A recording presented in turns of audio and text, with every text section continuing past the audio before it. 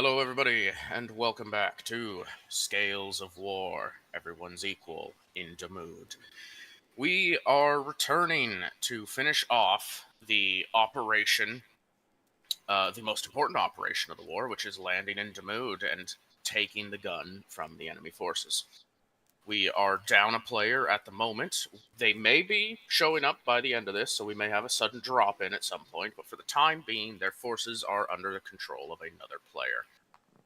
It has been a little while, so we're going to be a little rusty here, but we're all accepting of that and we're all ready to play one way or the other.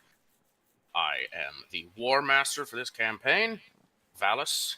I represent all of the enemy forces, as well as the allied forces known as the 713th Esteemed, or the SDs for short. Also joining us for this operation is Paul. Howdy, I am Paul Toon. I am the secondary War Master, running hopefully the Crusade soon. Again, keep an eye out for that, coming sometime in the next couple of months. But for today, I am playing the Saphirin Bunker 260 Inclusions, and specifically Sergeant Gene Chenoweth. I am also currently taking over duties from Rasp, who is unable to join us at the moment, but hopefully later tonight we'll be able to. He is playing the Kill Sergeant Hiddix as well as the Sabiel. Both of them are conscripts of various types, and I think kind of it's a what they did with there. Neither of them really want to fight, but they're both here. They're stuck with it. Except for the Kill Sergeant. Kill Sergeant actually enjoys this. Yeah, your forces do have that in common, even if they haven't been able to explore that together very much yet. Mm-hmm. But you're not our only forces among us, thankfully. There's a lot more here. Mr. Nunn. Hi, I'm Mr. Nunn, the tertiary game master who runs the occasional special, who's also playing the program pawns and fighting a second war against a single fruit fly that has been bugging me the entire time. It has disappeared for now. I will find him, and I will kill him. But let's hope both in and out of game you managed to get a kill tonight. Indeed.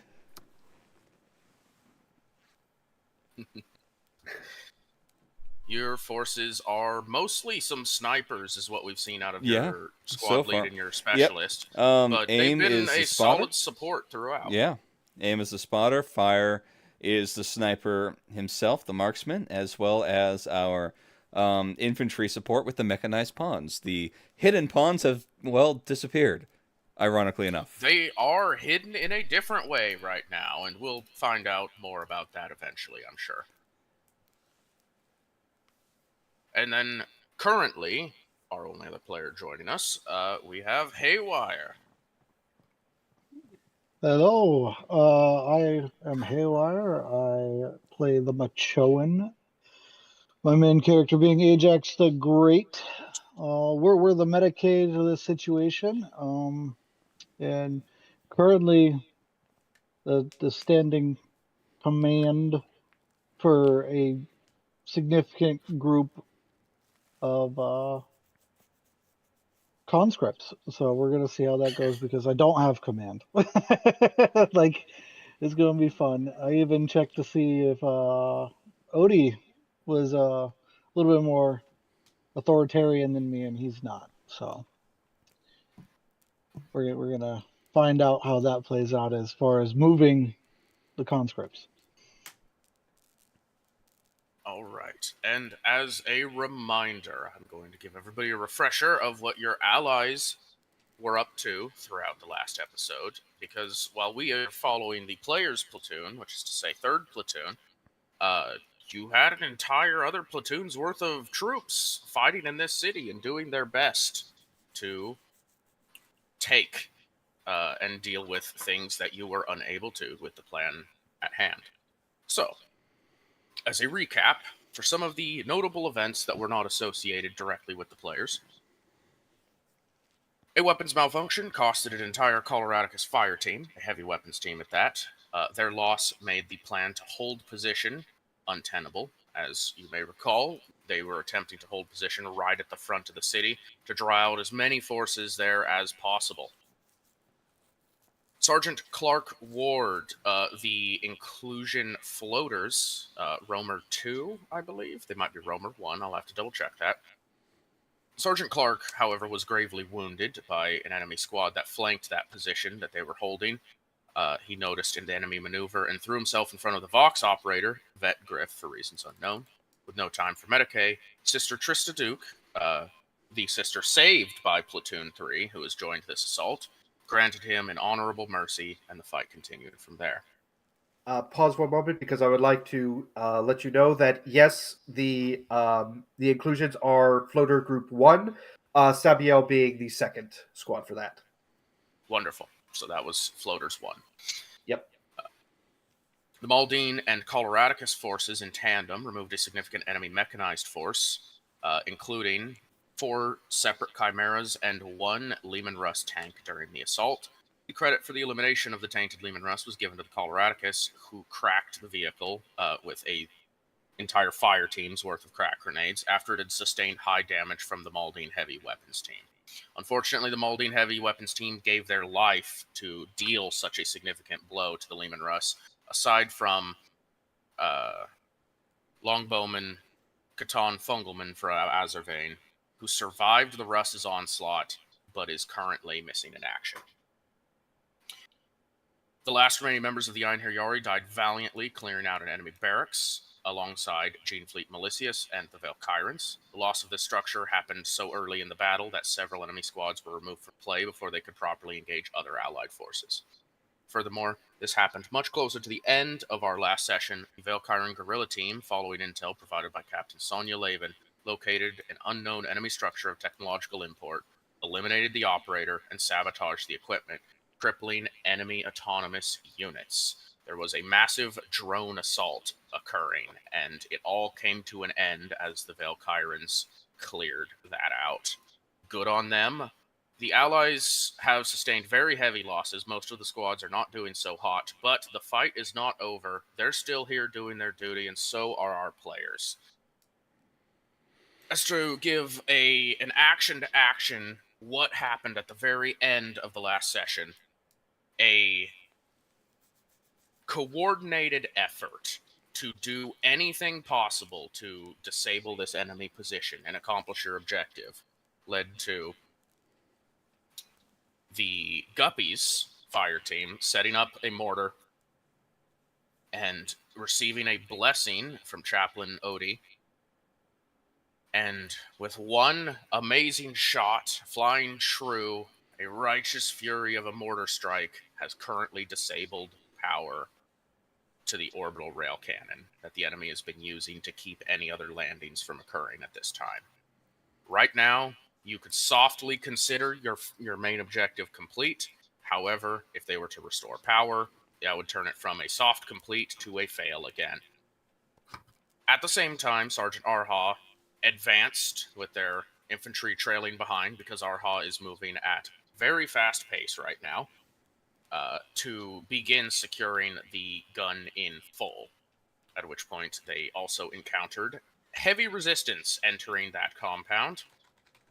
And it was reported, I do not recall who reported it, but someone has passed on a call to the captain informing them of the current situation with the power supply, and the captain had responded that as soon as they can find a spot to land, they will vox up the report that we have a window for landings to occur. With all that established, our camera will fade in at this lovely above view of the city that everyone can see right now. And we're going to open with a new set of initiative rolls because it's been so long we lost our last initiative. So please select your tokens and with your squad leads, roll initiative. Make sure the token is selected if you can.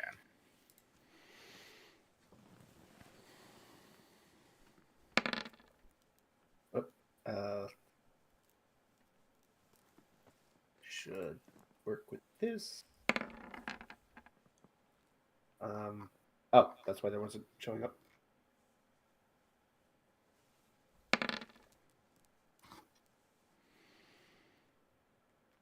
I will have to remove a couple of initiative order bits.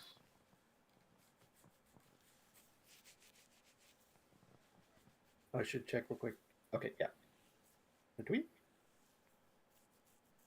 Oh, that's right. We have general permissions. Yeah. Okay.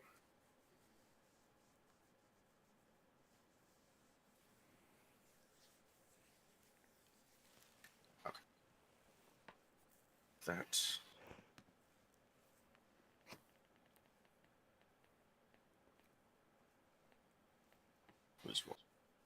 We also seem to have a tie between our pawns and our Machoans. So, who has the? I'm What's your gonna give agility it. scores? Yeah, I'll just give it to the pawns. All right, Oh, I'll take okay. it.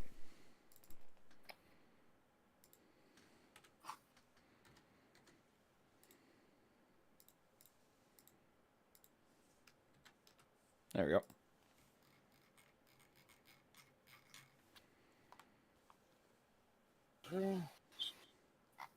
It's a 5.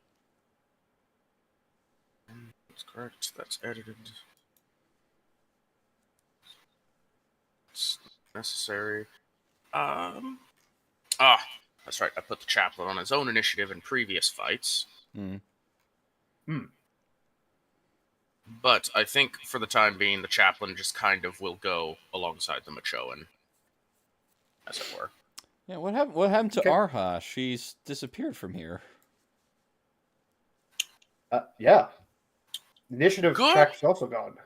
question. It's here for me, but the token is now missing. One moment, I have to sort that out. Some technical difficulties occur naturally. We'll just see Yeah, if it I keeps can... making my characters' sheets go What? boop. I have to keep reopening. Oh, Sergeant Arha has reappeared. Okay. They are still not in our initiative order, despite the roll clearly being made. Yes. okay. I will manually add it in then. This happens sometimes. We've had minor issues with Roll20 before. It is a It functional is a functional website. Yep, of course. And we now need an enemy roll. 2 enemy rolls, actually, because there's more than just standard enemies here. Mm-hmm.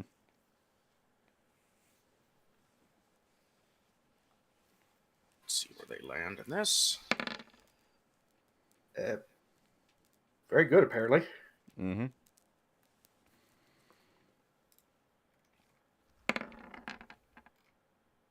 Oh, Lord. All right. And the initiative is properly ordered. It appears for me everyone else sees the initiative Yep. correctly.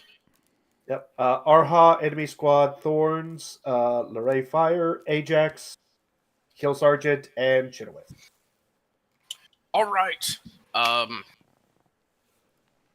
Well, goodness, I didn't expect to be playing Arha immediately, but sometimes initiative rolls out this way. So we're going to open up with the wonderful situation, which was Arha was just in a firefight with a pretty strong enemy group. And they took a decent hit from it, I believe, is the very last thing that had occurred to Arha before. Mm-hmm. So with that in mind, they are going to spend an action to deploy their rapid deploy cover, so that they may take cover for the duration of this little gunfight as long as they're standing here. And then as part of the second action, they will take a shot at the enemy elite force.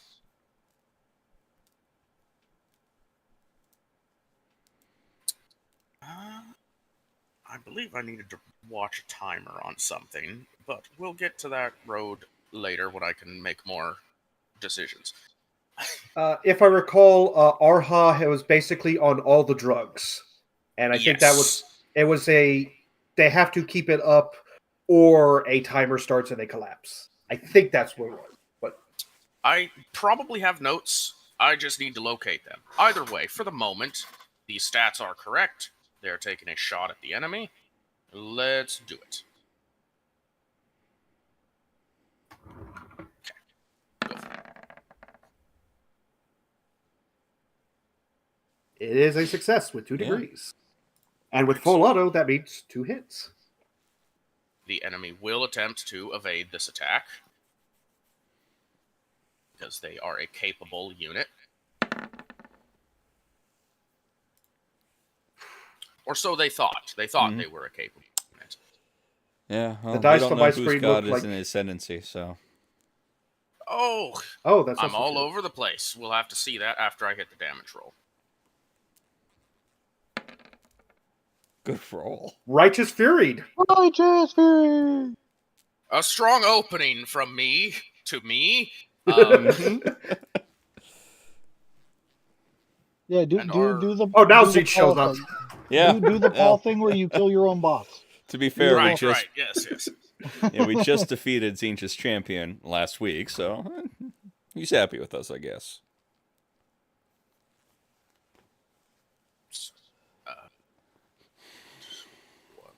Note. Boo me, not making sure I had this important piece of information by my side.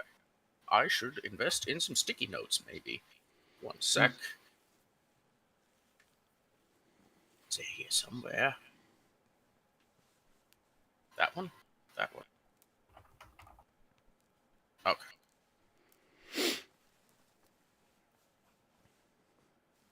A token. That's 2 hits. That's one of them is certainly down from that. The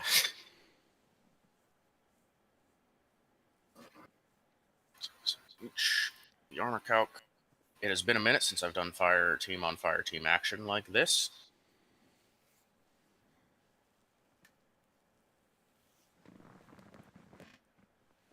Arha's considered a fire team? Technically, yes. As we established last time, there's been a cameraman running alongside them everywhere they went. That is Oh, yeah. Yeah. Just wanted to make sure. It's just more so with shooting an enemy fire team, you don't land as many hits as though if you were a fire team shooting a fire team. Is more of what I was trying to entail. But these numbers we're at.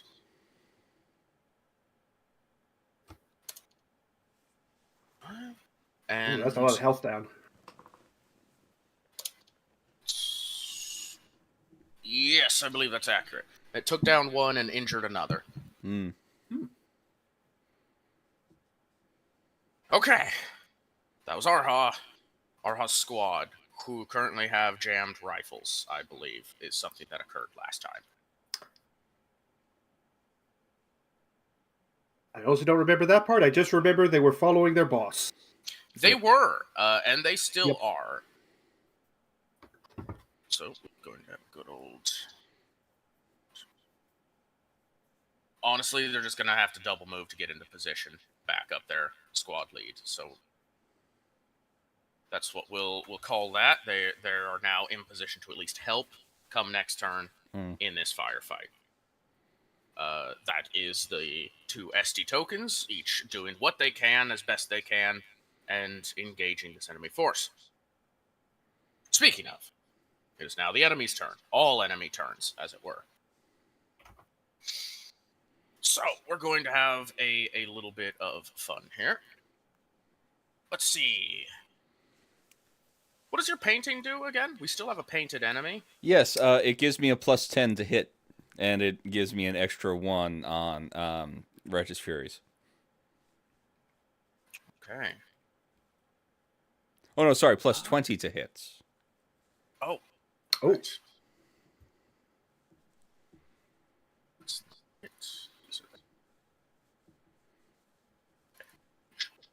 Check range. Okay. Okay. All right. So we're going to see some of the enemy forces at the back of this structure jumping down and dismounting from the walls themselves to begin moving to engage the new invading forces, because their weapons do not have incredibly long range, at least the fodder in this case. I will also make note of the one that's painted. I believe they are currently suppressed and pinned, thanks to the last cannon firing at them. but I don't recall. I will allow that to be true. I do remember. Because that thing. sounds familiar. It has been a long time, so we're Yeah. playing a little bit extra wiggle room with some of this stuff. Yeah. So there, I'll give them a little cracked shield. They're suppressed and pinned. Okay. All right, those fodders do movings. Enemy fodder interactions will occur as well. Allied forces will go on 0. By the way, we're just gonna call that. You know, in fact, I will add a little token to the tracker. Represent that. It was a good one. That's a good. I know previously I was kind of generically moving it, but we're having some actual moment-to-moment action even with what the allies are doing now, so we're going to make sure we keep an eye on them. There we go. So we have a couple of engagements going on. I'm just going to roll a few attacks for little fight events that are happening throughout the city.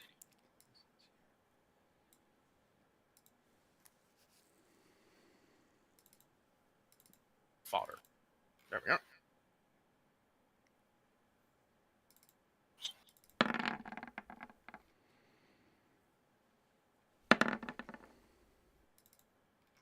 One success and one failure.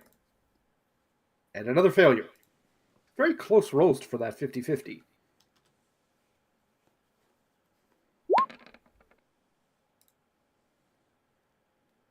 Eight damage, pin 2 from pulse pistols. Correct. So there is a little bit of damage dealt out there.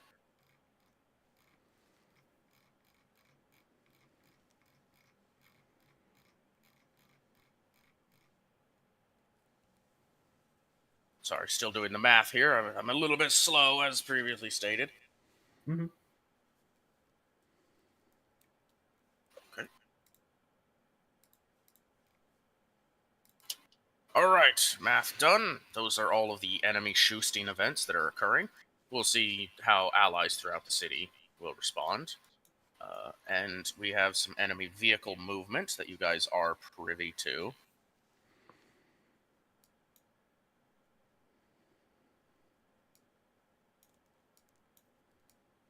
Happens on that go as well. All right, fodders have done fodder things. Now for any enemy squads to do their, or fire teams I consider, but they're effectively enemy squads. These guys got a little more range, but they're not in any point to actually shoot on the snipers or the las cannon by any means.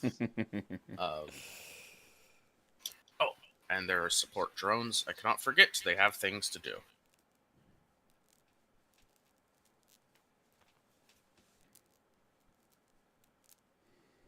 All 3 enemy squads currently located inside the gun have their own support drone, and their drones will all be utilizing the same effect this turn. They will activate calculate probabilities. Uh-oh. Plus 10 to units next attack. Uh-oh. Yep, they are buffing the various units that are trying to protect and repel invaders.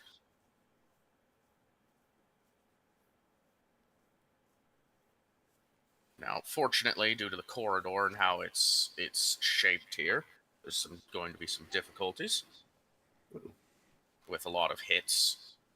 In fact, there might be a return fire at the las cannon attempt, by the looks of it. So, in the meantime, though, we have a shot at Arha. Allow me to check the cover rules we have. I believe we did recently redo cover for this campaign. Yes. Depending on the hit location. All right, this is half cover, so it is legs and torso, you could say, but not arms nor head. Yep. And now this hit the right leg. Well, we're going to see what happens with the next roll.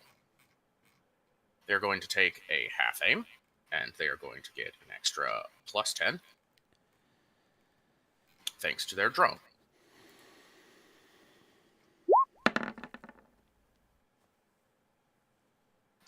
5 degrees of success.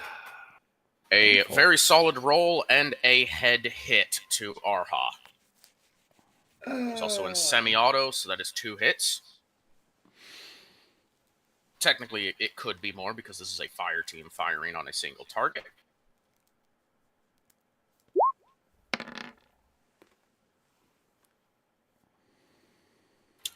Those are some rough rolls, though. Mm-hmm. 6 pin 2 and 6 pin 2. Well, the math will be the same one way or the other. I guess the good news is they are proven 3, but that means that 6 pin 2 is the lowest he can do. Arha takes 2 points of damage as 2 pulse rifle shots, I guess, glance off of their helmet from the enemy squad firing on them.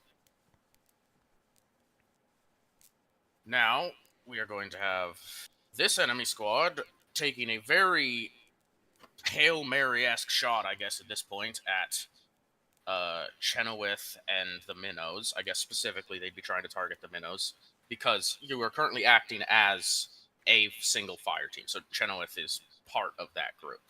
Correct. The one thing I will say is we are in a building, so we do have some cover. Yes. They are on top of a tower, and you are in a building or on top of the building? Which one was it? I thought we were on the top floor of the building, so we were like still in it, shooting out the window. Okay. Mr. Dunn, you were the one I who was wanted on to the set roof. up your sniper Yeah. position. You were on the roof. Okay. Okay. Sniper's on the roof. You're 1 floor below. Yeah. Okay. You will have cover then. We'll consider it. What's our standard cover here? You will have squad cover value 2. So Okay. the incoming successes of this attack will be reduced by 2. Okay. All right. Your distance will factor into this because they're taking a long-range shot at that. Just be a long-range shot. They always fire at this. They have a half aim, and they are getting a bonus from the drone. That is 3 degrees of That's failure. No dice. You are taking fire, but no hits on your forces, on your fire team, presently. Excellent. And we have one more enemy group that don't... I mean, they have an angle on Arha, kind of, but it's tight. I'll give Arha extra cover in this sense. But this group here will be attempting a shot. They got to shoot through the various legs of the gun. Yeah. Yes, they'll be shooting through the gun at someone in cover and at an angle as opposed to dead on. So Yep. I'm actually just going to represent that by Let's additionally crit penalizing fail and their they shot. damage the gun. Oh, anything is possible, sir. Anything is possible. So I'm going to negate the +10 they get from the drone just because this is a very awkward angle. So they'll be rolling essentially with just the half aim they take. Okay. Because these guys like to aim before they shoot for some reason. Almost like they're trying to maximize their hits or something. Almost, yeah. And unfortunately, that's not going to be any hits at that time. All right, I believe that wraps up currently active enemy forces, aside from some quick movements in other parts of the city. Let's do that real fast in a couple of spots. And I can do the rest while you guys take your turns later. Now it is the Thorn's turn. As I refer to the elite enemy force, in which one of those would probably be considered an enemy officer in that group. And they're not very happy at the current situation, not at all. And they're being assailed. They don't really have cover. They don't have rapid deploy cover like the SDs do. But they have some priorities at this time. A lot of their forces are pinning down Arha this time. So I think they are actually going to do something unique in this at this point. They are going to attempt to fire on the enemy snipers. As We they are aware prone, of the by the way. snipers. So, Yes, but to shoot at the enemy, you must make yourself available to be shot at by the enemy. They will have a penalty to shooting you. You're prone. Yes, I will factor that in. Speaking of the penalty for prone, shooting at someone who is prone is minus 20. I believe so. Yes. Because I believe it is plus 20 if you're in melee attacking prone, and minus 20 if you're shooting at range to prone. Weapon skill tests made to attack prone is plus 10, but ballistics are minus 10 unless point blank. Character's prone suffers to weapon skill tests and suffers to evasion tests. Okay, so it's a minus 10. We changed it. Yes, and that was partially due to the Halloween special. yeah. Yeah. Our game is ever evolving. Our rules are always shifting a little bit because we're trying to find the most balanced and fun way to enjoy a galaxy of never-ending war. That being said, let's check distances here. You are in range. You are not in short range. They are going to be aiming because these folks tend to aim. The aim is effectively canceled out because you are prone. And let's roll it. Let's see where we hit for it. They rolled a success, 1 degree, target 55, roll a 49. All right, so this is kind of a first for Fire. Fire hasn't taken fire before. Nope, Fire hasn't. So I'm going to go ahead and roll damage. As this, it even managed to hit your arm, the arm supporting your weapon. So that's very logical for the angle that would have had to have been shot here. It's saying that it hit my leg. Is it? Yeah, it says left leg. Ah, well. Left arm was the previous attack. I see. It didn't scroll down for me. Yeah. They had the same target. That's why. Okay. Yeah. I'm still calling it a hit, at least, because call it a hit. You are not necessarily in cover, but you are prone and safe from a lot of attacks anyway. Yeah.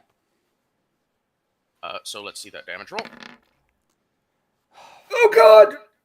That's not good. Okay, so 13... That was a maximum damage roll from the Thorns, who are... That puts me into the negatives. Their motto is a thorn in your side. That puts me in the negatives. Oh, goodness. Well. Yeah. That puts me at minus 3. Yeah, I'm at minus 3. A Righteous Fury. Mm-hmm. Targeting a person. Targeting the leg. Thank you for clarification. Damage type, energy.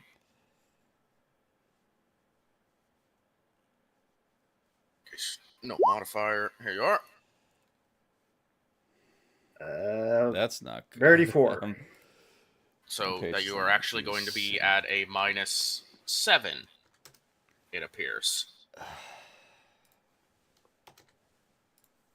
Remember to list your critical damage differently on the character sheet where the critical damage box is, because those are things that are healed separately. And we now need to refer to the errata, because that is some of our... that's where we keep our critical damage from Righteous Furies now. So, critical errata. We have energy to the legs at a 7. We're looking at limb loss as a quick explanation. The energy attack fries the leg, leaving it a mess of blackened flesh. The leg is broken, and until repaired, you count as having lost the leg. Must make a +0 toughness test or become stunned for a round. In addition, you suffer 1d5 fatigue. You effectively only have one leg. However, it is recoverable. So, to explain what happens here, one, yes. I will roll the toughness test +0, just for reference. Yeah, no, that's what about I figured. However, I am at max fatigue, so what happens is that the shot rips through the leg, there's a quick cry of pain, and fires out cold.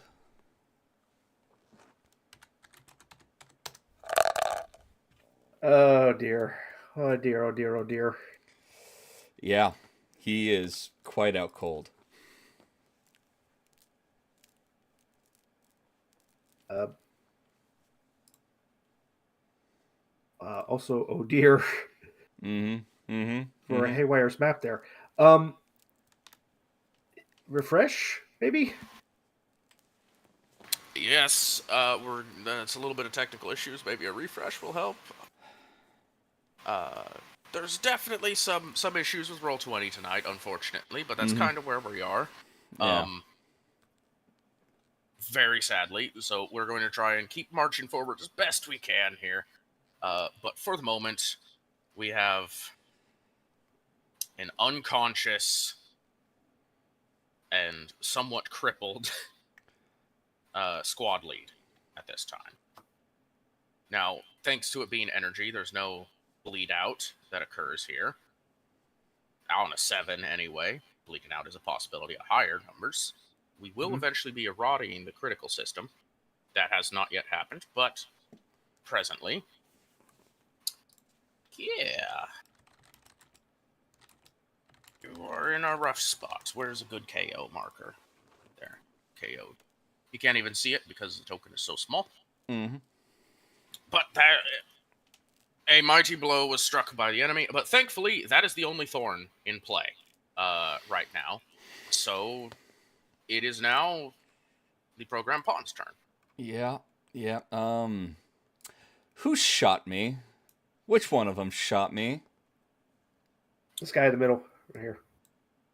No, which one of the guys in the middle shot me? There are multiple guys there. Number 2.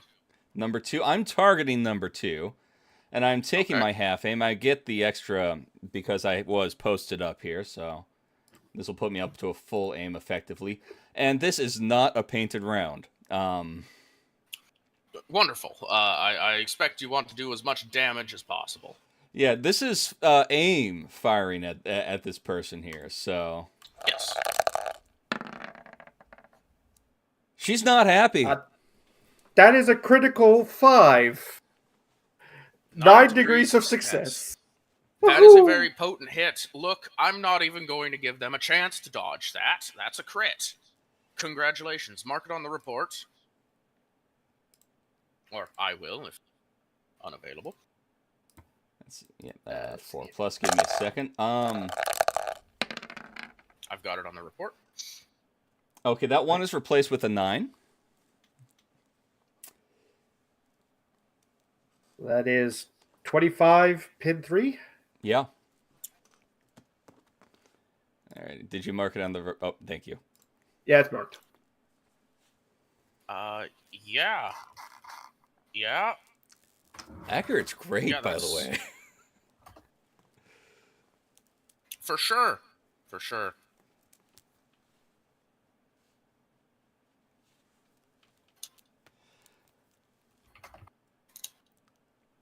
Okay, there is a call through the Vox. What was I? 3. I was 3-3, wasn't I? Yeah, it's been a while. Some notes there, but I'll look it up. I know it has been a minute. It has been a minute. The pawns are 3-3 is the 3-3. pawns. Okay. Yeah, the pawns are 3-3, and yeah, we have the trusted and non-trusted as well. So you'll hear through the Vox channels 3-3 Saysot reporting 3-3's sergeant is down. Repeat, sergeant is down. All right, so that is And known, they're going to out on the frequencies. Yeah. And they're going to hold there until further instructions. And there you are. All right. I suppose that would be your turn then, it sounds like. Yeah. All right. Oh, are you sure? We have a "Are you sure about that?" has been asked. It's very pertinent that we are sure that that's it. Is that all you are saying? Affirm, yes. That is all that's being said. Okay. Okay. So, Machoan, it is heard on the radio to everybody. It is now your turn. Okay. Well, Helen is gonna voice that she believes that the mechanized pawns Vox operator has been compromised. A reasonable To assumption to have made. the Guppies and the Sabiel. All right, so Allied forces are informed of that. That they do not believe that it is an actual distress call due to the fact that they did not use their safe word for safe transmission. That it may be a trap to go that direction. I find that to be reasonable. Yep. Well, one way or the other, I guess you have to With assume that this something's going information- on. With this information, right? We would have to go that way to get towards transport. With that information, I now have to say the only objective that we can successfully go to, if there is a trap in this direction, would be to go forward.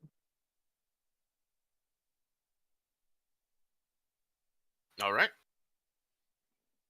Making that call then. Yeah. Gonna pull out the trench whistle and blow kind of situation. Yeah. The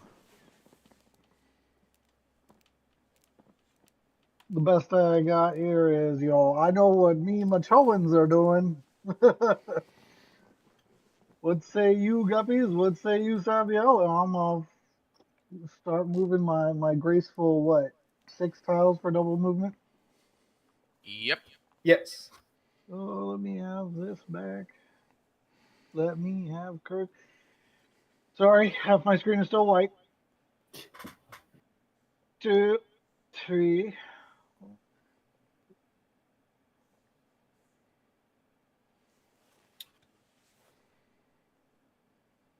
I have one potential solution. I am going to attempt it. The map may do a weird thing. 2, 3.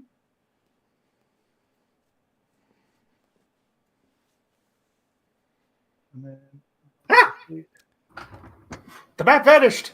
Oh God. I have to unzoom. It's a little off kilter. One moment. Yeah. I was about to say, the world shifted on us.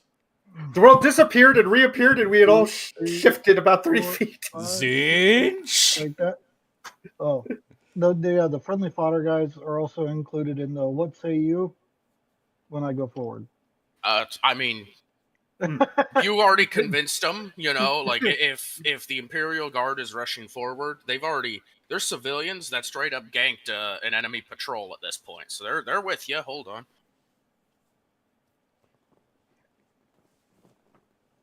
So yeah, they're the charge is occurring. Alright. You moved Odie as well.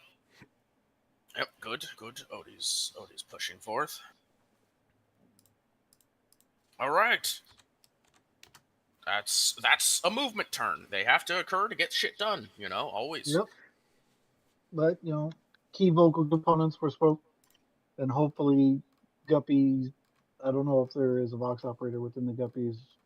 I think there might be one within the Sabiel, but So Bevan is currently with Chitawith.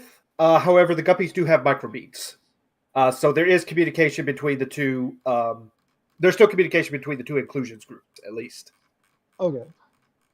And then let's see. Rasp was 4-2. Do you have Rasp safe transmission words? I can send them to him. One moment. Yeah.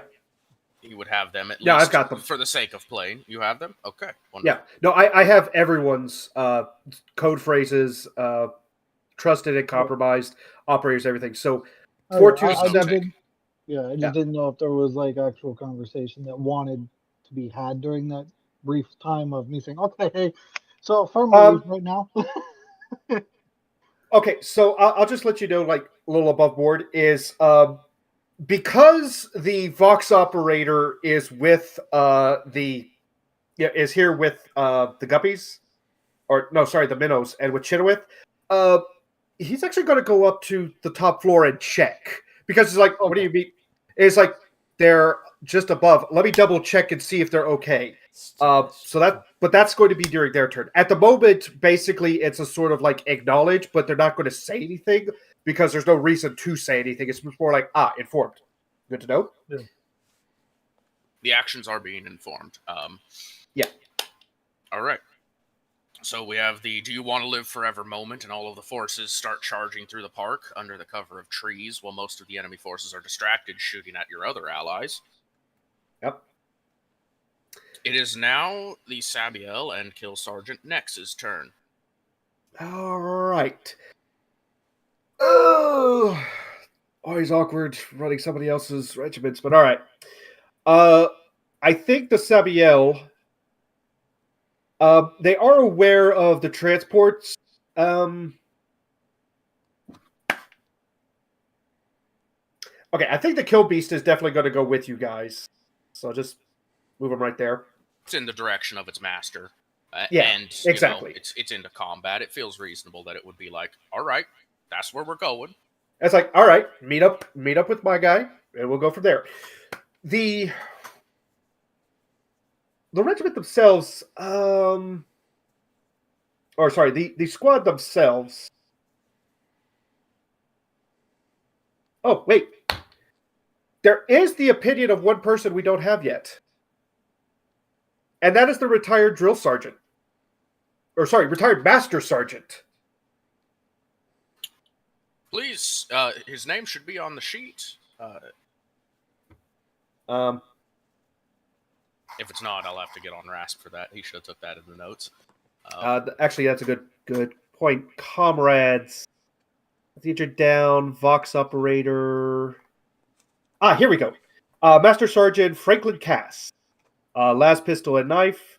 A veteran status. Full health. Missing one fate point, but that resets, correct? Not his. Not his. Okay, so he still has one fate point. Yeah. He's basically he's working on. He will get that fate restored, just not during this mission. Okay. He's like his recover's slower. All right. I think what he's going to do then is basically give a command order, and he's going to follow because he's hobbled, he's weak, but he can still do something, and this is liberation of his homeworld, his new homeworld.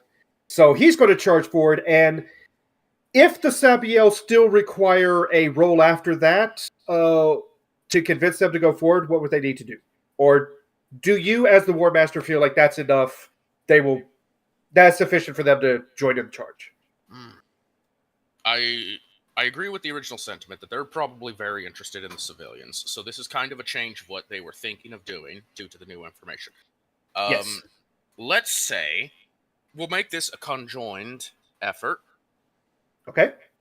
The Machoan made the call. I'm going to ask Ajax, what is your command?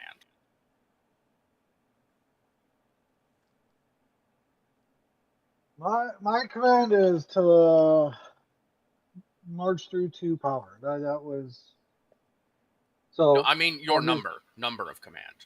Skill. Let's see. Command, I have 20. Oh, no, 23.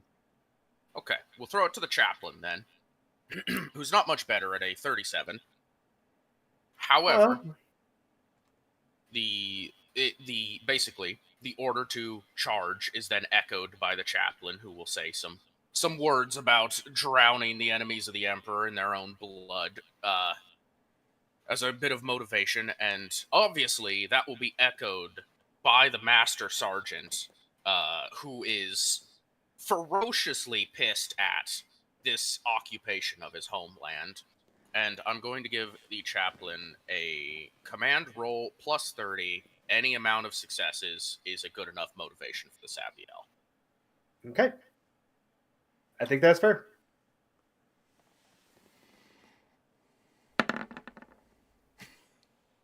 Oh! Chaplain has fate, right? He does have fate. I'll use a point of the chaplain's fate. That To let was him 1 try degree that of again. failure. We're going to try again. Target 67. I just know us player characters would definitely re-roll that. Yeah. Oh yeah, I would agree. That's why I definitely will allow it in this moment. So, with the combined fervor from the chaplain, all of the allied forces getting the get up and go, so to say, and then the person who's been given temporary command of this group, who is a grizzled veteran, also echoing the sentiment, the Sabiel have enough motivation to take this action. Okay. With that, then, they are going to rush forward. And yeah, they'll both get to about there. As for the kill sergeant themselves, Do they have the sprinter trait real quick? let me double check, actually. I don't believe they do. No. Just helpful information, that's all. Yeah. No, let's see. Let me double check their squad as well.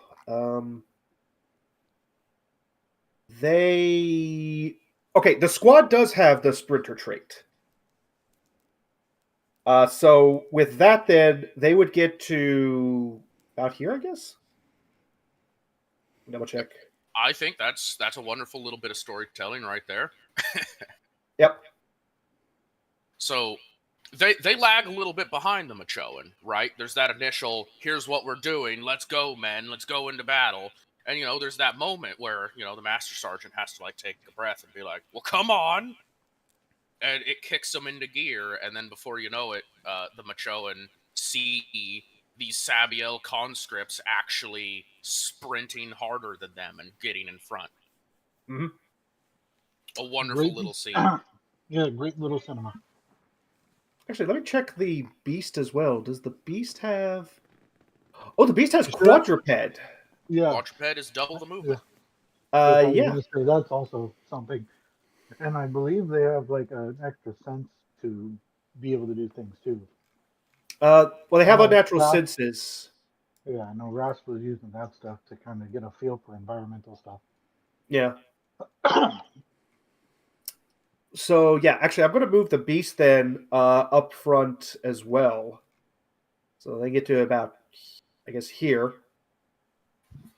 So there's a giant cat leading the charge, followed by the Sabiel, followed by the Machoans, including the the captain. No, not the captain. The lieutenant, who's the chaplain. Okay. As for the kill sergeant themselves, there is a break in the wall here that we established. Yes. So I think they're going to maintain their stealth, but they're going to get to here. And before they actually move on over there, basically scout the area, pinpoint targets, and probably take an aim action while they're still hiding. All right. So they're prepping a full aim at this point, basically. Yes. May I roll an awareness to gather any additional information, particularly about the gun? Yes. Okay. Let me double check if the kill sergeant has anything. The numbers: ambush, got your back, resistance, sure strike, quick draw, survival crafting. I don't think they have anything to help with awareness. If somebody can remember something, please let me know. I will try, but again, the kill sergeant is a very complex character. Yeah. I think the closest is magnoculars. Yeah, but not really much help for this. Do they have pre-sense or anything like that? But then again, you said specifically the gun, so... Yeah. Lamp, mono whetstone, Rex. No, they don't have any anything like... Well, that's all right. We'll still call it an awareness test or a scrutiny if you have scrutiny. Let's see. Scrutiny... do not have scrutiny, but do have at least one tick in awareness. So, all right. 33% chance. Let's see what happens. Hey, 32. One success. Okay. So, big thing for the gun is any potential weak points, anything big thing is like, is there an easy way to disable this? As well as, is there anything I could use for like cover or getting advantages, that sort of thing? With Nex's current loadout, there's not much Nex can do. I believe they're using a bow Yes. and some other basic gear. Yes. There's not much they can do to damage or disable this gun directly at this point.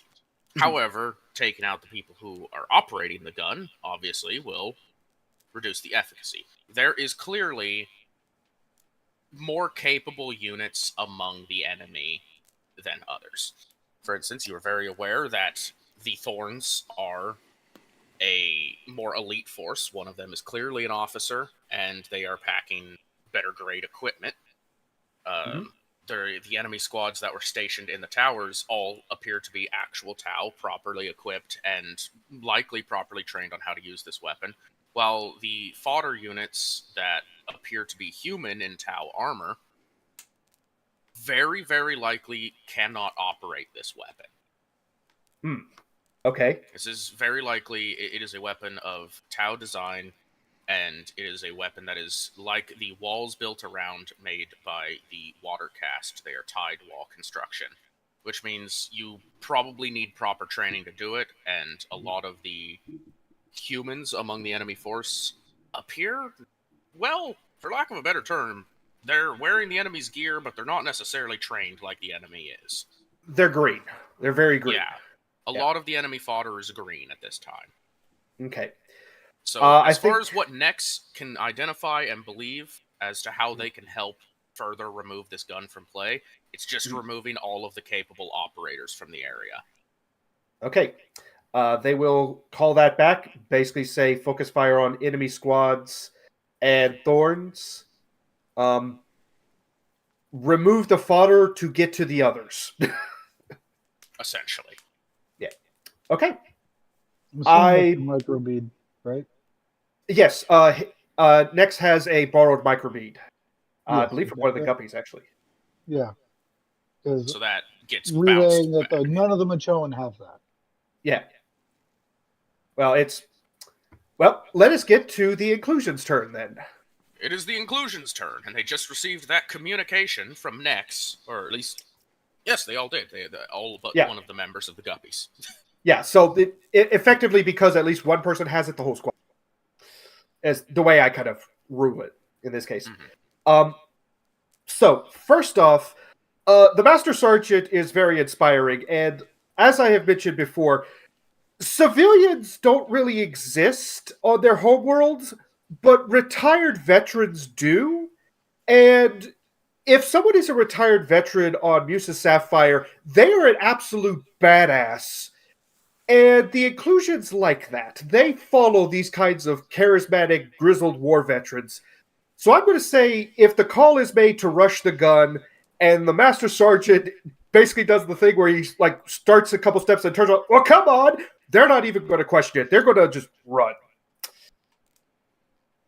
So they do have sprinters, so they are going to get right behind the Sabiel. All right. And that's basically all they can do, because they had to double move for all that. Now we come to what's going over with Chitawith and with the Minnows. So first off, the Minnows have a target here that they are pinning.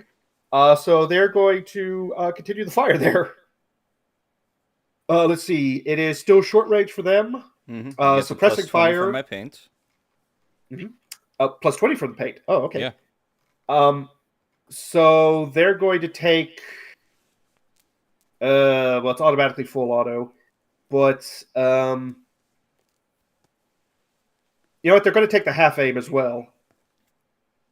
And then modifier is going to be plus 20. How's their shot? Success. Oh, nice. 2 degrees. 2 degrees. 4 degrees of success. 2 hits because of suppression. So that's 2 damage rolls. Yep. Of 21 pin 2 and 22 pin 2. That's a lot. That was against these lads? Yes, the targeted trader falters, because those are still in short range for them. Well, I'm going to tell you right now. Their fodder was 2 great hits. I'm going to let you ice them off of that. Nice. That does lower their ammo. They are at half ammo, not 10. They are at half ammo, 50. Not 50 point. Stupid typos. Okay. Meanwhile, so that's effectively. Oh, I forgot. Chenoweth could have helped them give them extra bonuses. Oh, that's fine. I guess what Chenoweth is going to do then is she's going to poke her head up top onto the roof and see how the how the pawns are doing. And I don't think she needs to roll anything to notice that Fire is KO'd at the moment and with a very bad leg. Mm-hmm. So with that information, one moment, back up. Scrolling up all the notes. Okay, so Bevan is going to get on the Vox and communicate specifically with Helen, because that's the only other Vox operator that's critical for this information. 3-2 inclusions. This is Bevan looking for tree sap. Vox communicate from pods. Not false. Injured sergeant. Repeat. Injured sergeant.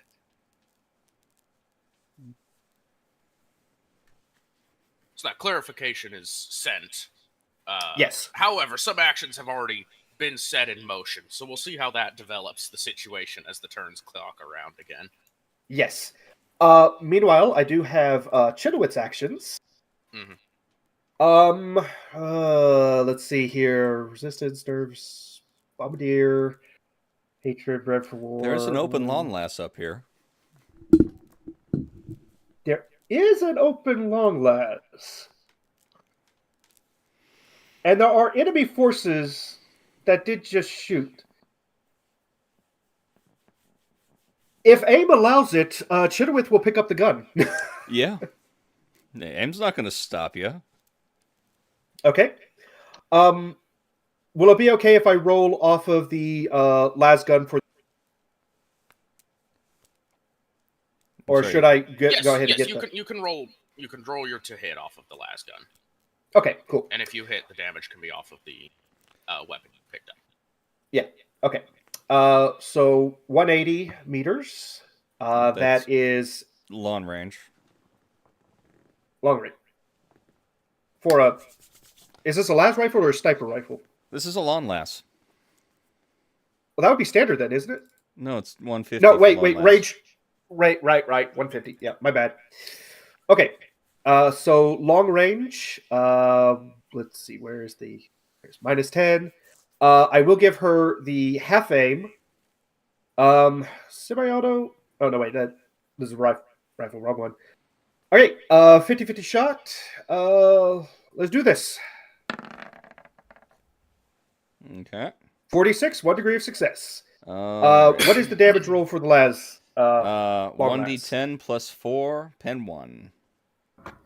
Plus 4, pin 1. All right. I'll just go write temp long as. All right. And rolling damage. 8 pin 1. 1 on a body hit? Yeah.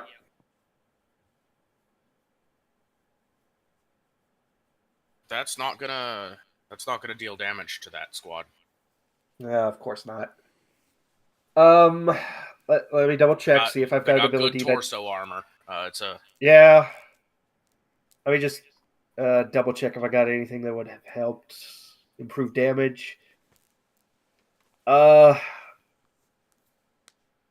Wait. Iron Fist. Chenoweth is an individual, and she is currently at full health. So that's plus 1 damage. Plus 1 damage when at full health. Okay. So that would give it 9 pin 1. You did deal a point of damage then. Good enough. It's something. Exactly.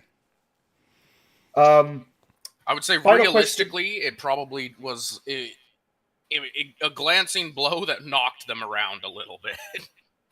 Hey, it's something. All right. Yes. 1 point of course. damage is more than 0 points of damage. Who's dealing more Correct. damage? Go Last on. question I have before I pass turn is whose ammo do I deduct that from? Should that I be can deduct deducted it from from mine. fire or from? It deducts Okay. from fire. Because Okay, you're cool. borrowing the weapon. It's not officially added to your kit. Okay, perfect. With that, that is the inclusions turn. We're done. That hit the deck. Yeah, definitely am prone this entire time. As flat as possible. We're coming back around to Arha. I actually do have a note. Arha is on borrowed time due to the drugs at this point. They are 3 separate drugs deep at this point, and they only have 1 more drug that they can take to push off the crash effects, essentially, because it has to be a different drug each time. Mhm. So, as part of their turn, the first thing they are going to do is, from basically a side holster, rip up an inhalant dispenser, slam it into their helm, and a deep colored smoke will pour through. And they are officially going to be on their last drug that they can utilize this fight. However, this one doesn't have a time limit. It just gets worse for every turn they refuse to not let it go, essentially. Hmm. So I need to get a double check on the boosts this gives them, as well as they will further advance into the red line, boosting their stats yet again. Because they're kind of once you tell Arha to go all out, they don't really pull the punches with it, as we've kind of seen through the last episode and into this one. Let's see. It's this one. Scroll down to here. Okay. Oh, all right. Noted. Okay. Action 2, aside from drug take, is to continue returning fire on the enemies. And a wonderful trade of blows continues to happen here. Editing stats, 1 moment. Stats amended.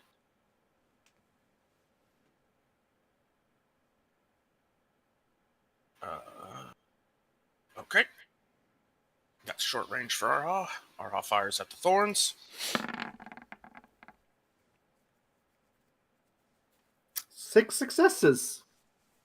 Full auto, max 4. 4 hits. Well, I tell you, that's a real good roll from Arha. Let's see those damage numbers come out. Righteous Fury, 7 pin 2, 12 pin 2, and 11 pin 2. Woo! That's 7 pin 2. Can become, I believe, a 10 pin 2? Or is it not 8 pin 2? No, 9. 9 pin Thank 2. you, 9 pin 2. Yeah, it's 4. 4 is the roll, so it's 6 successes. Yeah. Okay.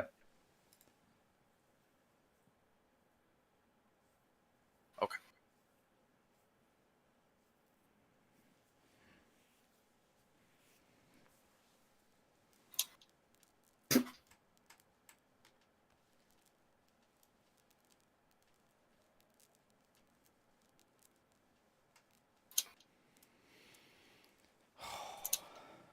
This one guy left up, isn't there?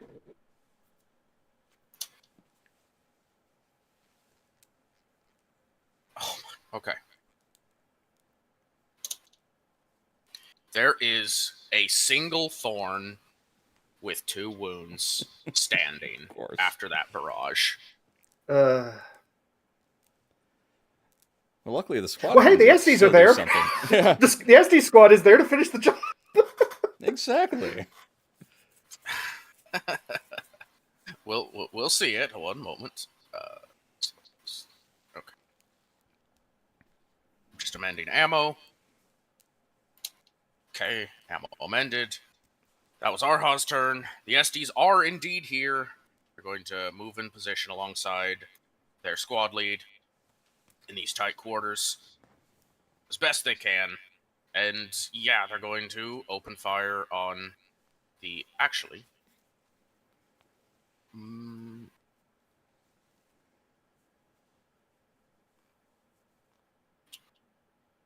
I kind of... They're going to charge. Oh. They're going to charge the enemy Thorns. Okay. Because they are well aware of the briefing. As part of your requests from higher command, the Covenant Moons, which is to say the Allied Tau and Allied Eldar forces, have requested a capture of an officer. And since since the Estes are a Tau force, I feel like they would realistically have that in mind as an action they're trying to take here. Yeah, fair. This, however, to look up a combat action we haven't had to use because the takedown talent has been a thing for a very long time.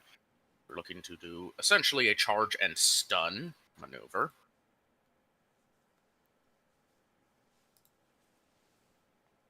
Stun. Okay. Would it help to be outnumbered there?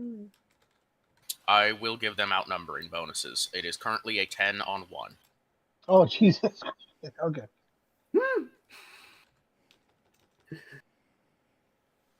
Okay. The attacker would traditionally make a -20 skill test. If it succeeds, you can add a bonus, and you versus it. You versus the enemy's toughness and armor on their head. Okay. So, this is a weapon skill. They are the bigly outnumbering this person. That will undo a lot of the penalty there. They are doing a charge, which will give a bonus to this, because I feel like that's reasonable.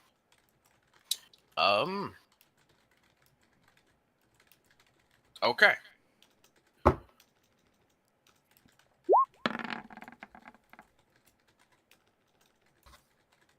Steam squaddies get 3 successes. Nice. 3 successes. With that, compared to the value. Alright. I will let you know. They presently do not have any melee weapons. The esteemed squaddies, that is. So they effectively... 10 members of the esteemed charge forth and essentially just tackle and start hammer dropping the butt of their gun onto the head of this last Thorns man. For some reason, this last guy had a football and he dropped it and everyone just jumped on top of him. Yep. Yeah. Football! Now, unfortunately, they did not actually roll well enough to concuss them. But there's no universe in which I can argue they are not pinned down by 10 people right now. Yeah, dog pile right there.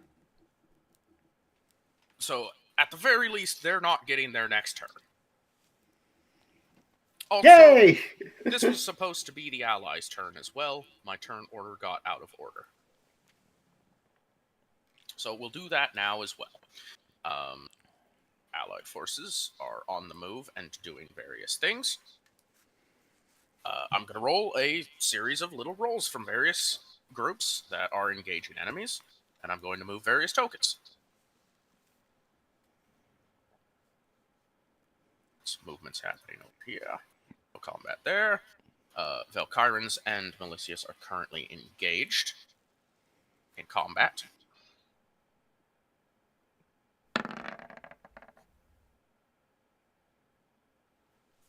Militias miss. Second hit, success with 4 degrees.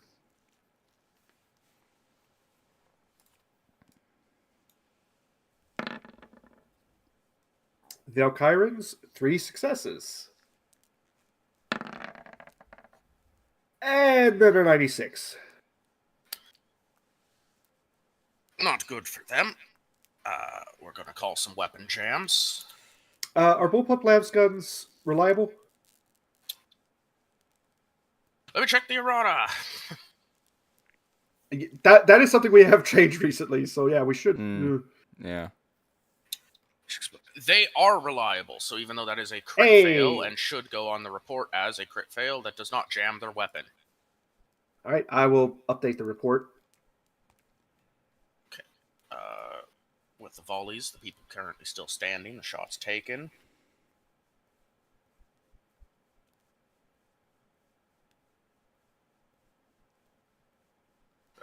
Map.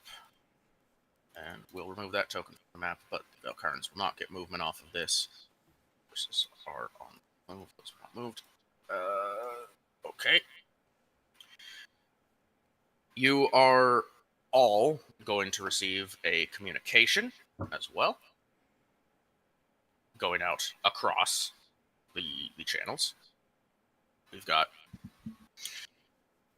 This is 1-1 actual. Charavant. Waxing over the battlefield. We have reported the disabling of the weapon to command. Valkyries are on the way. We need to hold the objective as best as possible. Command squad is available. Is anyone in need of immediate assistance? And that will go out into the ether for you guys to potentially answer, and if nobody does, perhaps an allied force will answer at some point. I think there would be an answer from the pawns. Let's see, I gotta triple check what it was. We'll get that on your Give me turn, 1 second. of course. Yep. So keep going. I'll pull it up and I'll do it for my that's turn. All allied forces? No, not quite. Got... One last little encounter that needs to be rolled. I can't forget this very important character. One moment.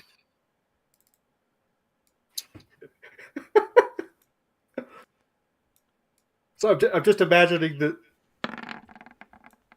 Yeah, 2 successes from our sister in battle, and I just.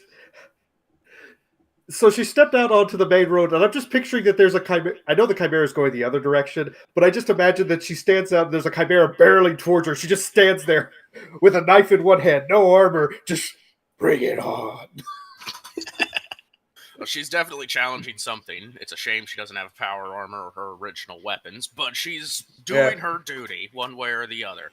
That concludes Allied Forces' turn, and we move on to the enemies now. There's no thorns to interact with this time. All thorns are presently tied up with other business, we would say.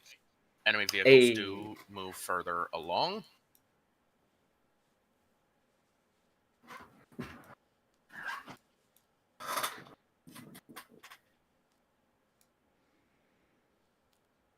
And let's see. Okay, those vehicles are taken care of. Alright, there's going to be some shots taken at the SD Light Infantry by the trader fodder nearby, because they just effectively tackled the commanding officer, and, you know, that's kind of a problem. I feel like a lot of the enemy forces would agree that that's a problem. However, there is a gun in the way, so we'll do some movements to better avail this situation. This one will do a little dash. Alright, fodder. We've got 2 fodder able to take a standard... shot. We'll check range, just to be sure. No, actually, they are both taking a long-range shot. Technically, it's into melee. And they don't have time to aim. Yep. So... 1 success. 3 and failures. 3 degrees failure. I believe our rule is it's 1 or 2 degrees of failure for a hit ally in melee. I believe so. Correct. Yeah. Oh, I will double check codified. I think we do have a shooting into melee we do. circumstance. We do, and 3 failures is you shoot way too wide. Okay. I know that much. I don't remember if it's 1 or 2, but I know 3 is too much. It says 1 or 2 in our document for future reference. Okay, there we go. So we had one hit. Okay. Now there's a lot of fodder there. 12 standing, only 1 degree of success. So that's it's 12 wounds dealt to the SD light infantry. Mhm. So I need to do our little wound calculator. All right. Fire team hits. How many hits? 12. Standing members to be hit. 10.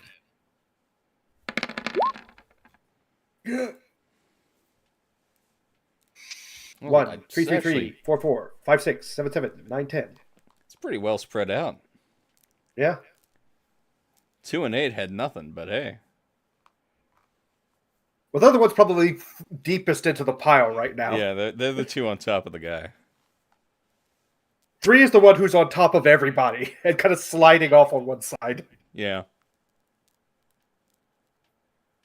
6, 7, 7. Nothing on 8, 9, 10. Double check wounds and health states real fast. Okay. So.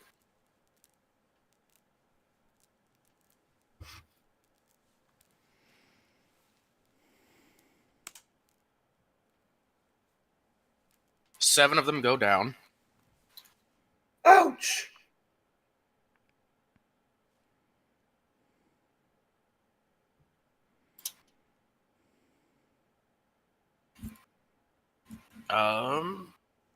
And only one of them is currently dead.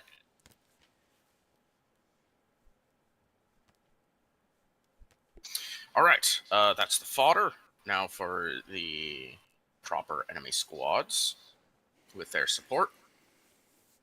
Honestly, it's almost okay just because it's a massive pile trying to capture one guy, so it's just more dead weight on top of him. Kinda true, honestly.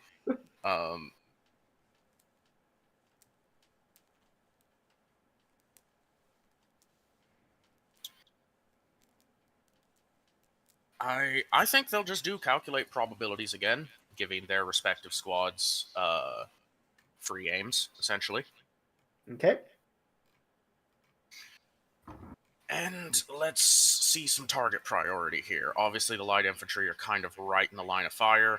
However, I don't think these guys are as concerned about the thorns because they are all. There's other problems in the region. It's going to be a long shot for them. The enemy squad on this tower is going to once again attempt to shoot at the enemy gun crew.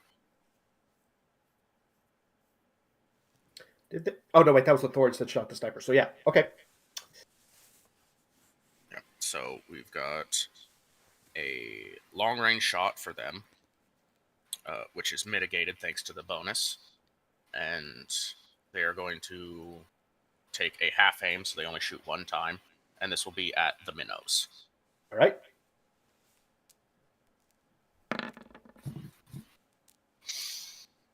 No Just good on that. Yep.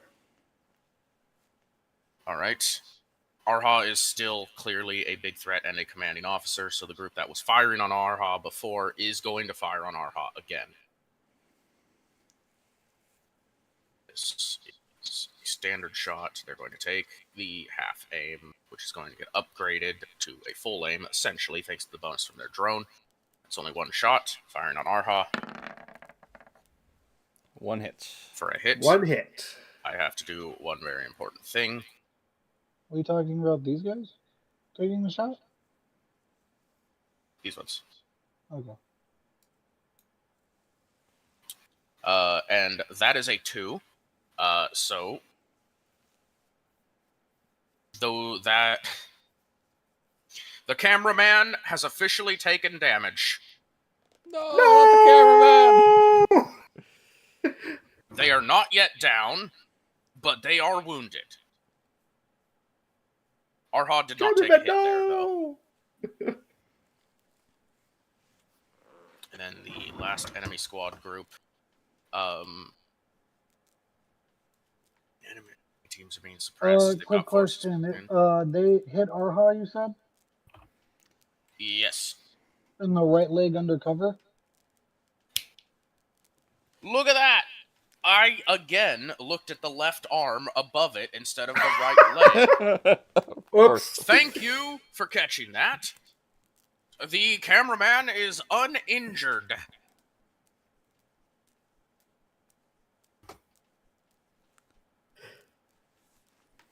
I'm still going to write in my notes that he gets hit and then go, wait, nope, cover got it. Never mind. Yeah. All right. The final enemy team is actually going to do a novel idea that you don't see the enemy doing very often. They're going to attempt battlefield awareness to get a lay of the land and the enemy forces assailing their position. So that is effectively going to make their drone support useless.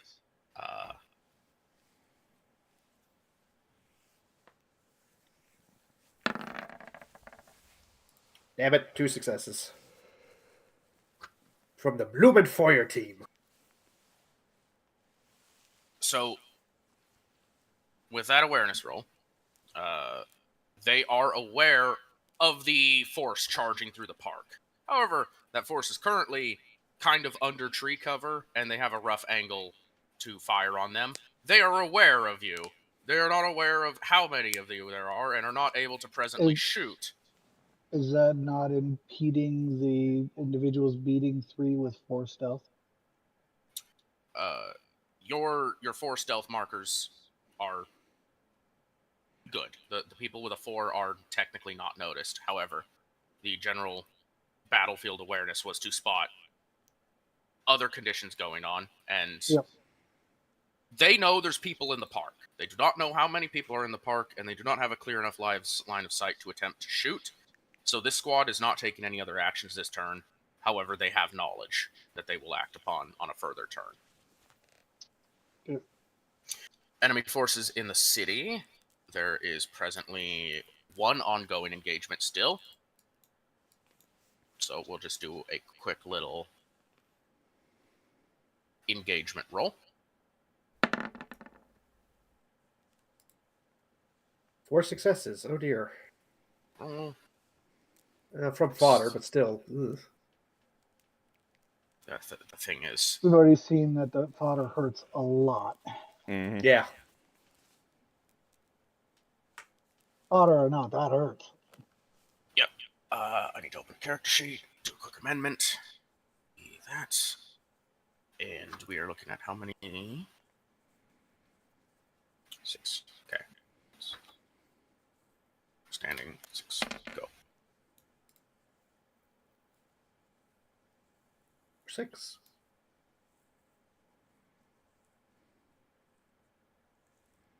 Damage assigned. That was a small fodder group, so they did not deal as much damage as the big groups in the gun area were doing. However, that is going to conclude the enemy turns for this round. We are to the program pawns.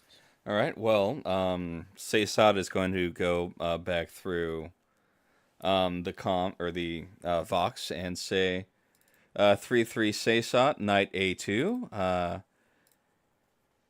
Sergeant LeRae Fire is in need of immediate medical assistance. And with that, the pawns are going to come and break out one of these windows and take a half aim. And then aim, seeing that her newfound sniper, that the shot went wide, is going to switch back to paint rounds and attempts to paint the enemy squad here.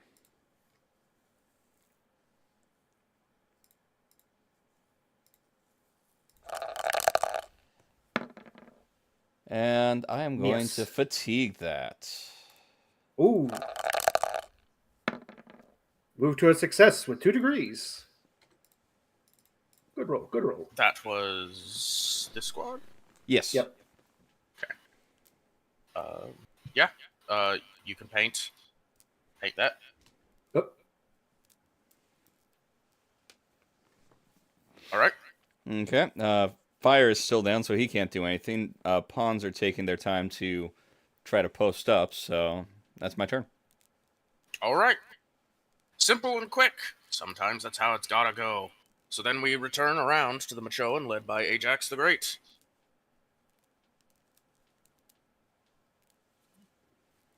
Oh, this is difficult. How big is Kill Beast? Let me double check.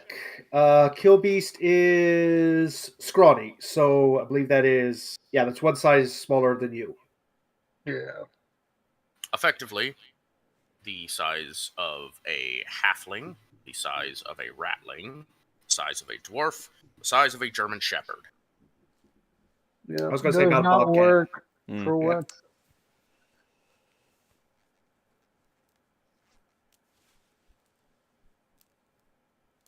I'm in a real pickle here. All right. What is the most movement I can do with fatigue? 12? I believe 12. it's 12 tiles. Yeah, if you take a point of fatigue, or is it 2 points? But That if was you take the one. fatigue for runner, it would be 12 tiles.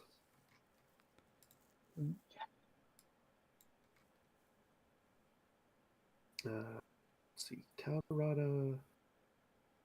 Yeah, the Okay, Trooper 45. Movement Guide is if you take the double action to run, you can also take fatigue on top of it to double the run. So, going through it, I'm gonna break there's myself. single action move, which is 3 tiles. There's double action move, which is 6. There's running, which is equivalent to sprinting, which is 12. And then there's technically, if you have the sprinter trait, you can double action, sprint, and spend fatigue, which is potentially Yes. spending 2 fatigue given the situation, which lets you go, I believe, 18. But that is incredibly strenuous.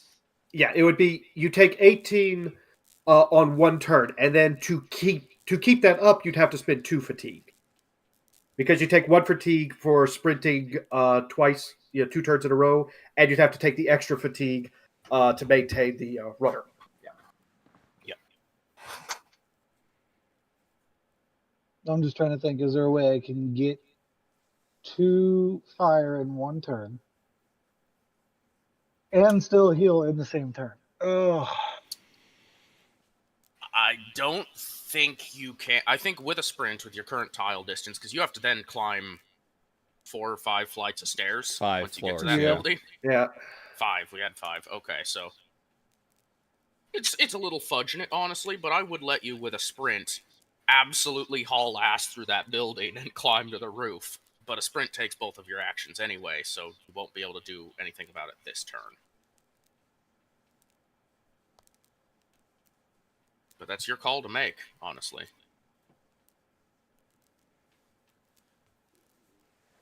Changing plans on the fly here, so I'm trying to maneuver through options.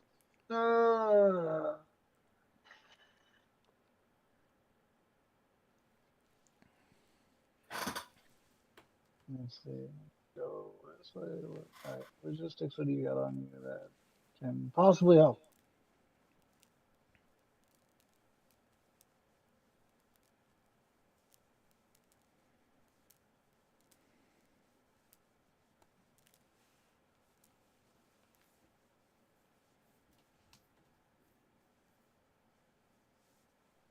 Okay, because the plan was to fatigue fucking crazy up here. Well then I guess I would use as much movement as 12 will get me with, taking point of fatigue to get to building, and then I'm assuming start stairs.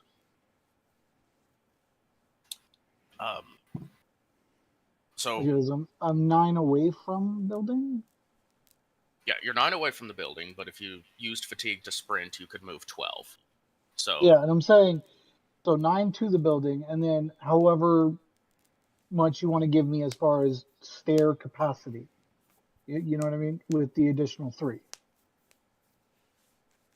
Logic would say you would be 3 floors up out of 5 if we're going to play completely straight with your extra 3 tiles of movement. All right, I'm going to tell everybody to keep pushing forward. Do what they can to help anybody that they come across, but get to power, and I gotta go. Get in there, boys! I got a life to save. Yeah, and so I'll be in that building. I'm going to get to that point. Just so you know, I'm using candy. Oh. I did pin the message between you and I. The candy that was given to Ajax, which was a golden recap and honey, which clears fatigue for the duration of a battle. Spending fatigue also causes 1 wound state. Yes, so But you've I plan on got doing that on the start of my next turn. Okay. Because it's going to take the movement. Yeah, I don't know if you're saying consuming candy while moving is an action itself, whatnot, but If you want to play it this way, I will let you spend fatigue for this sprint, and then at the end of your sprint, throw the candy in, which will be the end of your turn, because consuming candy is a free action in this case. okay. Just so you know, like I was heavily going through my options, and I was going to use candy to do something completely different, but you know, it's good. It's good. We gotta do things on the fly sometimes because Medicaid, yay. Oh, I hate the Thorns and I hate their stupid friend. Oh, they should have died in the ram. The ramming action. I mean, that's why they're the adversary. Mm-hmm. Correct. All right, so with that, let's see. Where is? Oh my God, there's so many tokens on tokens here. Tokens on tokens on tokens. Oh my. Do I gotta scoot some tokens around for you? Did it end up under something? Whoop. It did. Gotcha. There you go.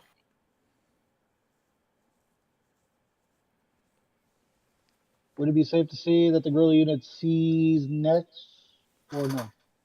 I would say Nex is posted up in cover by the rubble, which means you running up on the same side as them, you are aware of their position.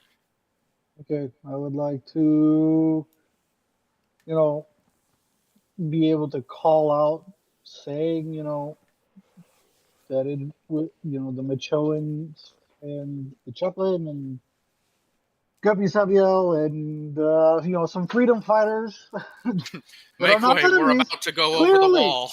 yeah, clearly are not enemies. I promise. You know, are in tow and ready to go on her command because now she's highest ranking in that their situation outside of Odie, which Odie's kind of been the passive move through and bless as needed. Essentially, yeah. Odie did not sign up to be a commander, but Odie is here to help. Yep. Okay. Wonderful. We've got a lot of parts moving in action. I think, one way or another, this battle is getting to its penultimate point very fast here. So we'll move it on to Nex and the Sabiel. Right. So, first thing, Beast is going to show up next to Owner. Hi. I think Nex, first off, as everyone's coming around, is I pre. This is where I'm starting to get RAS groups confused, but I think that there's like a sign language that Nex knows, like combat. That sounds familiar. I hope it's correct. We'll Yeah. go with it for now. Not that necessarily anybody knows, but as they approach, Nex is basically going to signal, basically enemy forces capturing officer, enemies directly behind, behind corner. So they'd be aware that there's fodder over here. So there's a ton They're of gonna very respond? specific tactical gestures. Yes. Yeah. They're going to respond with just a simple equipping measure, if you will, of blind grenades. Okay.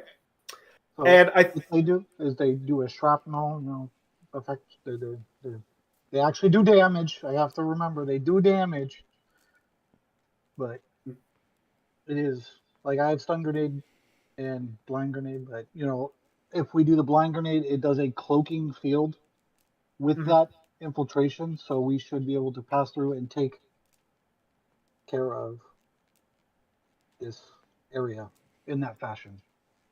Okay. With our numbers, at least. I believe the blind grenade has been renamed to the chaff grenade Yes. in our new rules in errata. Yeah, because we wanted to distinguish it Same from the effect. flashbang. Yeah. Same effect, it's just so that it's not confused with a flashbang. It's different than a flashbang. La la la la. Okay, it's still microphone still hasn't gone out. Okay, good. All right. For Hiddick's actual action, well, I'll just say real quick. The Secundus basically get to this side of the wall, and they basically pull up against it and are waiting for orders to rush around. Next for themselves is going to actually do hold action, and when the fodder gets closer, wants to basically grab one of them, pull them around the corner, and then stab them. Basically as a stealth kill. Because, oh dear God, there's a lot of bonuses that they've got on stealth kills. You know what? That makes sense to me. They're holding action for the enemy's movement. Got it. Yep. If the fodder moves in any direction, just grab the one who's in the back. Got it. Alright, and the Sabiel had to use both actions to get to there, and like I said, they're just posting up. The Beast is basically preparing for a jump ambush as well, but that'll probably be a next turn thing. They don't have the movement to get elsewhere. So with that, it is the inclusions turns, and the Guppies are going to run 1, 2, 3, 4, 5, 6. Basically, they're going to get to here, and they want to do. Actually, they're going to move to here, and they're going to do the same thing. And basically, they're posting themselves flat against the wall. So we've got rather basically the classic infantry stack up you've seen in so many pictures, where there's just 10 men along the side of a building. Exactly. Every now and then, as we're waiting for it to start, someone just says, "You're in my way, sir." Meanwhile, we have minnows that now have a target. So that's wonderful. They are going to be firing at long range, and they were going to maintain suppression. They're also only going to take one shot, so they're taking the half aim. But they're targeting this enemy squad, and they've got a... wrong roll. Sorry. A plus 20. My screen. It's white again. Oh, God. I'll be back. You're broken. Okay. Plus 20 for the paint. And this is a suppressing shot. Holy crap, that's actually 1 degree of success. That is a hit on suppressing it. Do we keep the original one, or do you want me to re-roll damage? I'll let you choose. I'm going to keep it. Okay. Yeah, that's a good roll. I'm going to keep it. 22, pin 2. I'll tell you, you're going to kill one. I mean, yay! I don't got to, split hairs or anything. You got it. Actually, you're a fire team, ain't you? Technically, yes. And a multi-laser is an anti-infantry weapon. Yep. I'm going to do the rule of how fire team hits generally work when fire teams aggress each other, because that's logical. Okay. This is going to apply its damage to 3 different people. Sweet.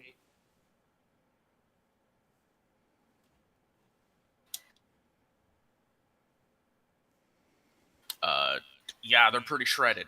They're pretty shredded, and not in the physical way. In the mush way. All right then. Chitowith, for her action, yeah. Oh yeah, and also they are suppressed, so if they take any actions, they need to make a willpower check before they can do that. Yes. But that'll be on their turn. Chitowith, for her part, still has a long las, and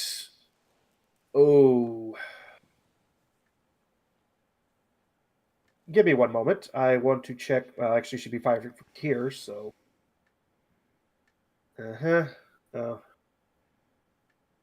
All right, it would be the same either way.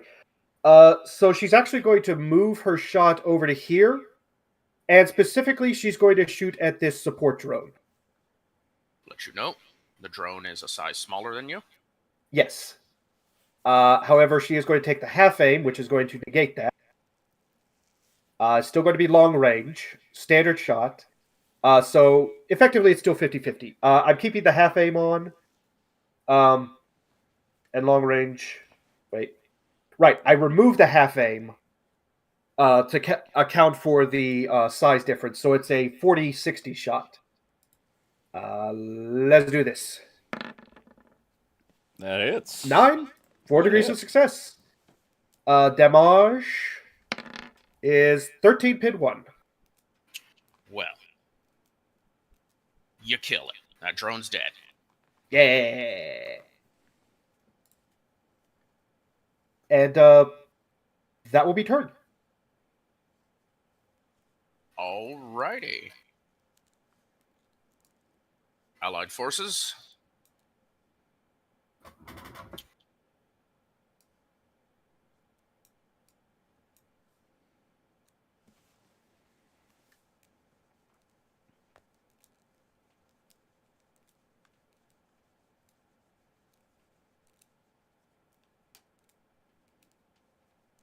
Bunch of little moves happening. Sorry.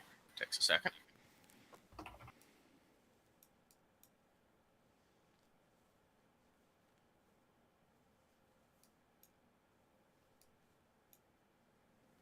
have a combat. Malicius is still engaged by enemies.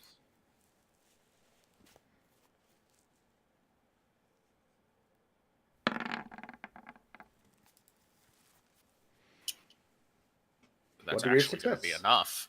They will eliminate those enemies. And they'll be able to slightly continue moving as well.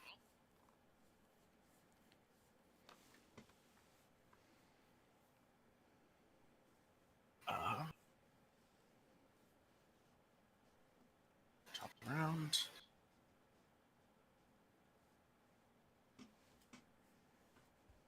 I need to check in with the captain and check some of their abilities. There's been no direct call to the captain, I believe. I don't think so. No. None this turn. Okay. I did not think to have Bevan.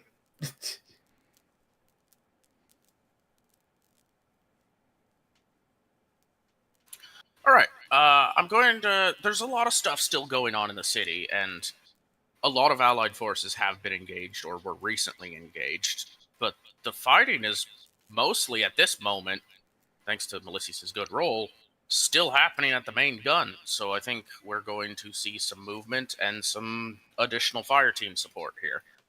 All right. I would like to say there was a call, but not directly to the captain for Medicaid, so I don't know what he's willing to offer. He's got great candy, but I don't know what you can do there.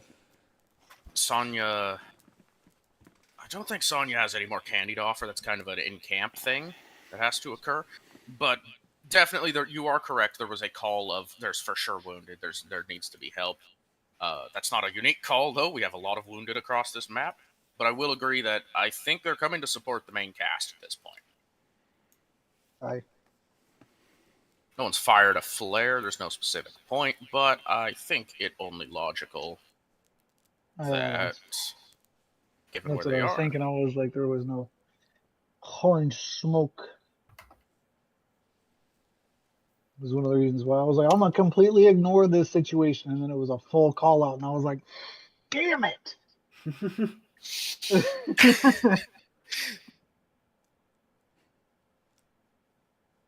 There goes my son of a gun.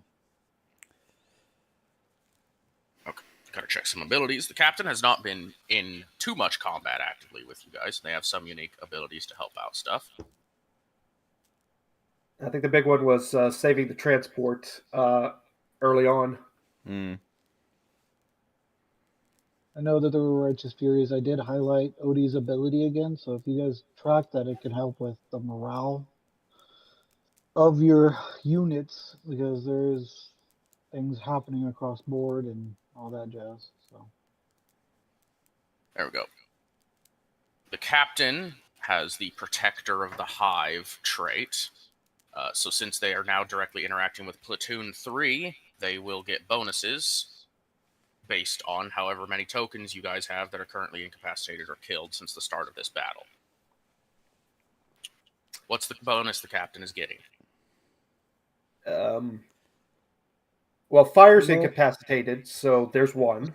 same with their stealth team, the hidden pawns, right? Yep, with the hidden, so there's two. Yep, so that's tokens. So yeah, that's 2. Yeah, it's tokens. Yeah. Yeah, it is specific tokens.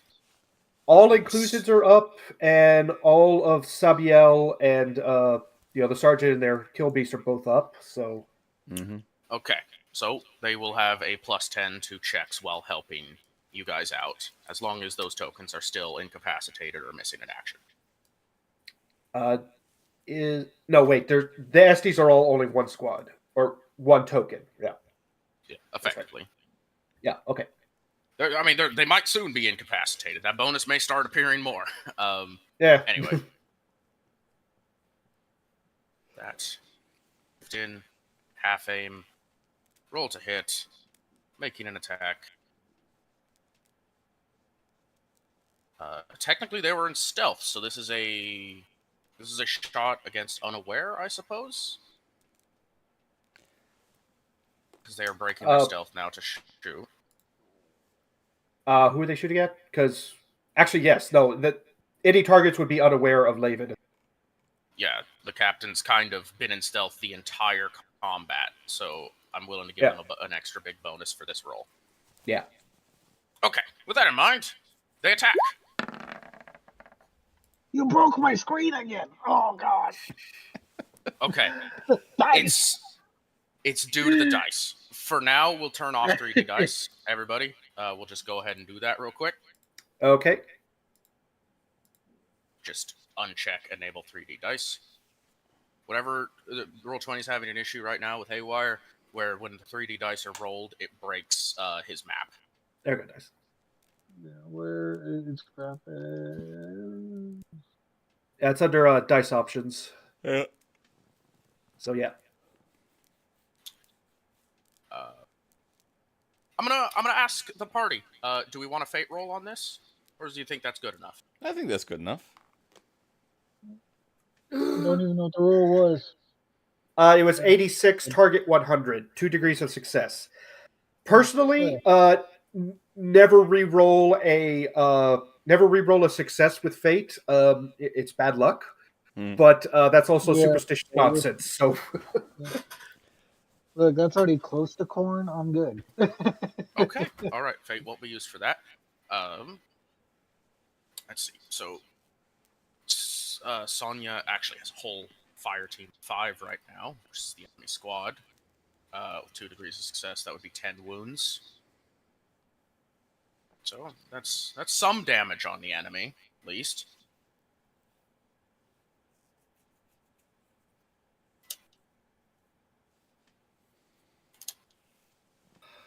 you guys.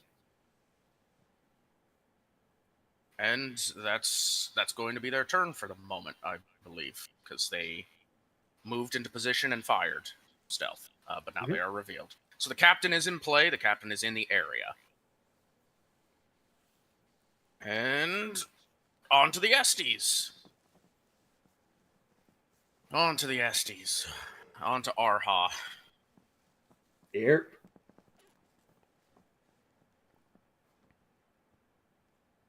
Okay. That's what's happening there.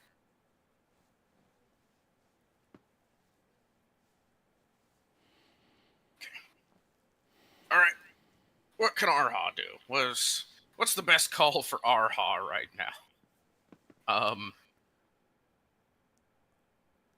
They are certainly running out of time on their drugs and are redlining pretty hard as is. And that don't mean much when we got enemies to kill. There's a lot of enemy fodder, and they did just do a lot of damage to his squad.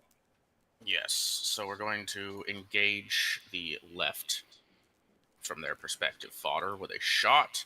This will be at short range. We're not aiming. We're just going for it. Because we need to take multiple shots this turn. Mm. And first is a failure, 2 degrees. And I think we just snap to the right and take shots at the other fodder at that point.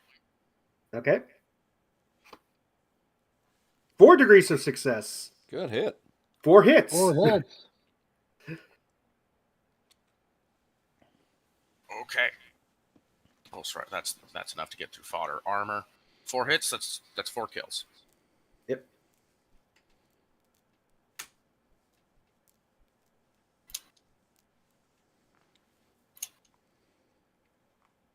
Not the most amazing situation, but stuff is stuffing, as it were. Mm. The light infantry kind of can't really stop doing what they're doing at this point. The ones that are still capable of fighting are basically just doing everything they can to pin this last Thorns guy down. Do they have drugs? Can they drugs? More drugs for drugs? Can they drugs? Can they has drugs? Can they drugs? Can they drugs? Let me check. Or at least just mobile cover? One direction? You got that one thing? Type thing? Let's see. Used it twice already. Uh, Yeah. Oh, yeah, They can mobile cover.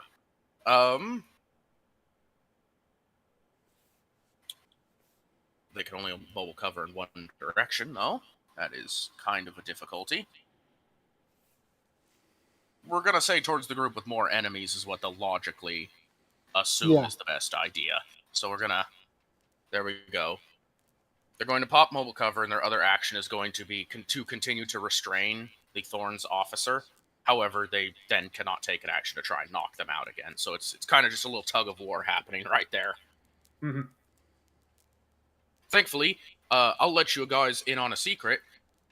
Tau aren't great at this shit, so it's basically a little slap fight happening right there.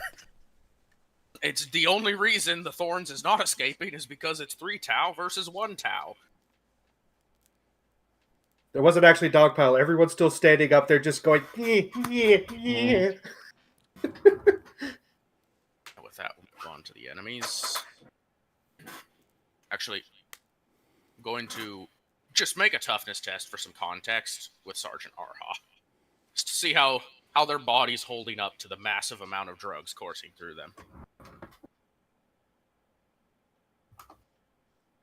Surprisingly well. Well, they were made for this, you could say.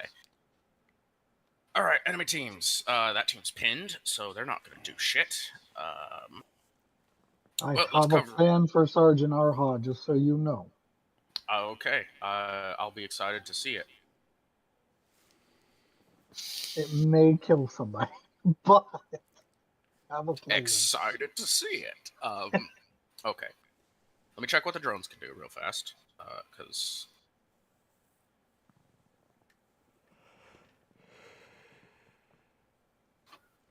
Let's see. Okay. There's 2 drones active. The drone that is currently placed with the pinned squad is going to call it in.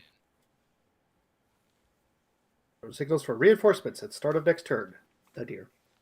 So there'll be a little interference-y static noise as it begins to do this, and you guys have fought plenty of these drones trying to do it in the field before you even got here.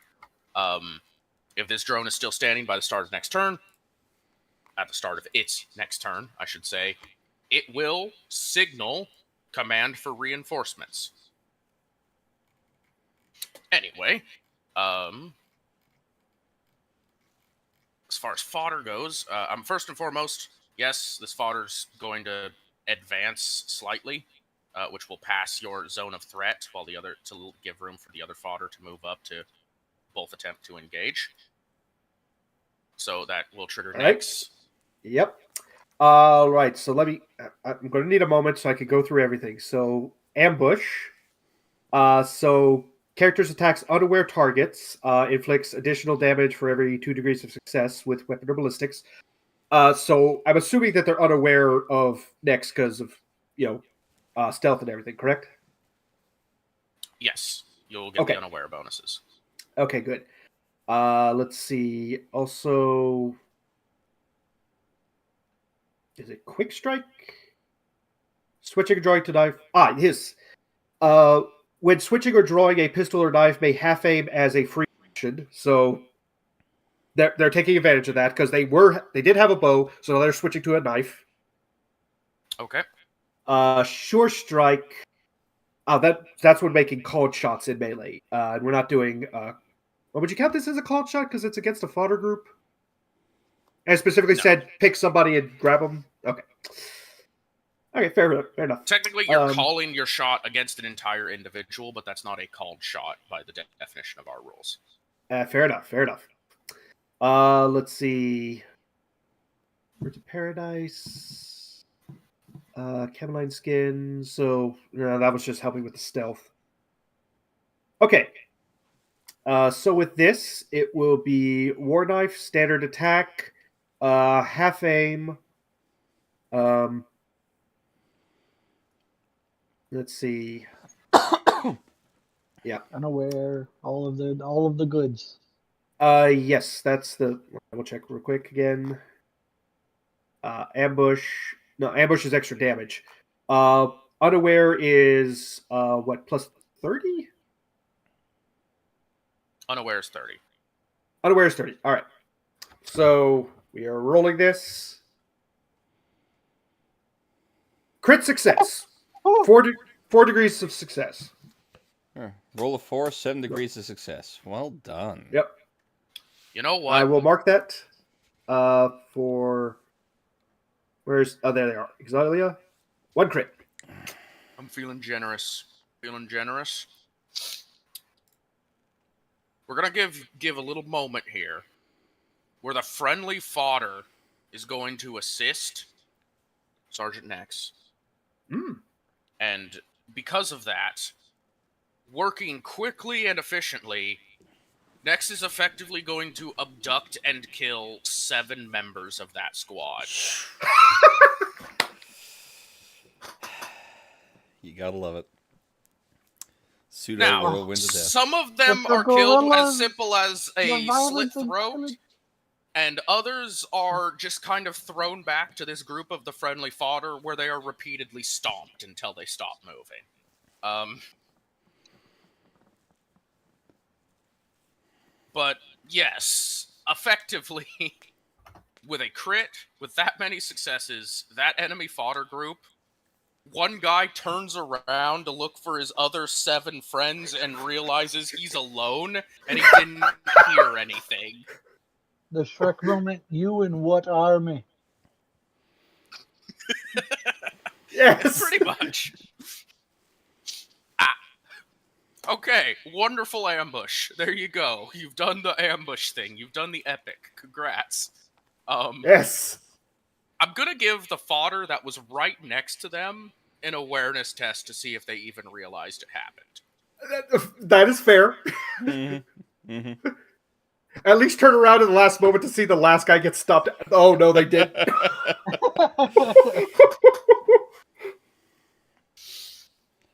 Okay. So logically, this fodder is going to shoot at the SD Light Infantry, who is in cover currently. It's 2 tiers of cover, so it reduces the successes on their attack roll by 2 if they roll any. This attack is made at standard range at this point, because they were able to move up. Actually, nope, let me measure it. They didn't move up enough. It's made it long range. Whoops. No, they moved. They can't aim. So this is a long-range standard shot against basically 3 people in cover doing their absolute damnedest to pin down their commanding officer. 5 degrees of failure. So they shoot, and they hit cover, and they hit air. Alright, we have the squad that's pinned due to the multi-laser. You know what? Let me check something. They might actually have something for this.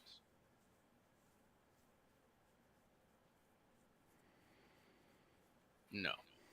What about this? No. What about this? No. They're gonna make an acrobatics check real fast. One of them doesn't make it. The other one is running away by jumping off of the tower away from the multi-laser.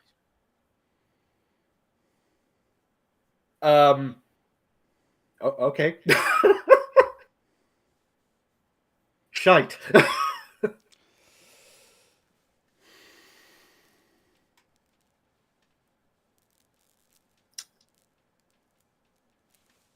Which, if you are pinned, one of the few actions you're allowed to do without having to make the test is running for your goddamn life. Mm-hmm. Yeah. Mm-hmm. Especially if it's a covered retreat, which technically jumping off the side of the tower is a covered retreat. Yeah. Yeah. Yeah, it is. The drone's already doing its thing. The other drone and the squad is now going to be engaged with the captain.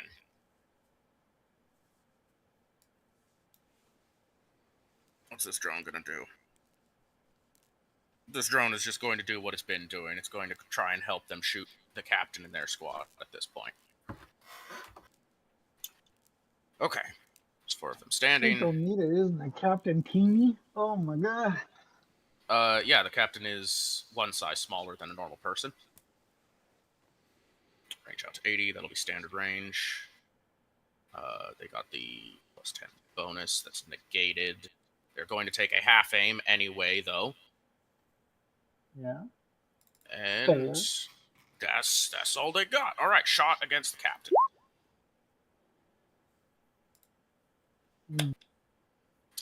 All right. Shite. So we're looking at 4 standing people that each got 2 hits, thanks to semi-auto. Well, 4 degrees of success. Okay, no, I'm just gonna do the math the way I originally set out to do it. We're going to apply 8 wounds to the captain's fire team. Captain has a full fire team, technically. They are one of the members.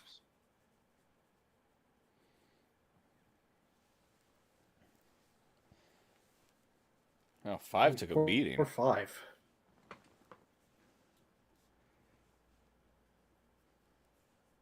Uh, 4 got out scot-free. 3 took 2. 1 and 2 each took 1. 1 is the captain themselves, which means that's a damage roll. Yep. Oh, that's not too bad. Oh, Depending on health and armor, yeah. where was that hit? Left leg. Left leg. And I have one more thing I need to double check.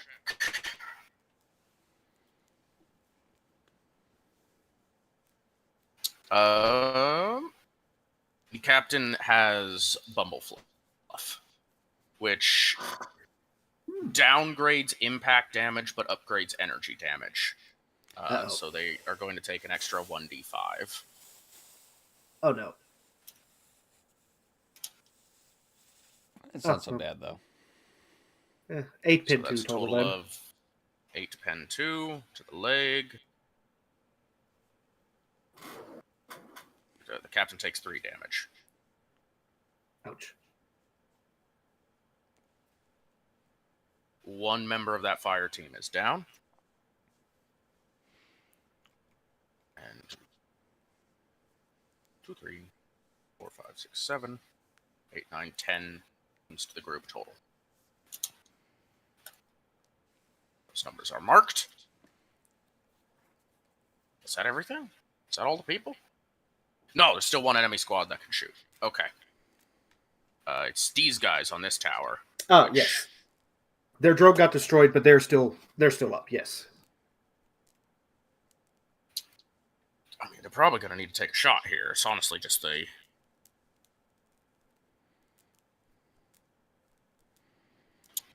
Yeah, they don't really got anything else they could do at the moment, so... We're going to say... They get no bonuses, but... Arha is still an obvious command unit. They don't want to risk shooting into the covered melee, as it were. That's kind of a very redundant thing. Well, it's either Arha or the captain, realistically. Gotta get a luck roll. Anybody. Sure. Let's see. Oh, no, wait for it. Because technically the captain is a higher priority. Ah! About that priority, I think they're indecisive. They yield in confusion. Okay. They waste their action just going back and forth between the two. Who do I shoot? No, They essentially get a free, just have him on both. On that amazing roll, which gives us no information, instead of attacking, they are going to hit their radios and try to report a terminus alert. Oh, no. So, again, just like with the drone call, it won't be until the start of their next turn, but I'm giving that signal. They are currently trying to raise command to tell them, hey, the enemy leader is right here. Dispatch someone to kill them before we die. That's everything. We're around to the pawns. Okay. Whew. Now, Okay. This is... Yeah, the guy who can one-shot us coming in, or reinforcements. Okay. Oh, so fun. The mechanized pawns, they're going to take... and they're going to... Yep, they're going semi-auto. This will be a... They took their half aim at the end of last turn, so this will be a full aim. Semi-auto against the drone. I get the -10. I'm going to use a point of fatigue for a +20, so that's a +10 total. Let's see how this happens. I'm going after the drone, calling for reinforcements. Affirm. That is a Crit natural 4. 6 degrees of success. Mark it on your report. That drone is gone. Perfect. That said... Honestly, that drone is powdered. I'll let you know. These things have like 1 point of armor and 1 HP. Mm-hmm. Like, they do have more armor than that, but like with how many people do you have in a team? 3? 3, yeah. People each managed to shoot it 3 times in that burst. That thing got shredded. Anyway, go on. Now who's the juiciest target for me to start painting? Is that going to be this guy here? The drone, actually, I could try to take out. Or this guy here. And meta-wise, I want to paint this guy. I would make an argument. These guys might be harder because for us, they'd be in cover behind the gun. That's true. Whereas these guys is effectively a straight shot still.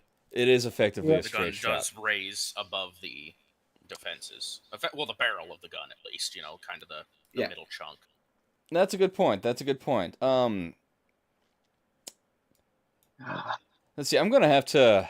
Because I've been having, a 45-degree cone of attack right now? Because I've positioned my gun. So it's kind of been pointed this way. You've been braced. So yeah, that's your cone. That's my cone. Okay. Oh yeah, I forgot about brace. Yeah, I've been braced this entire time. So, that's fire. Let's paint the guys I can see. That's the most important target and the most important thing she can do right now. So this will be at a full aim. I'll change the color of the alert as well. Make this more obvious for y'all. There you go. Yep, they're painted. Okay, I'll put a little paint on it.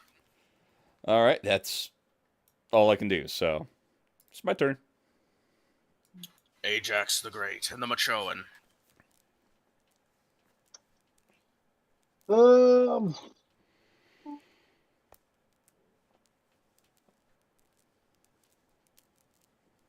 No. I'm so sorry. Oh, thank God. Alright, use my movement to get up top.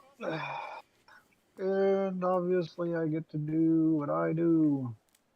Yes. You must declare if you're healing the critical or the normal health as well. They're two separate health bars. What's more pertinent to you, Mr. Nunn? I don't really think it matters. Because I'm Okay, would completely you rather unconscious.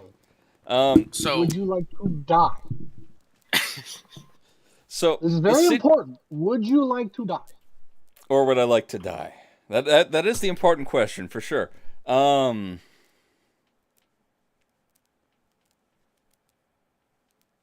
Let's see.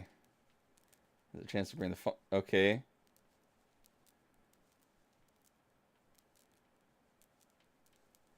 Problem is, I am at 8 out of 4 max fatigue. No, I use fatigue. What I'm saying is, I wouldn't wake up still. I'm completely I'm out of fatigue. So he's so down even for if the I count give you the completely. hand of God, you're sleeping. He's gonna be comatose unless you have a drug that specifically stims them awake, essentially, and even then it'll be for a very temporary amount of time. Yeah, or a candy that wipes out all fatigue that you can somehow forcibly have him eat. Oh no, I numbed it. Did you not get candy? No, this guy didn't. That was Corporal AIM that got candy. Yeah, Corporal got candy. She ate it. She went on a whole euphoric drug trip. Yeah, there was a I whole know thing. that Nick got the same candy as I and decided to go, "Bleh! I don't want your candy." And I was like, oh, that is horrible. That's so horrible. You know, it happens. Everybody's got their own regimental beliefs and things. I understand. I was like, but it's so. So yeah, I'd say so. Yeah, take care of the effectively right now. I'll first. give you like as a medic, you walk up and you look at this. You know, you have healed your fair share of wounds, both incredibly critical and life-threatening, and pretty minor. The quickest thing is a wound this severe to the leg. This person experienced a great amount of pain, went into shock, and passed out. A quick like vitals check as you begin your like Medicaid. There's no guarantee you will be able to wake them up in a combat situation. They are actually going to need a field hospital. But they are not dead, nor are they dying in this moment. They are just very close to dead. So with this knowledge, basically there's two things you can do right now. You can either just, pump them full of some drugs and maybe their body will be a little bit more durable if they take another hit, or you can set the broken leg by healing the critical damage.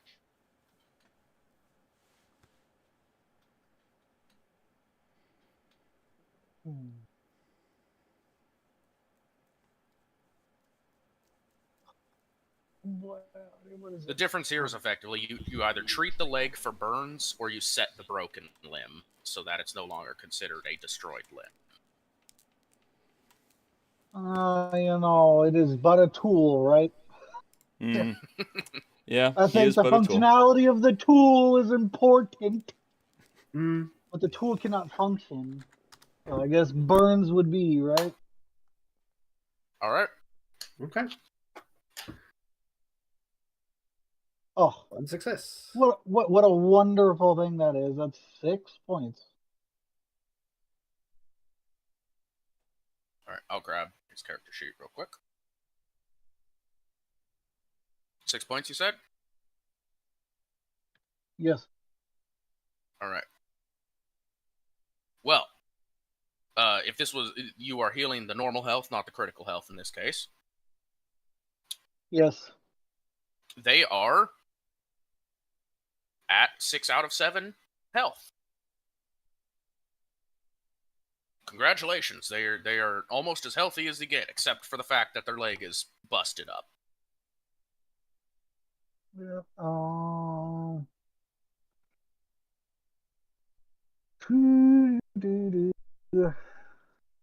That died out right there. It was run across this motherfucker. You ain't even awake.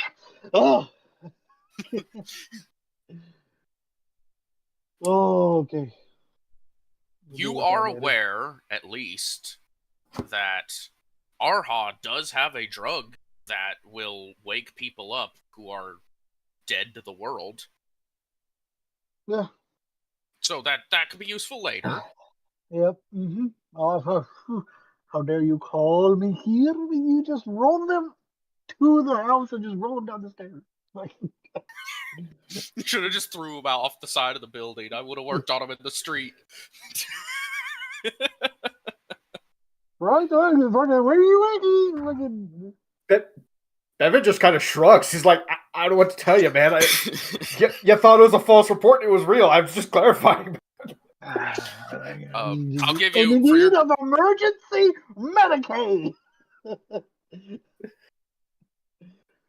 yeah, Okay. basically, you know, it was reasonable for a non-medic to say this is an emergency situation, but you basically arrived to be like, he's not actively dying, he's stable. He's just really fucked up. Would you say this tile? Come on, right there is on the outer wall. So yeah. I would like to ask, you know, I know these are your gorillas, so they've got the violence and silence. Would you like to try and finish off that one-man token, or would you like to make it a charge attack and try to go for the healthy token that's still not aware of your presence? Yeah, see, here's... I'm not happy about this. Fucking hate this guy. He's gonna show up. I am exposed on a rooftop where he has already alakablammed me. Well... Oh, it's so fucking stupid.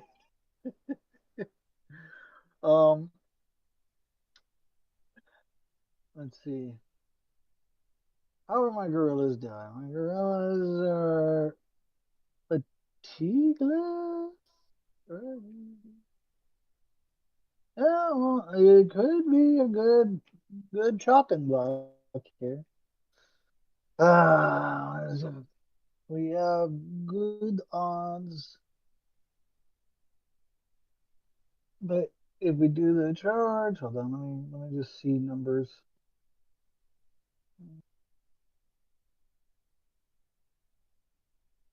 Why?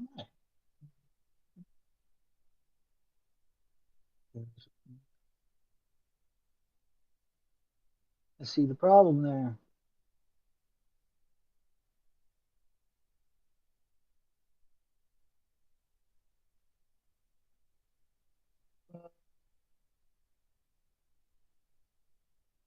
What's Hector's candy? I had it pulled up. Is it the other one you pinned? Because you pinned two of Yeah, them. it's a fellowship test. Yeah, fellowship booster.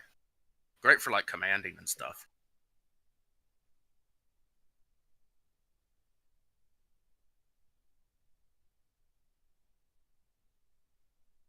Was gonna do the whole blind nade, the grenade, or chaff grenade, I believe. You guys changed the name. To You make want the a grenade? whole oogity boogity. You know, I was gonna try to see, like, you know, if I get like right here and I try to aim it like right there, right? If you could just engulf them both, essentially. Well, I just wanted the effect of the smoke more than shrapnel being shrapnel things. Okay. And obviously not going over debris, but being on the outer side of the wall as much as possible. Like, get up and just be like, yeet! Yeah, you just want to chuck some nades over and envelop them. Yes. Okay. You can roll to hit, make a ballistics test, essentially. You can see how accurate your throws are. For quick lob. Yeah, so...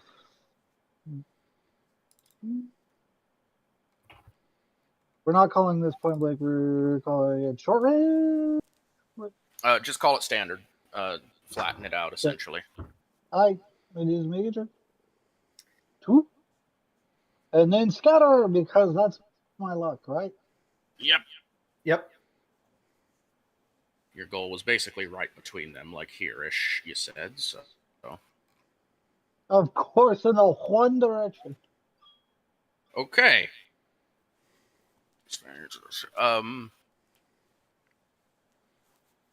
I guess like a little aura is required. One moment.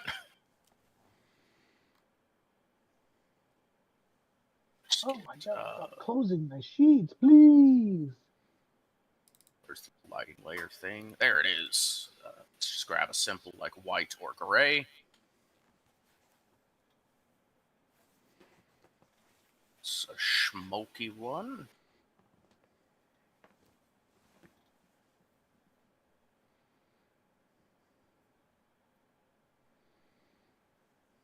There you go. Soon we go 0. Is quantity.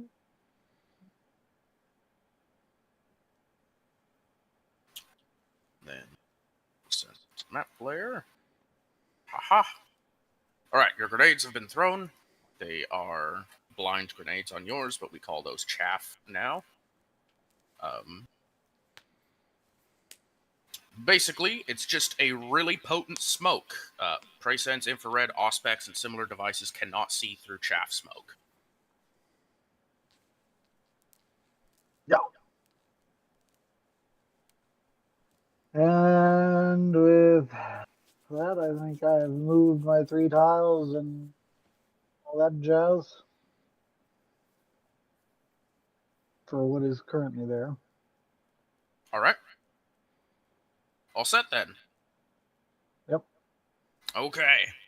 Next. And the Sabiel. Ooh, unfortunate that the smoke did not come down here. Yeah, oh, Okay. yeah. I thought with You know a 57, I was sitting pretty, man. Oh my. I'm gonna make one quick check for the enemies again to see if they realize this grenade was thrown from behind them. Give me a sec. You know what? Actually, that's a legitimate question. They currently believe that the Estes they were firing upon dropped the smoke. Which would make sense, actually. Okay. I'm helping where I can, one way or another. Yes, Mr. Dunn, you were healed 6. Okay, thank you. You still have critical 7, though. Oh, I You kind have of, I know 6 that, health. so. Oh, don't worry. Next turn, I guess I can rub my hands a little harder. Well, to Okay. be fair, 6 wounds is great. Yeah, that was like the poopiest roll I could get. It was 1. 1 degree of success. Oh, look, I'm 6 out of 7 wounds, so it's whatever helps.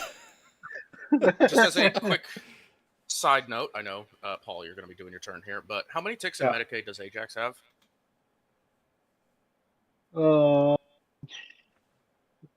believe it's 2, 1. 1 tick.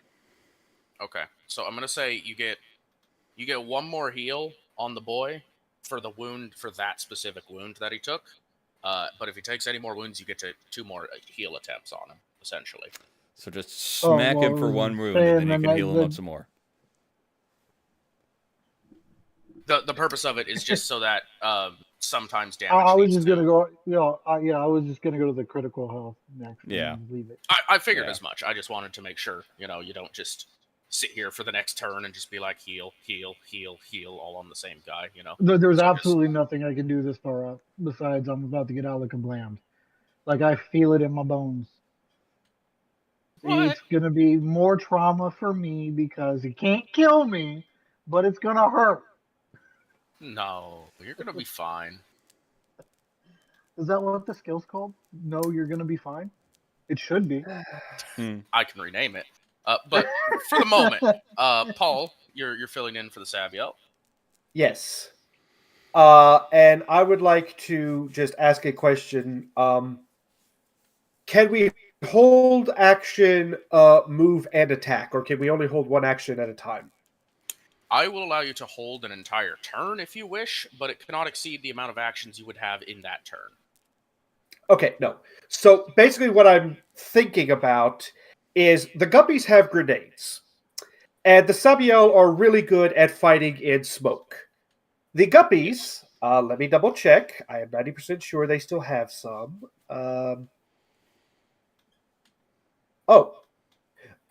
Wait. They do have a smoke grenade. That's not the special orange kind.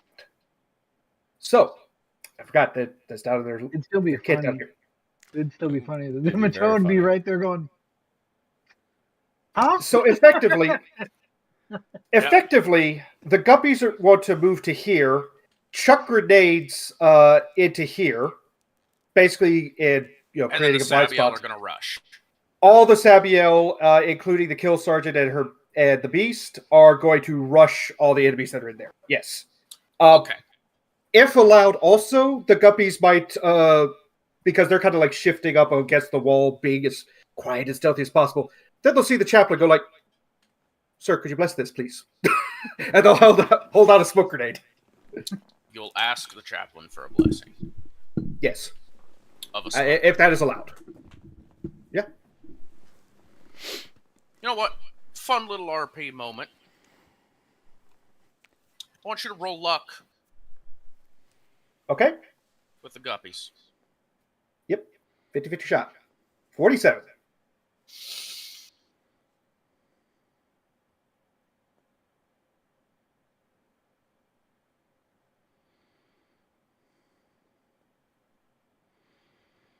Okay.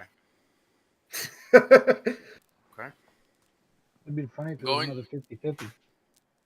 I'm going to roll their ecclesiarchy because they haven't, participated in anything other than moving up at this point. Right. So I'm going. That's to why I figured. That's why I figured. Like, hey, could you bless this? Apparently, Holy crap! Very blessed. That is a crit 3, 7 degrees of success. I will mark it down on the Allied forces. The chaplain loses a point of fate. You'll find out what this means later. Actually, would that be Allied forces or the Machoan squad? For the crit report, who gets that? I will actually let. Hey, Wire, would you like to claim the chaplain's crit, or would you rather it go to the allies? I would like to claim it. I have 2 crits fails. All right. Okay. It goes to the Machoan then. Yep.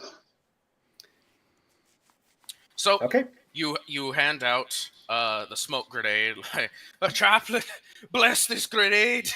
And Audie, he's got his weapon out. He's ready because there's enemies on the other side of this wall. He's prepping to follow the homies in if everyone's gonna rush. He turns his head and he, nods. He droops down a little bit and reaches out and just clasps the grenade held in the hand of the person, and then just nods and doesn't say anything. Our arms will be treated this day. Let's get them. And then all of the Guppies are going to chuck their smoke grenades, aiming effectively for between, but leaning towards this one. So, kind of like right there-ish. All right. I'm going to roll from the frag grenade, but know that this is a smoke grenade I'm throwing, so there's no damage associated. Okay. Standard. It's a standard shot. No aim because I had to move. Standard range. Any bonuses? What are you looking at right now? Just tell me. 33.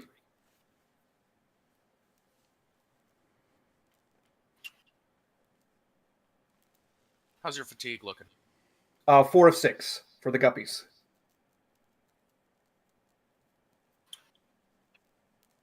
I'll let you spend 2 fatigue to just succeed. Or you can roll it.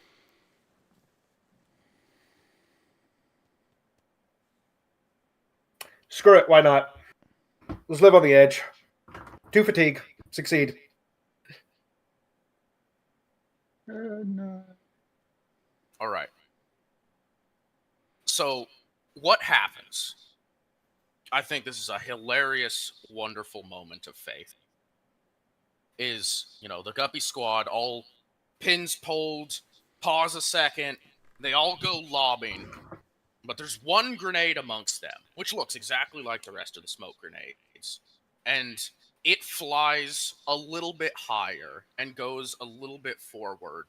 And even though you guys are in the middle of a rainstorm right now, Oh, yeah. the clouds part just enough for a golden glimmer to come down and reflect a bit of light off of this smoke grenade. And for reasons that are inexplicable or unknown, it turns out to not be a smoke grenade and detonates as a frag, killing both of the fodder teams as smoke envelops the area. Okay. Love it. And you can clearly tell it's a frag when it goes off. It literally, very different sound. Give me one moment. Let's see here. 1, 2, 3, 4, 5. All right.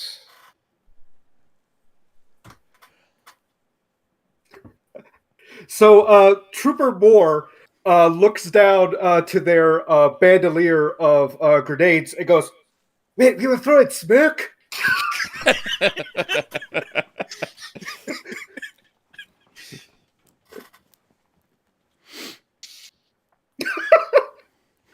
There you go. I love it. All right, carry on. Okay, well, Hinox, for Pass basically their hand held turns.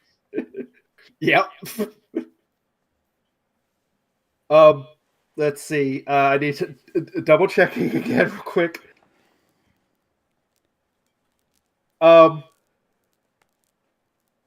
You know what? I think Hinox is just going to run into the smoke basically to here, and just be taking cover, trying to stay hidden. Yep. The Beast is going to follow. So I'm just going to put them. Yeah, I'll put them on top for now. They're basically together. The Sabiel will run through, weapons ready. They're perfectly fine in the smoke, and then that's when they realize, oh, everyone's already dead. So now I need to double check how their abilities work. Fog sights. Custom moving through thick fumes. No penalties for firing into fog mist smoke. Enemies gain no bonus to concealment rolls. Anyone attempting to order members of this regiment to advance forward without a protective smoke screen must make a successful command check. So basically, they're automatically able to run in, no problems then. Yep. You don't need to make any extra rolls for them. They're willing to run in, and then they run in, and they can see fine, and they see fine and cleanly that there's a lot of bodies here, but no standing enemies. Yeah. So with that, I think they're going to use this kind of like as a half cover kind of thing. Doesn't say anything about penalties to shooting out of smoke. We'll just consider since you're in it, you'll ignore it. Okay. Okay. In that case, time, but I'm willing to let you do it. All right. Fair enough. In that case, let's see. 100 meters to shoot these guys, 90 meters to shoot them, but are these guys considered like partially cover because they're raised above? I would have to give them some cover due to the height difference and the fact that they're not like right on the edge. Okay. They're on the far edge as opposed to the close edge, so I'll give them cover of the legs. Okay. Just of the legs, I think, if you want to take a shot. Wait, auto gun.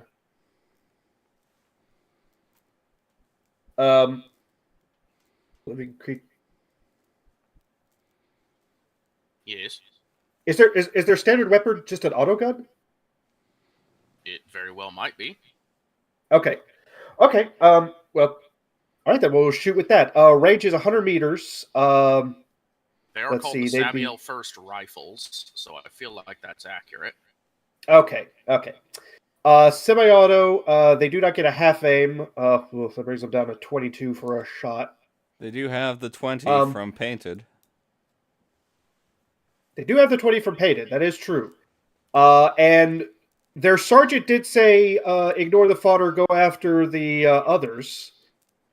So, all right, let's roll this. Let's see what happens.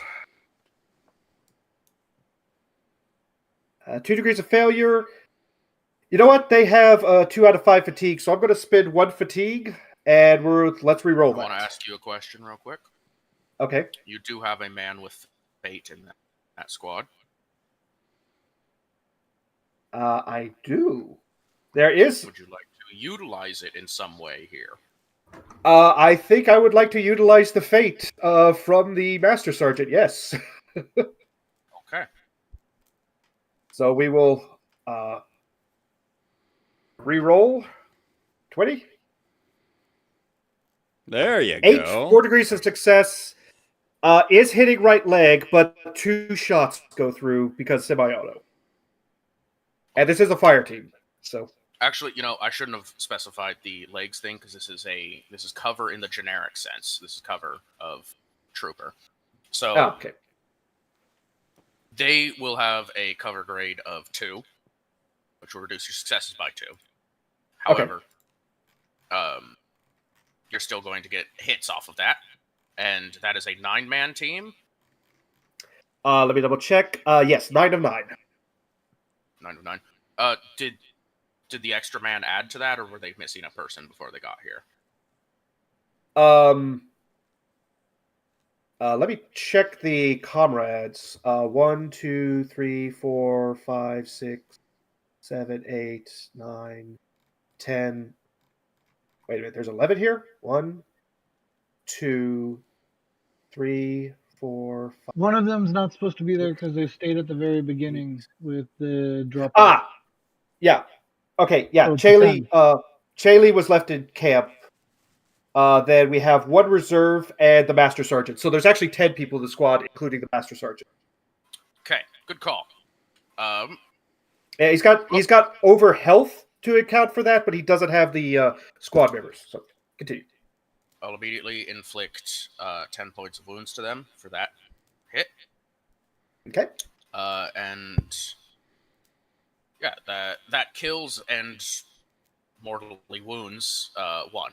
Kills 1, mortally wounds another. Okay, great.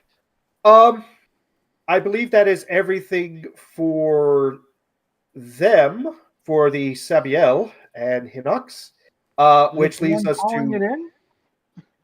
What? Is it the one calling it in that died? The asshole going, hey, we want the bigger asshole here? Okay. Well, who cares? The minnows are firing. Man. Okay, we'll let more shots get through, and let's more short shots. How many are still standing? I'll roll luck to see who was the person on the radio. All right. This is long range. It is going to be full auto. We are not going to do suppressing fire. We are also taking the aim is actually going to reduce that lower. Okay. Shite. You have the plus 20. Do have the plus 20. Yeah, we need the extra shots. So plus 20. Brace takes an action, and I did not declare that before. But we do have 0 fatigue on the minnows right now. So, yeah, let's do this. 3 degrees of success for the first shot. And 1 degree of failure. I am going to spend a fatigue to re-roll that to 2 successes. Good use. Okay. Got a fairly decent line on them. Yep. You are at the proper height where there would be no direct penalties for there. You did successfully hit. You are technically a 3-man fire team. No, you're a 2-man fire team because Jenny's not helping them anymore. Correct. So there's no extra bonus for that. Okay. So we're looking at...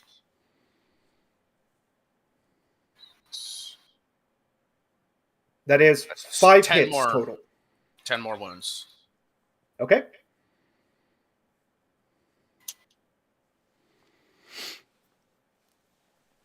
Well, guess what? Chidowith is still there.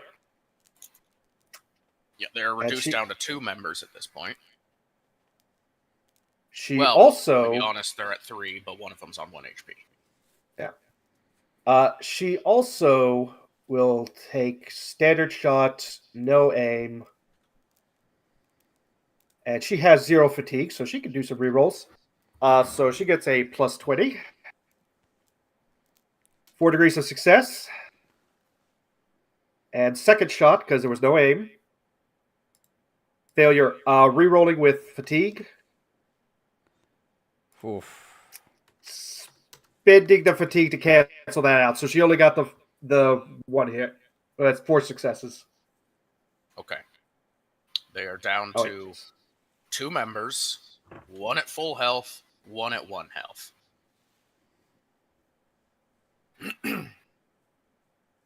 Even after the successful hit? Yes, you flat out killed one of them. Oh, there were 3 standing, and now there's 2. Yes, there was 2 at full health and 1 at 1 health. Now there is 1 at full health and 1 at 1 health.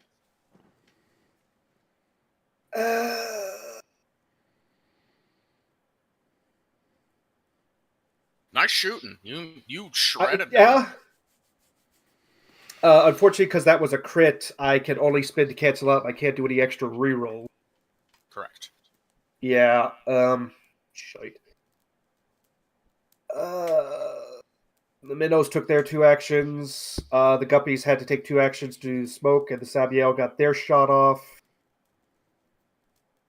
Yeah, unfortunately, that is turn. Oh, dear. Okay. All right. Hope someone can finish that. We're on to your allied forces. Oh, wait. I forgot one other thing. Bevan was also going to make a quick call over Vox, but mostly over microbeat, just so, because trying to get the captain to hear it. Going to say real quick, just 3-2 inclusions. Bevan, finding some tree sap in the gun. 1 enemy fell off of wall, likely still alive. Target. And basically he's going to pinpoint that this one is actually still out there. Okay. Hopefully the sergeant can take care of that, but we've also got a bigger problem over here right now. So, yeah. Yep. Reasonable. All right, turn. All right. You guys will not receive it via a report, but I will let you guys know that it occurs. The sister does something, and the map has changed because of it. Good for the sister. Yeah, very good for the sister. Sadly, no sight of my hidden pawns.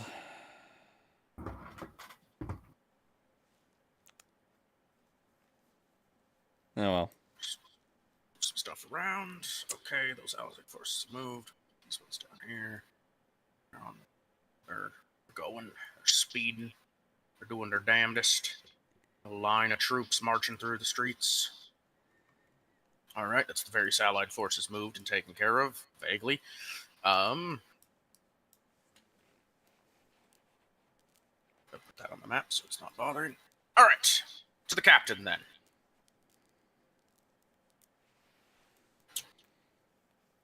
Well, the captain is taking fire from a specific enemy squad at this time, an enemy squad that's much healthier than the other one. But, for the sake of the situation and what's ongoing, I will have the captain roll awareness to recognize if the other enemy squad is more important to take out in this moment.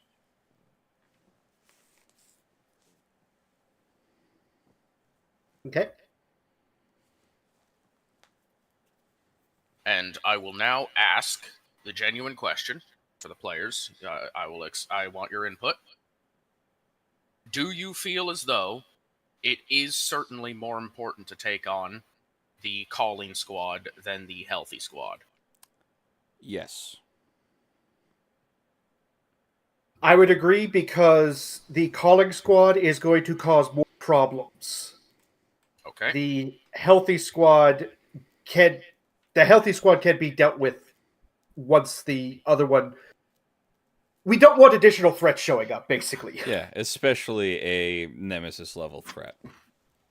Yeah. All right. The captain's squad, with the aid of their wings, which greatly increases their movement speed on the battlefield, are actually going to make a charge attack directly across tower to tower to the squad calling in.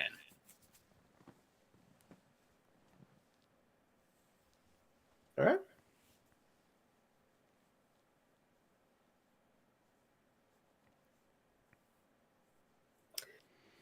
Six degrees of success with a 14 on a target 70. That would be 20 wounds of damage. They only have 8 wounds left. That squad will be eliminated.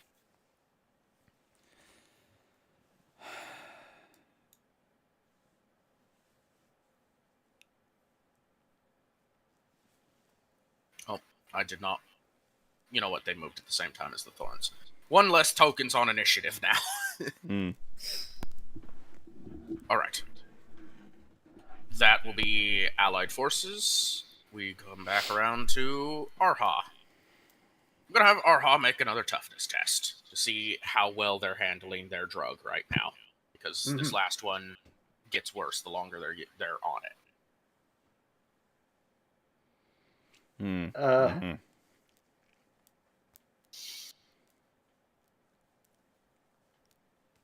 It's been 3 turns of them on this one specifically.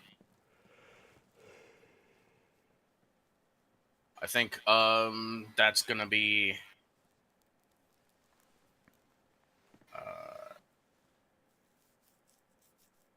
yeah, I think that's gonna be Arha. I think they're down. They're not unconscious as of yet, but I just want to let you know they are suffering from withdrawals, essentially, or crashing from 4 different drugs at once right now. They are not in a state in which anything is feasibly possible.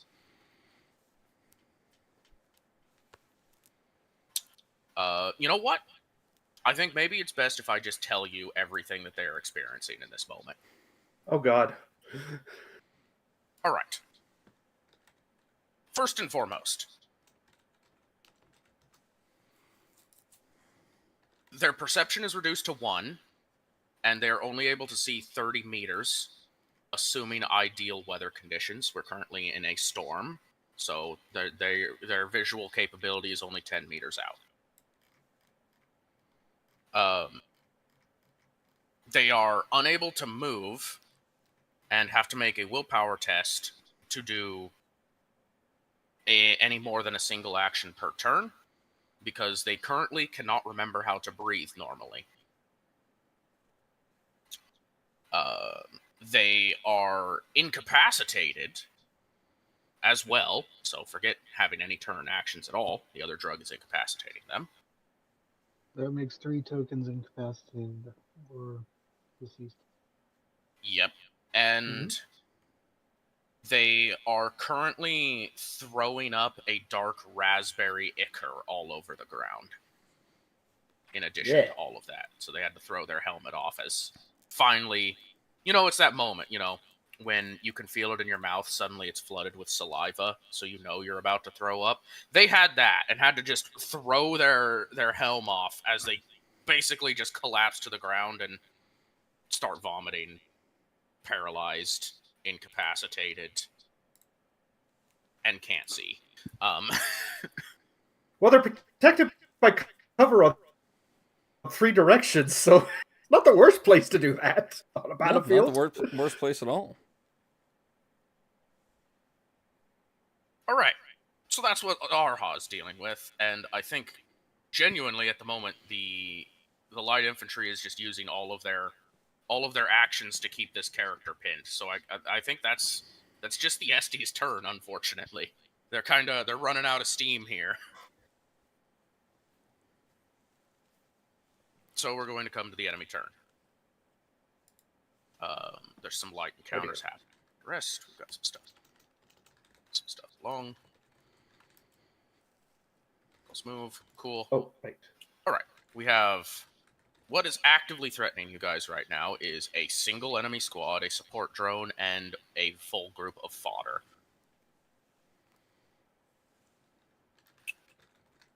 I'm gonna just be honest. The fodder are just gonna rush the SD light infantry at this point. They're gonna charge.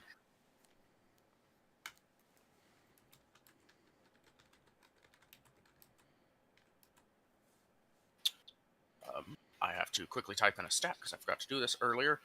Surprise, surprise, I didn't actually give them a melee weapon because I didn't expect them to be in melee, but they do have melee weapons. I just didn't put it on the sheet. So let's just go ahead and... Yeah, we'll do this. Gosh.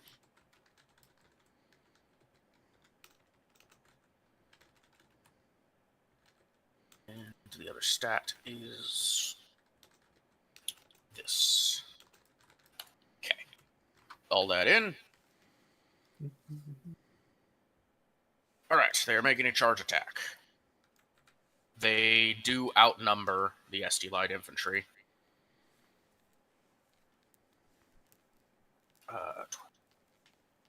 Shit, yeah, they outnumber them good. So they're going to get a big bonus to this, even though they're not very the strong.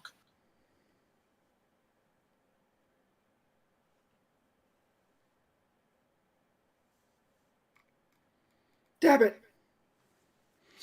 5 degrees of success. I will let you know, these weapons do not kill, so the rest of the SD Light Infantry are just reduced to critical health, which I will now quickly calculate.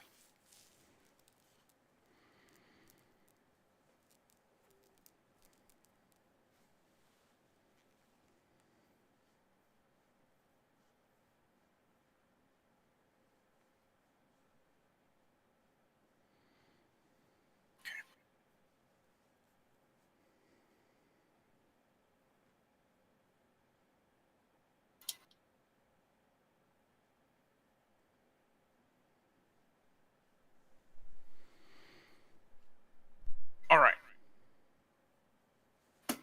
The fodder free the last Thorns member from the SDs by just overwhelming them and clubbing them until they're unconscious. The enemy squad, I mean, honestly, they can't see a lot going on by the gun, and the Sergeant Arha fell behind the cover, so not a lot to see there. So they're just going to do what they were doing before and take a shot at the captain. They're going to get the support drone's bonus to do so. To negate the size penalty, they're going to take an aim action to try and make it better.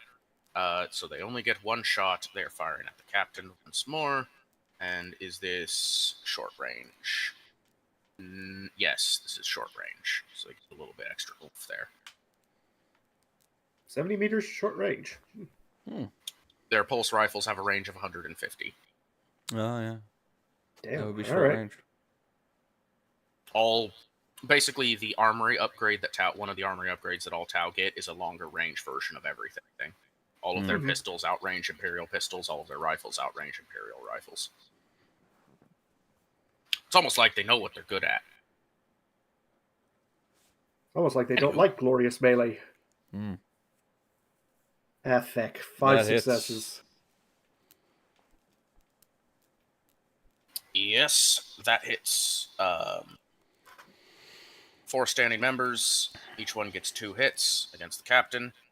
So that'll be 8 more wounds to the captain's team. Fire team hits. Any chance it dodges?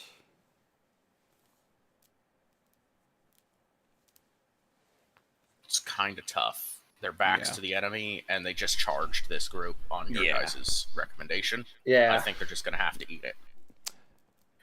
Yeah.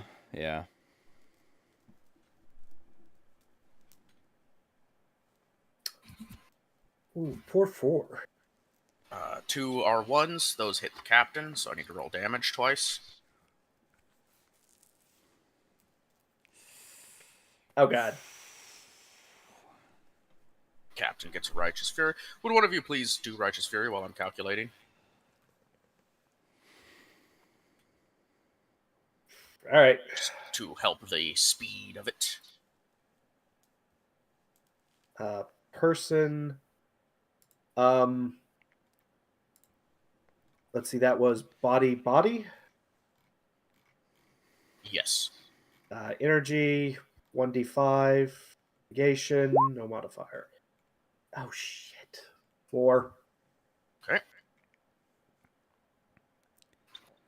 Okay. Oh right. I need to. 2 strengths. Critical errata. The energy ripples all over the character, scorching body with horrid third-degree burns and inflicting 1d10 levels of fatigue. Target may only take 1 action on the next round. Okay. So, who wants to roll the 1d10 for fatigue? I can do that bit since it's Captain's Fatigue. Okay. 1d10, Not you like it said? would have mattered, but I don't see the small size bonus being added. It was negated by the drone giving them the booster. Okay. Yeah, it's 1d10 levels of fatigue. 5.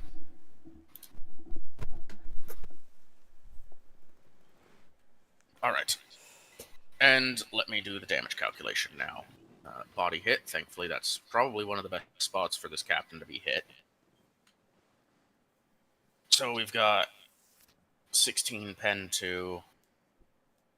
No. We've got 14 pen 2 and 15 pen 2 to the body.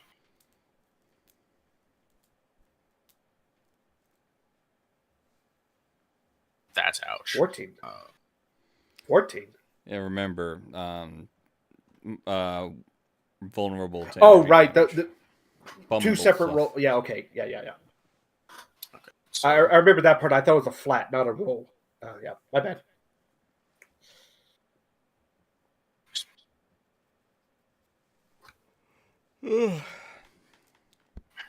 Unless you got stupidly low toughness like fire does, I don't think the captain's going down here.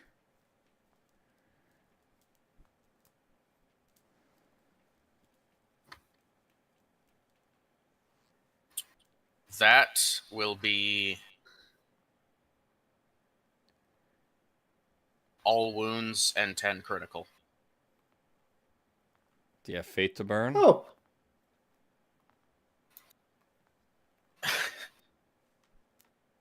Technically, yes. The captain does have fate that can be burnt.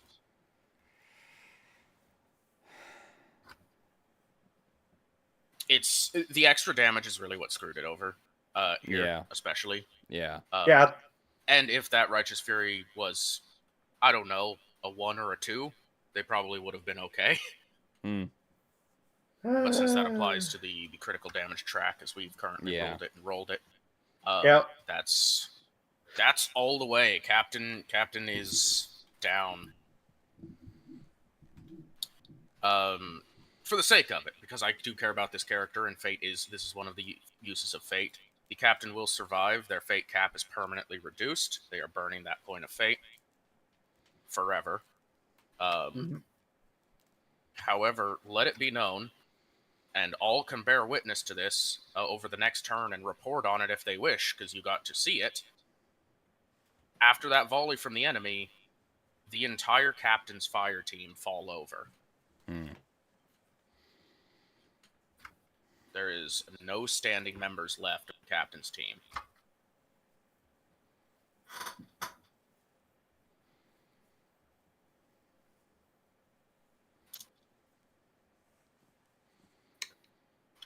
Okay.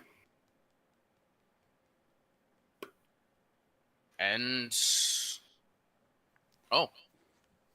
Right, the Thorns are free. The one Thorn member is free. And shit has hit the fan here. And I don't think they're very happy about it.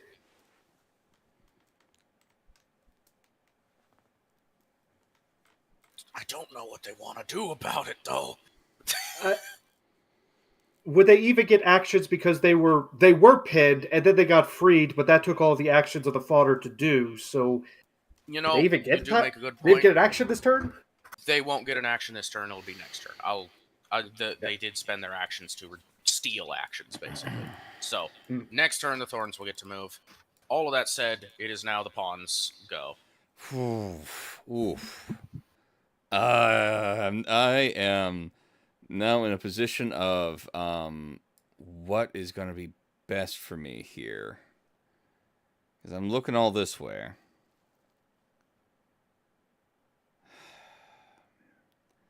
Start taking out these guys. Got line of sight in there on the guy that was just freed. Got this squad back here. We got their drone. I cannot see this guy. He's running away. Oddly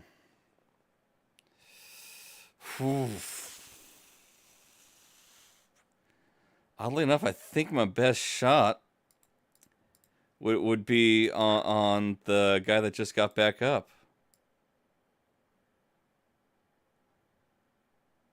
I hate to say it, but I think that's my best shot. I could try to go after those guys. These guys are blocked by the gun a bit. I could try to shoot there. We don't know if there's any weak spots on the gun that I can try to hit to disable it. I don't know if there's any hydraulics or anything that I can take out. Okay. I'm gonna try to hit this enemy squad back here. Okay. Okay, so Going to... Counter proposal, the Thorns took out your leader? I already took out the one that took out my leader. Right. You did specifically go after the one that did that shot. I do remember. That's true. So, Number 2.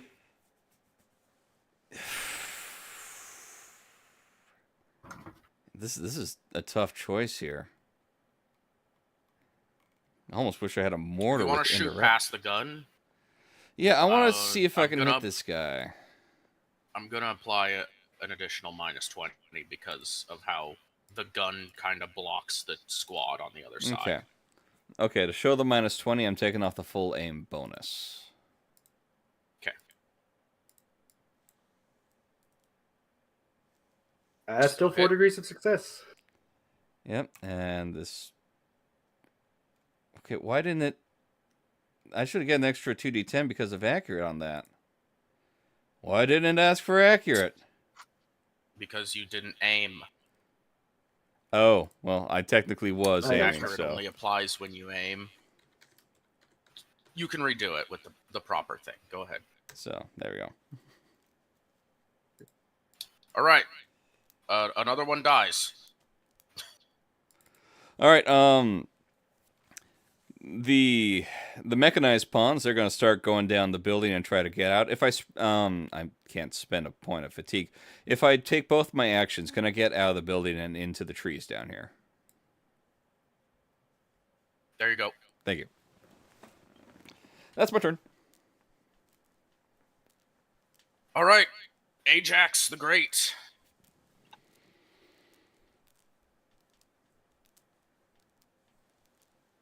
And the Machoan. Start with what I said I was going to do, and that is failure. And I'll take 1 wound state to fatigue because of what I currently am under effect of. Okay. So you don't actually need to mark the fatigue, you just need to immediately take 1 direct wound. Yeah. Wow! Another 6, but that's for his critical, so it's we'll use that 1 critical. That's a lot better. Yeah. So 6 health, 1 critical is the current health of fire. Which effectively in this case means you have set the leg, it is no longer broken and unusable. Still fucked up though. Like, undeniably this guy's fucked up and in a coma at this point. I would like to charge these fathers. Real With the charge drillers. distance looks good. Okay. Go for it.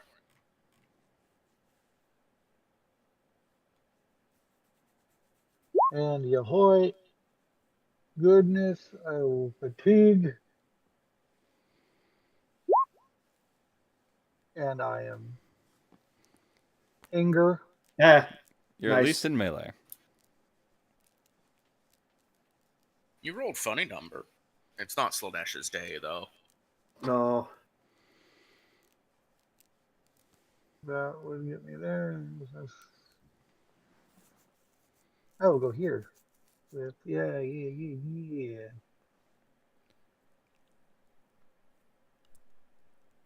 Oh, that is not me. Please give that. Oh, yes, we put Odie in the middle there as well.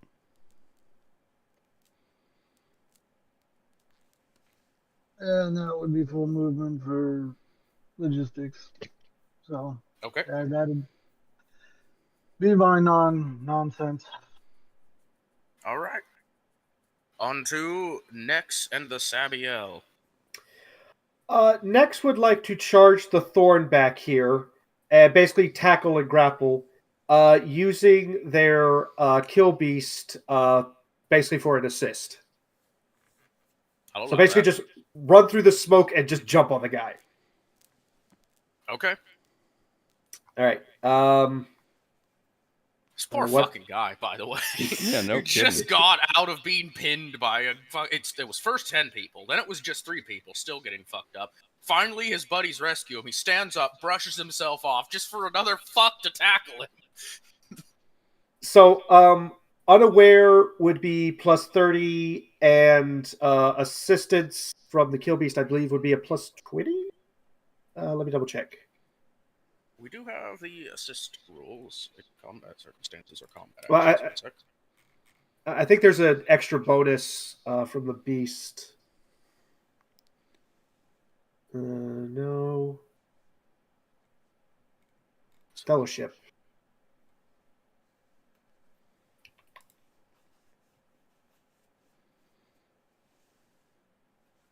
Here it is. Got your back. Let's see. Hidex has it. So does the Beast. All right. Taking the help action provides double the bonus for your regimental ally. I would assume that the Beast counts as a regimental ally. Yes. Yeah. Okay, so a standard help action is 10. Gets it at plus 10, so it's a 20. Okay. So Hidex. No, just move them there for that. All right. Sure. So this would be athletics check, I presume. You're doing a takedown, essentially. Yes. You don't have the takedown talent, though.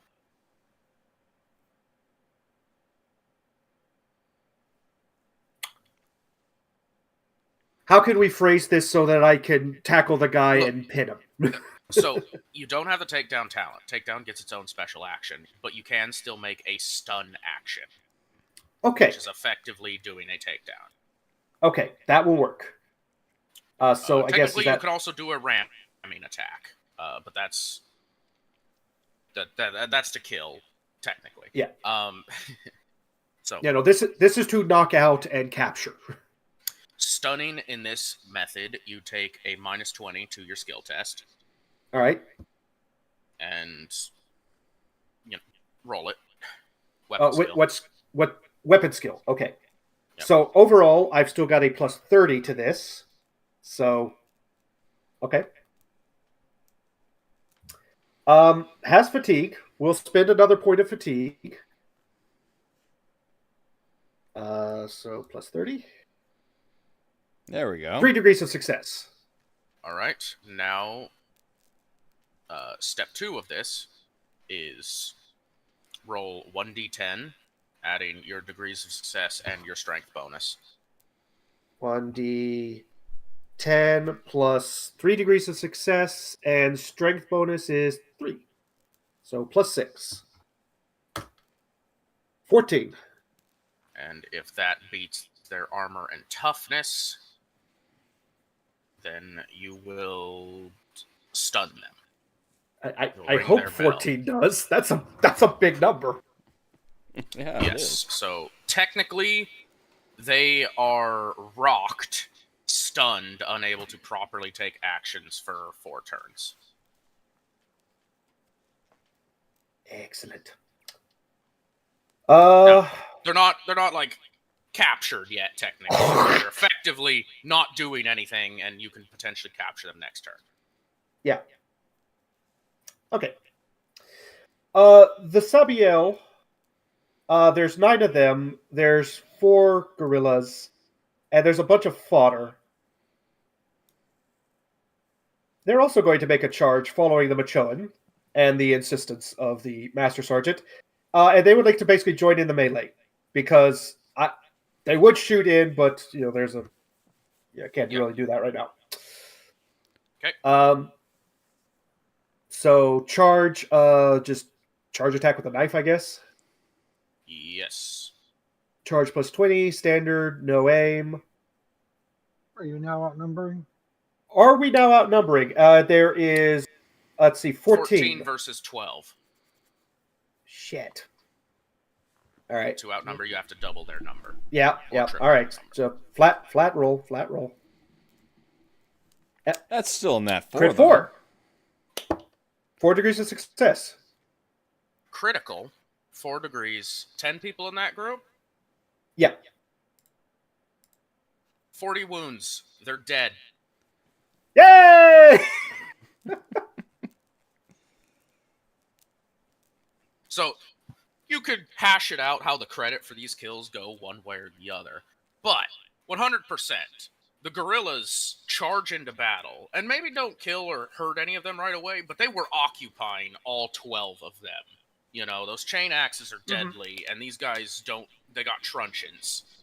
So they're trying to be real careful. They're on the back foot. They're not doing great against the guerrillas. And all of a sudden, a wave of Sabiel just flood past the Machoan, and just like with the drone earlier, they just basically tackle and repeatedly stab with their trusty Imperial standard issue knives until the enemy is not moving anymore.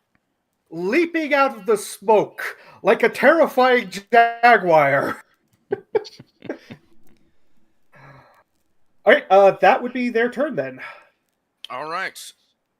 So this leaves the inclusions. All right. Well, the multi-laser only has 20 ammo now. Chenoweth does still have a long las. So it's a minus 20 to shoot through the gun. Long range, if she takes the half aim, that gets her to a 20. Ugh. Wait. Oh, right. No, long las, not multi-laser. Or las gun. Is there a way I can use my reaction to give a bonus to Chenoweth to shoot? I do have a handheld targeter, so... If you were to target beforehand, it would help. Okay. But good to know. Do that as a reaction, no. Fair enough.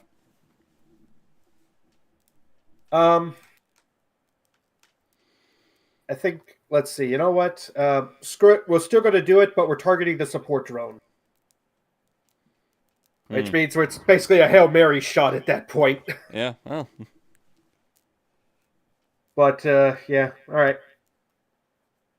Yeah, that's a miss. Oh, also, it should... Somebody already update the Sabiel script? Yeah, okay, I did. Good. All right, well, Chenoweth's shot goes wide. Not going to spin fatigue on it. It's not worth it. Question is the guppies, then. Question, War Master. Mm-hmm. Is there a way to get up onto the wall? From where the guppies are? Because you're next to a fallen-in section of the wall, yes. Effectively, you could climb the rubble, and then you could either climb the tower or run through the tower to the next wall. How much to get into the tower and then open fire? Actually, first question is, is there cover against the enemy squad here? Or is the gun at such an angle that it's actually able to fire? So, you would have to climb the tower to be able to shoot at them on top of that tower. Okay. Climbing the tower is 3 tiles of movement. Okay, so that would be my second action. All right, but if you were on top of the tower, you can shoot at the top of the other towers, not entirely impededly. Okay. Alternatively, if I ran and got to about here, I'd be exposed at that point. We don't want to do that. So the guppies are going to basically climb the tower, making sure to stay in full cover as much as possible as they climb up this thing. All right. I think unfortunately, we have an action that does that. Oh. Do we? Yes, I believe that's called a tactical advance. Double action. The character moves from one position of cover to another position of cover. In doing so, you may move the distance of a full move. For the duration of the move, you're considered to benefit from cover the entire time, even though you moved out in the open. Okay, yeah. Basically, our system praises cover-to-cover movement by letting you keep your cover bonus. Yes. Okay. That's it? Yep, that's all they can do, so that's turn. All right. We have a little bit of allied fighting. The captain is not able to help you anymore, though.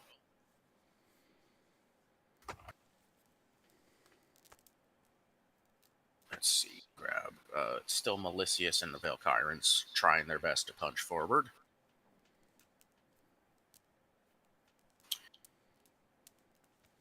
Put some spice on that one.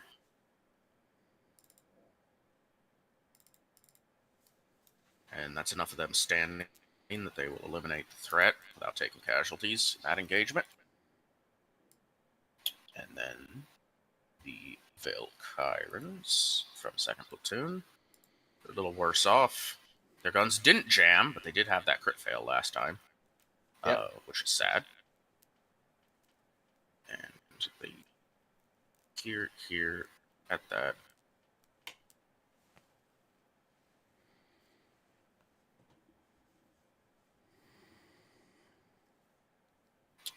They just they have some unfortunateness here. That's not enough to conquer their enemy that they're currently facing, so that they might still take damage yet. Next time it's the enemy's turn.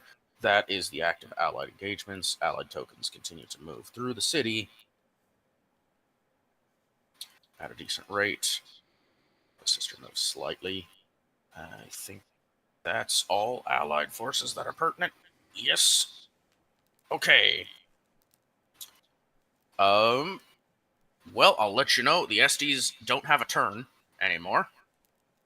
So that goes to enemy turn. In which case, we are looking at 1 enemy token left, basically. 1 enemy and 1 drone. Yep. Okay. And then, yes, there's an enemy fodder group engaged in the Valkyrans, so they get 1. They get 1 chance to deal some damage to your comrades in the other section of the city. They do. No.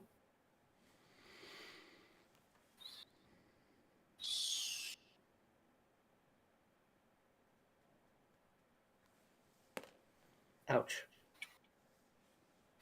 Kyron book. That's.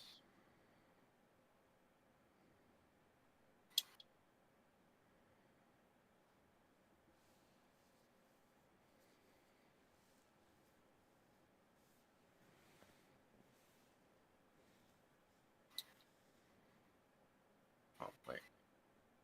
I did it wrong there. That needs to be that. That needs to be that.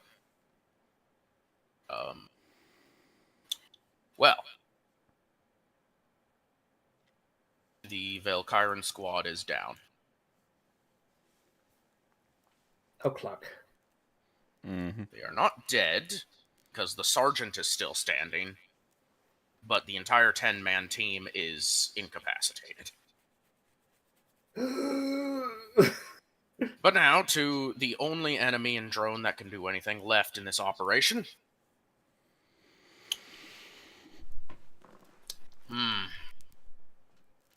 What should they do? The situation's pretty dire. They've essentially lost the gun at this point.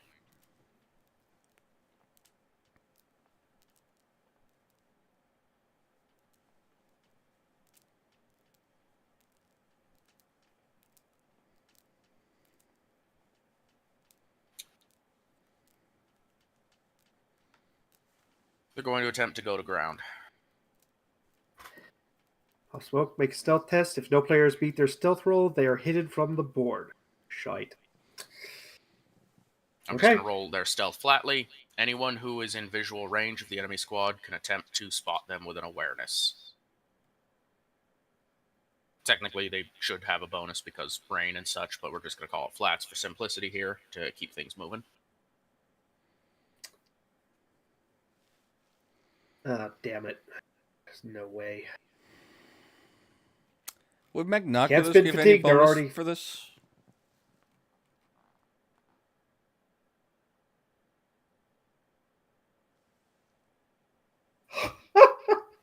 Would what? Magnoculars. I got binoculars on AIM, and she did take a shot at them, so... I kind of feel like, given your distance, that's what's going to allow you to make this check. Fair enough. Realistically. Fair enough. If we got nothing else built in, that's fire anyway. I need to go to AIM. All right.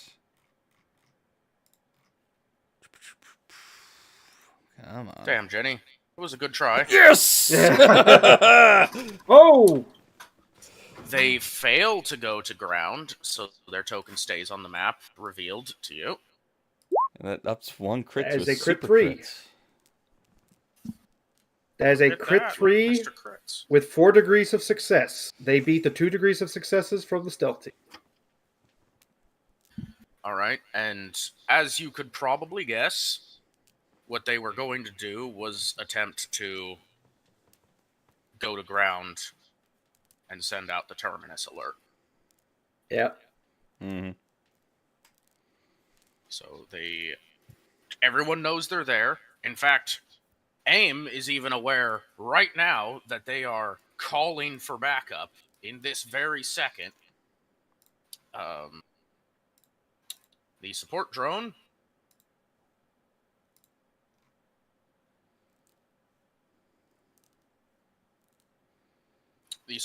is also just going to try to call it in. Yep.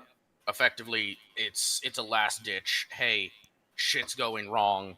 We need anything to stop the Guela from winning.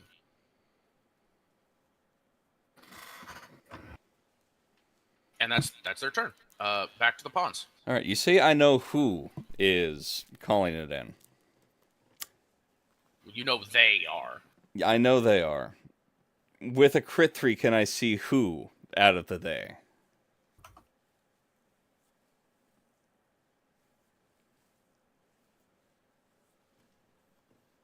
Sure. Okay. So I'm going to shoot that guy. And I will spend Okay. a point of fatigue for a plus 20. And I believe... technically, is this a called shot?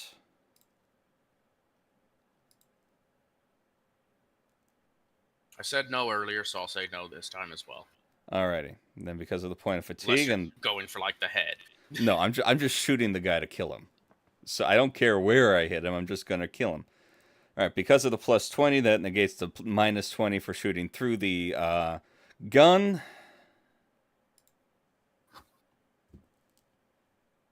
2 degrees of success. Roll damage for me. Hitting the body. 19 pin 3. Mm-hmm. Pretty good. Check their health. They have 7 wounds total.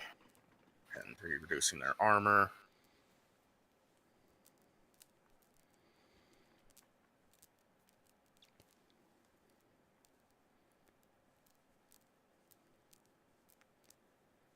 Okay. Just trying to get my math right. One sec. I gotta bring out the calculator. Yep, fair. There would be a whisper over as a free action to Chenoweth saying they're calling in reinforcements. Thick. Ah, thick. I couldn't have said it better myself.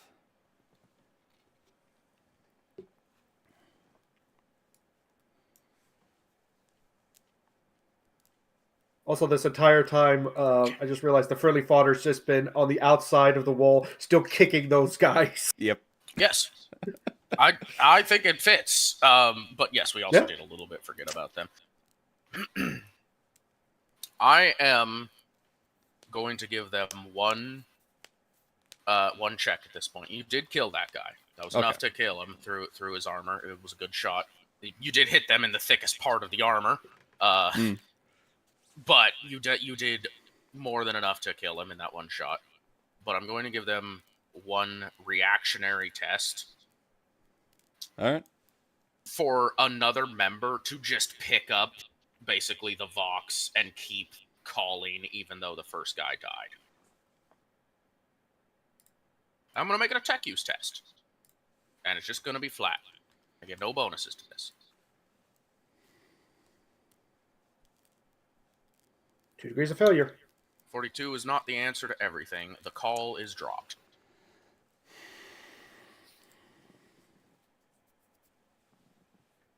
Anything else? Yeah, my mechanized pawns are going to spend a point of fatigue for Sprinter, and they are just going to rush towards the wall. Okay. That's my turn. Ajax and the Machoan. I mean, place is looking pretty clean.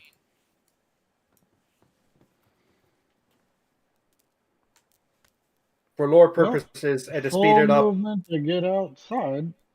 There ain't nothing else I can do there. Yep.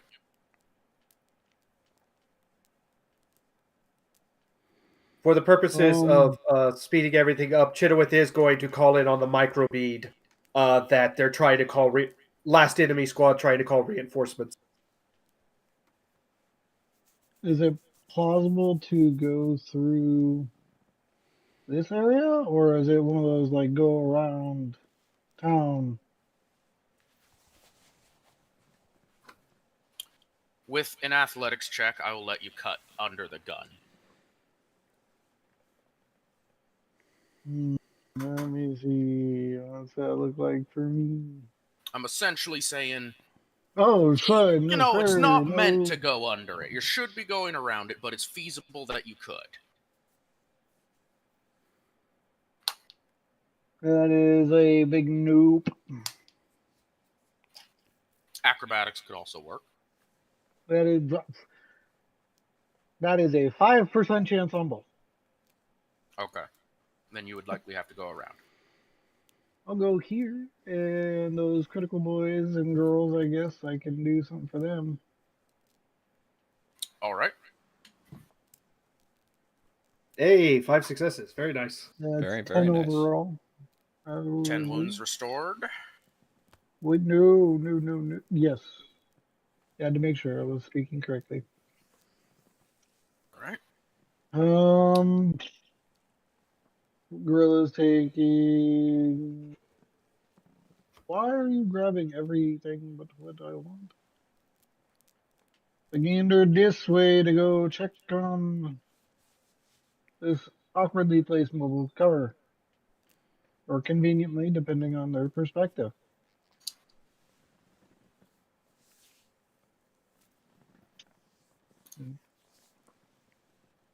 Because I still need to get over here.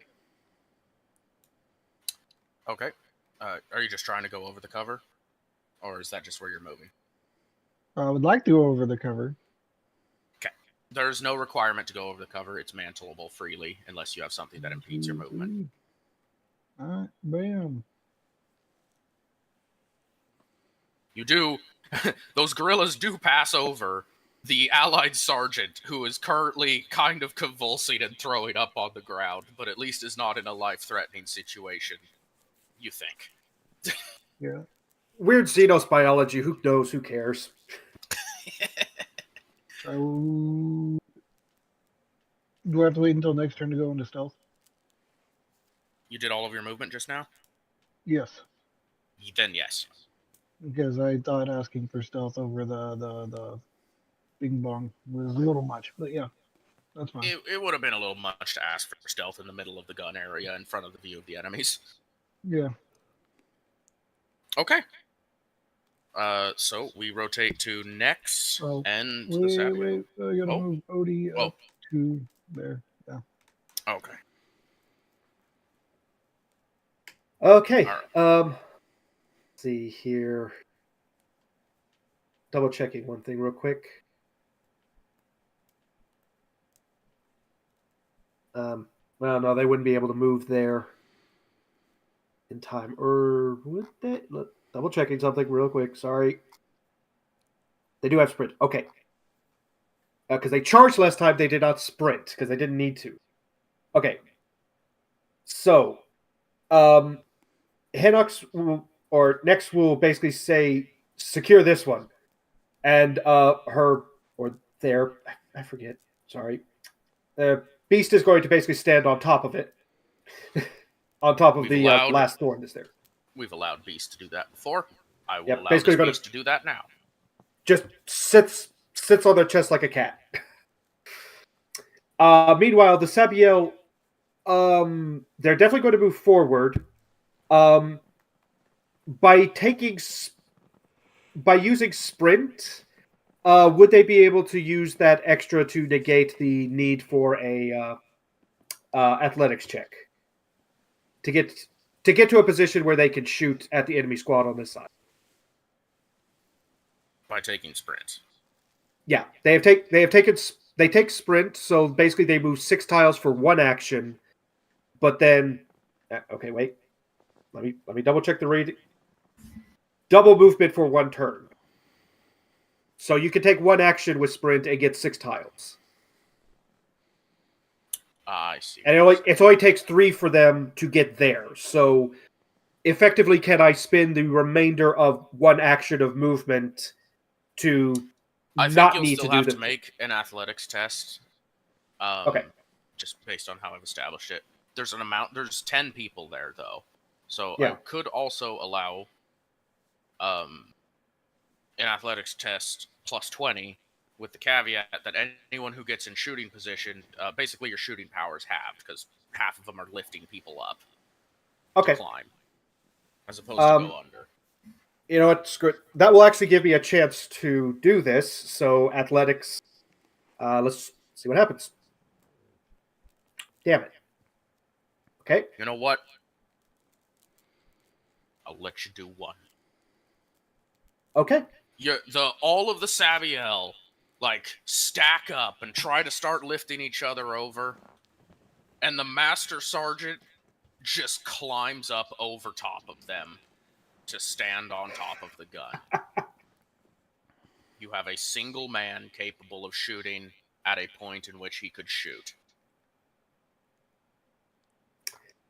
Let's see. Let's go from there. That is 60 meters, so that's long range for a las pistol. Unfortunately. I do not have any of that on anyone's sheets. Let me double check. Yeah, I don't have a las pistol on anyone's sheet. So, how do we want to do this? Just roll straight off the ballistic skill for the squad? Yes, essentially. Okay. Just roll an attack with any gun that they have. Okay. That'll work. Just Auto realistically gun. Ranged. Let's see. No aim, so long range. And what are you targeting, to be clear? Specifically the drone first. The drone. Yeah. Okay.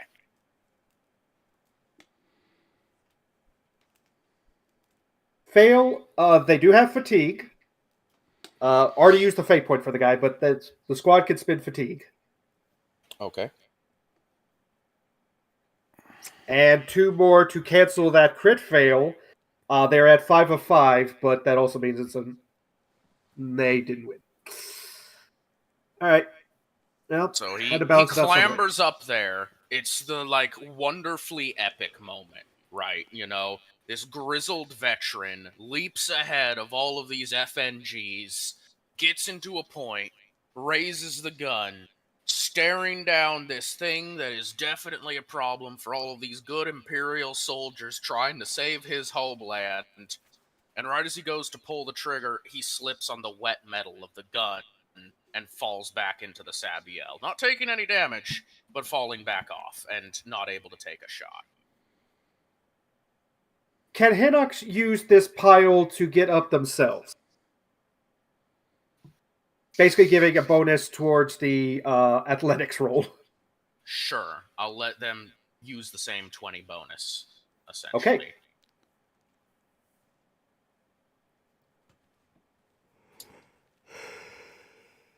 So the sergeant falls on the kill sergeant. And such is the events. We've been marking these crits, yeah? That's not a crit fail. The 99 is, but the 95 is not. And yes, it has been marked. Okay, good. Yeah. So unfortunately, the Sabiel ended up a comedy of errors this turn. Yep. Okay, well, that's the only thing I could do to try to get into range. Yep, I mean, I understand. All right. The inclusions, can they save the day? Well, let's see. First off, the Guppies are going to... Actually, no. We'll start with Chitowith. Half aim, long range, standard shot. Okay, yeah. Let's see. Try to think of all the modifiers. It's minus 10 for the smaller size of the drone. Yep. And I can spend a fatigue to get the plus 20. Yes. So do I take the half aim or do I take the 2 shot? I will take... If I take the half aim, that means that I'm going at a 50-50 shot because of the bonus from the fatigue. So let's not do the half aim, and then I'm going at a 40-60. So, okay. All right, first shot. Miss. Second shot. Oh, Miss. I know we moved past it a little bit quickly. I will rewind time a slight bit, though. Mm-hmm. Do you want that 99 to succeed? It is Zinch's day. It is Zeech's day, isn't it? And 'tis this man's home world, or retirement world. You know, the Tau aren't particularly good schemers, so I don't think Zeech likes them too much. They're too honest. You don't get any good Machiavellian schemes with them. So, you know what? Sure. Hey, you want to shake the devil's hand? What's the devil's bargain? Do you want it to succeed? Screw it. Let's see what happens. Yes. Okay. The man... we'll say that Chenoweth's shots are happening in coinciding with this. Okay. The man climbs atop. He has the las pistol. He sees the drone and he sees the last remnants of these filthy Xenos besmirching this land with their filthy construction that is currently shooting down good Imperial men in the skies above. And he is filled with a righteous indignation. And in a practiced motion, he's done thousands upon thousands upon thousands of times within his life. He takes aim with poor footing in the rainstorm, in the dark, in the cold, and he shoots the drone and kills both of the remaining Tau. But the shot he fires that kills the last Tau, his las pistol detonates, stealing his right hand from him. Ooh! Well, the medics are right there, so it's not a problem. Yeah. You can get It it by is disintegrated into a stump, instantly cauterized, but he can claim that the area is now secure thanks to him. Worth it. The snipers Absolutely bore worth witness it. to it. The enemy is defeated. Given the situation and what is ongoing, I'm going to drop us out of combat. And we can just narrate and discuss the actions that happen next going forward. Get the guy who got away. Where'd he go? That's a good question. Find him. Oh. First, go to the power supply station, secure it, make sure that no one's trying to mess with it there, and then try to find this guy, because we know one escaped. How are my rolls so awful? You're succeeding. Oh, by least there's one, that. or I'm failing. I have such, roll 20 is beating me alive tonight between its glitches and the rolls.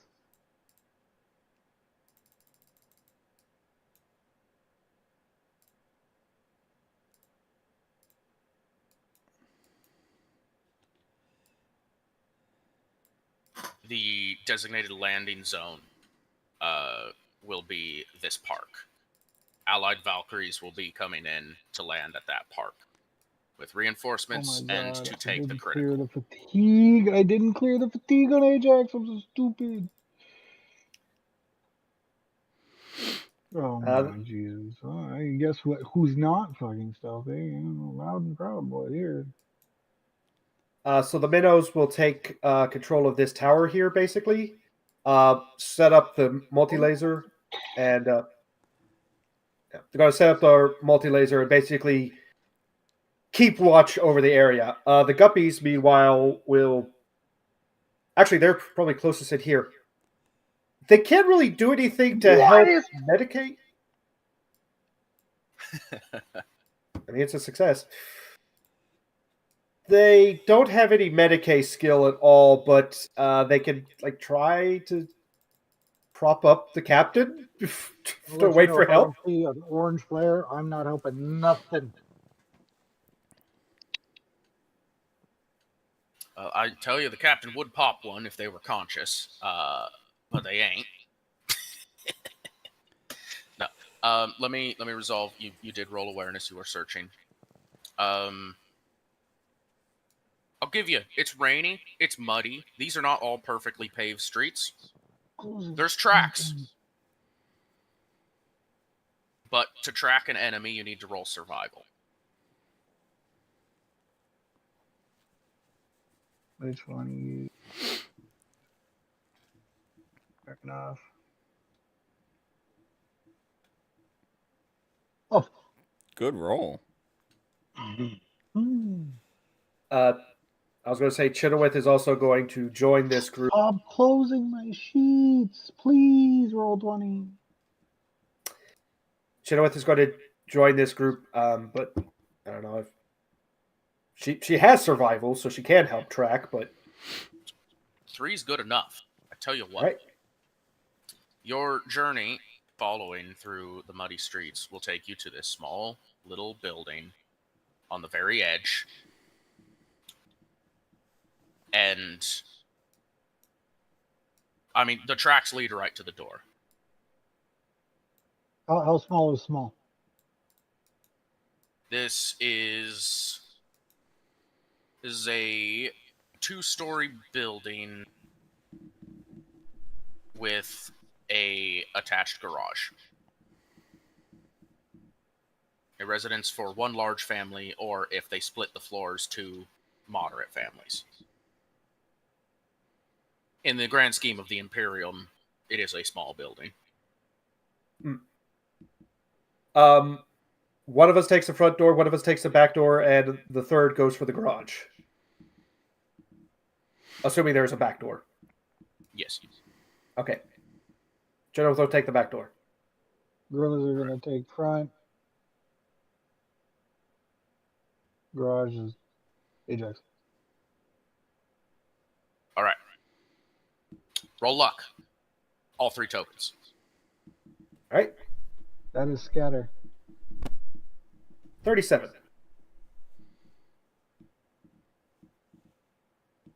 25 and 67. The gorillas, best luck, gorillas find him.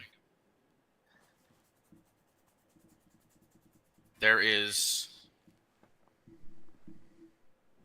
It's once you get inside, the gorillas, I mean, it's especially easy. Some of the furniture is displaced, some things have been thrown about, and there's blood.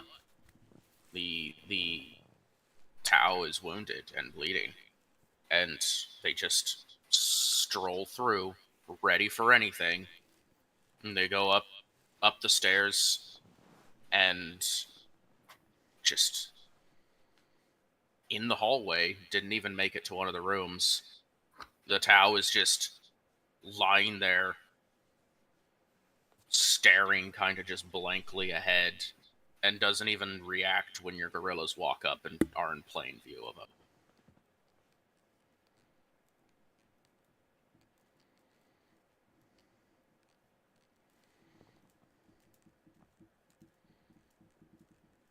Is it Tau? It's a Tau. It's a Tau. Like an actual factual Tau this time. Yep, this is a Xenos. Their helm is off, even. It's by their side, so they are blue-skinned, kind of like flat with an indented forehead marking.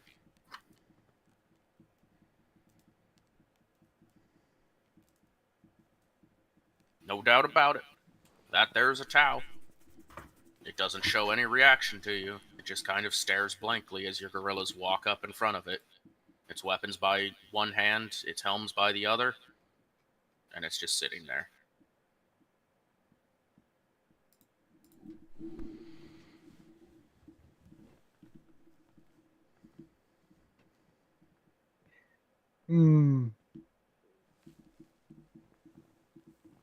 Kind of want to be that guy. Be whatever guy you want to be. This is the grimdark future. And this is a filthy Fire team Xenos. found him. Yep, fire team found him. What do they do? It's their call. Yep. If I approach, are they going to lift up that fucking gun? Is that the action you're taking? Like, I'm going to be aiming at them, approaching them. I'm going to get real fucking close. Your fire team marches forward, guns at the ready, fully trained. You have a full aim on him. Every single soldier does a full aim as they walk forward. And the Tau just, like, you see the eyes following and tracking. Like, they're just looking at the person who's in the lead. But they don't say anything. They don't make any, like, sudden movement. They're just still just sitting there, waiting. Are you close enough to where I can kick the gun? And I heal the bitch. You Failing. Because of the fucking Tau! You kick the gun away. You attempt some minor Medicae. Unfortunately, their physiology, it's not quite human. Like, even Ajax struggled to help Arha out before, but Ajax was just that good, you know? Maybe your gorillas were just like, it's just like healing a person, and then you're like, wait a second, that's like a perforated organ, that's not just like a nick. Yeah, that's blue blood. Blood's supposed to be red.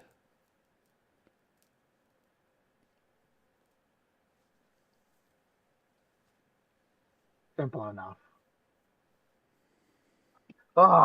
They don't make any effort to. They don't make any effort to resist. They just kind of sit there, letting you do whatever. It's clear that they are broken. I had plans for this thing.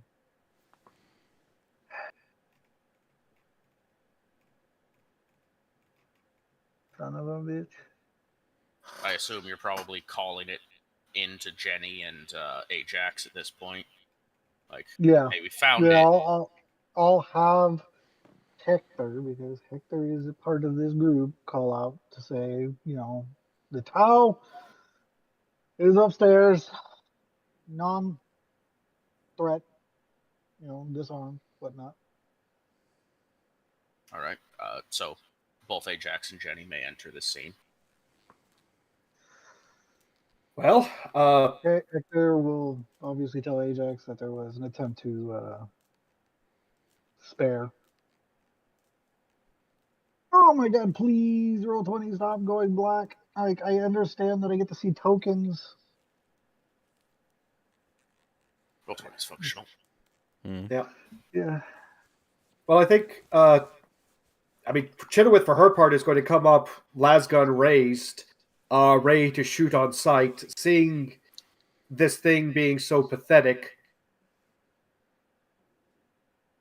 Well, I think it would be best if we just kind of makes a slashing movement across her throat. And she's put it out of its misery. It's a wounded animal. Gun is aimed right at its head. Just like, you guys found it, you look like you're doing something with it, but quite frankly, we got the only one that's important and matters, and this is just a filthy Xenos. So just pop it and be done before it can do something.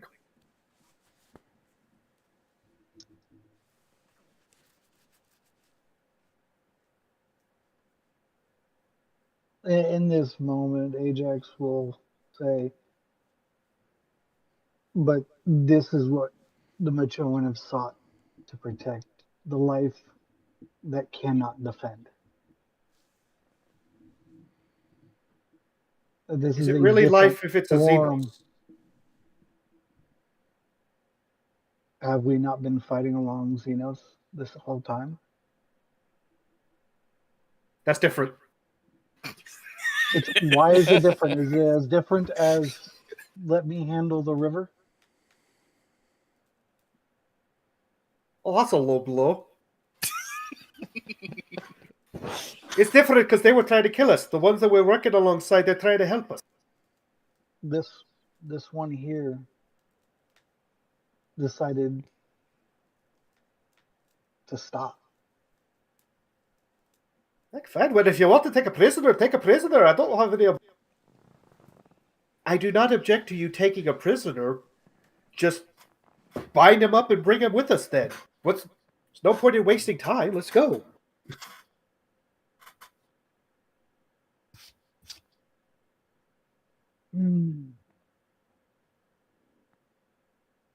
The gun has not been lowered at any point during this. I'm going to take this moment to have a deeper exhale like I just did and go, you're right. Let's bind them up, Jenny. Where's the rope? Oh, fuck you. You didn't have any either. It's your fault. Well, you didn't have any. Oh, beautiful moment. Sorry, that's great. I love it. We need to understand, like, not everybody wants this fight at the end of the day, and that's what the Machoan are trying to show, is there's life out there that needs protecting, and we stand in the doorway to give them that representation. What's to stop this particular Tau from going and deciding to stand with the rebellion after they've realized the power that the Emperor has amongst all of us?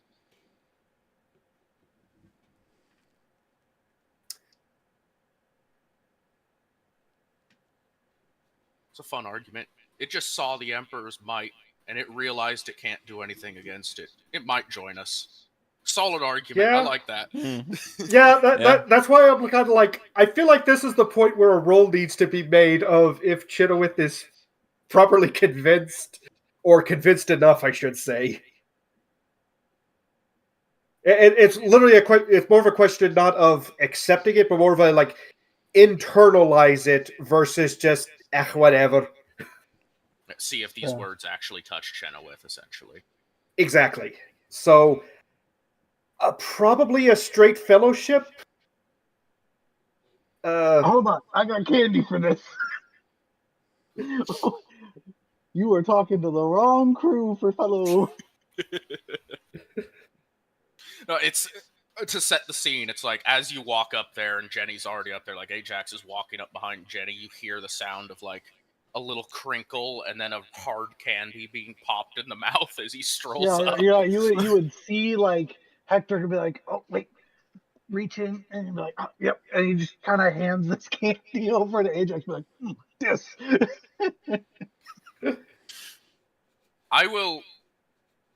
I think it was a wonderfully done speech and a good moment. I want to just GM mode. I'm gonna give you an extra +5. Just sitting out here. I think this is a wonderful fellowship moment. And with candy at 15. Yep. And if I use fatigue, that gives it what? Another 20? 10? Plus 20. 20. Yeah, 20 for a fatigue. Yep. Okay, I feel more confident with that roll. Oh, Crit baby. 4! Wow, crit Oh, 4. baby, the RP. That's going on the report. That's not just going on the report, lads. I am going to the allied relationship column and giving you guys a bonus. Yep. Please continue your RP. So I think with that, you are an asshole about it, especially in the first part.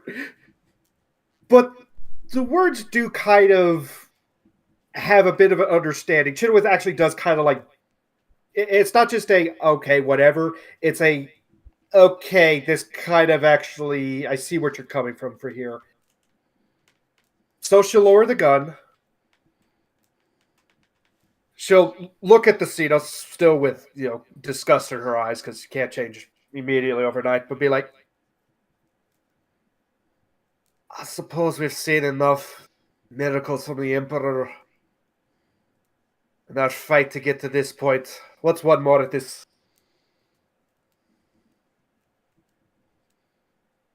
And at that, she's actually going to look for some curtains. Like some curtains and specifically curtain rods. Yeah. I mean, you would have. You'll find anything you could find in a normal house. Yeah. Okay. So Tugril is trying to, make Possibly including something. rope in the garage. yeah. But Ajax is gonna do a little. Come on, we want to do the right thing here. Using some fatigue to increase the roll for Medicaid because he's got some good Medicaid, but Well, while they're doing that, Chinowith is basically going to try and make a makeshift stretcher out of curtain rods and curtain. Because I don't think you guys have any of those. They would if they had their car. And we don't have that. oh baby, let's Oh, go, you Xenos fool! Even if I were to penalize you for it being a Xenos, which I don't actually need to because you've been amazing with Xenos healing lately. Yeah, you've healed him. It was essentially it was a not necessarily life-threatening immediately, but would have been in like 8 hours kind of wound, right? Yeah. Like, we would call that a not combat priority heal, but would have killed after enough time kind of wound. Oh, and then I forgot to mention, of course, there's a big old splatter of paint on this guy's chest. Oh, yeah. Yep.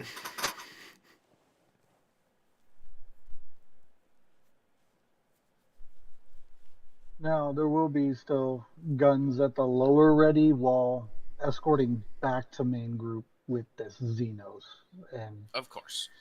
everything.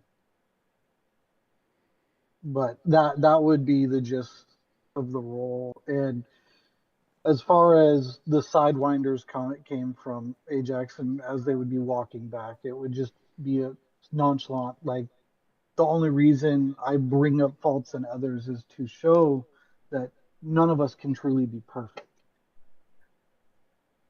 And that's what life is. It's the imperfect beauty that we get to protect as Magellan.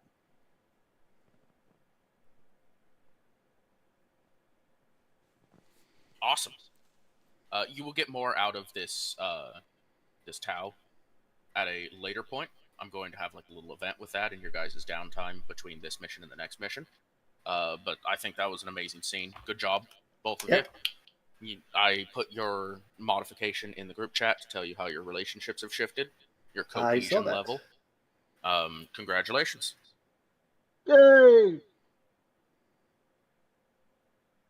So I think So if the guppies do call out, it's just at the end of the day,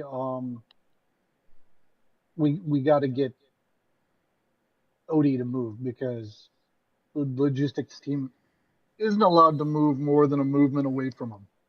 Well, yeah, if the call comes out, that's like, oh shit, the captain's down. You know, Yeah. I think the chaplain has a good reason to be like, oh, yeah. I am needed. Oh, Because yeah, that's no. not Yeah. good. Yeah. I'll also say, at least on their microbeats, the guppies would say like, "Hey, the captain is still alive, but hey, help, help, help." But the problem is Machoan don't have microbeads, so someone have to do that microbead. There's enough. Uh, The Sabio communications is there. Yeah. Yeah, and, fair enough. yeah. Fair enough. I just wanted proper relay. You know what I mean? The relay Yeah. race would be guppies to Hinnix minnows. to It no, would it'd be guppies guppies to minnows, guppies to right? Hinnix. Yeah, Nex Oh, has the one guppies of the. do have the Vox? Hinnix has or Nix has one of the microbeats. Mhm. Oh, okay. And Nyx is immediately next to their Vox operator. So yeah, it would be guppies Yes. to Nyx to Vox to all local channels, captains down, bad shape. Yes. Mhm. Yes. Yeah, I'm gonna check something real quick. How bad is bad? Yeah, I can't. This window is just getting smaller. I can't extend it. Please roll 20. You're so functioning, and you've been so nice, like right now. And The captain normally has 12 health. The captain is effectively at 22 damage. I was what is that is hotels. Okay. Done. Okay. Well, Odie really can't help in this situation. So we're relying on the logistics crew to do Xenos things, which means we're going to use fate to increase that by, or not fate, fatigue, to increase by 20.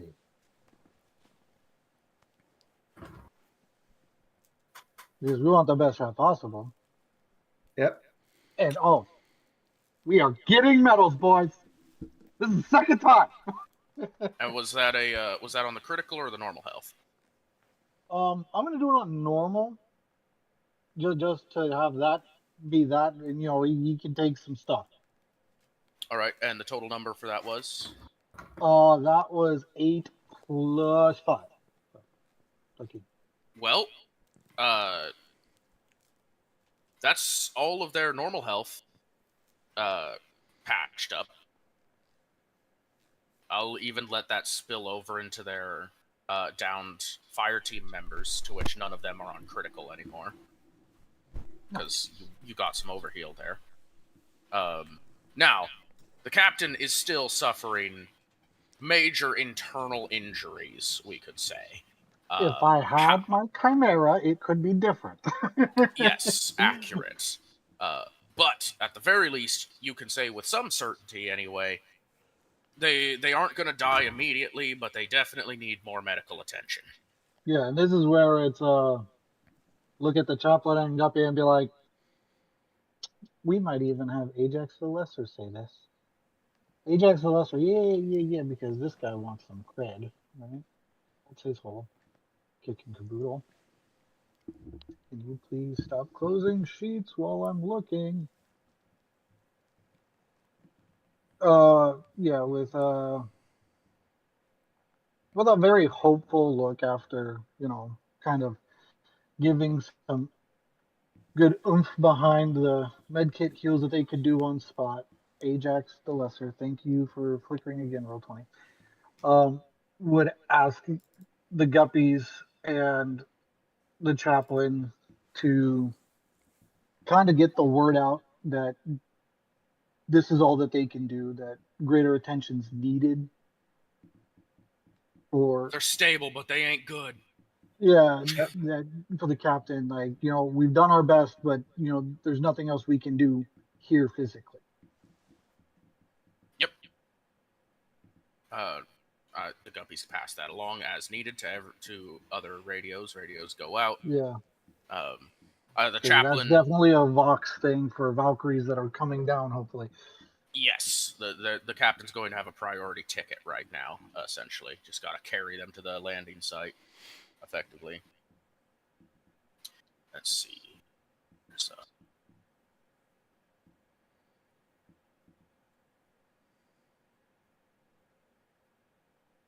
yeah. Okay. We're pretty much there. So let's line up everybody in the landing zone. Okay.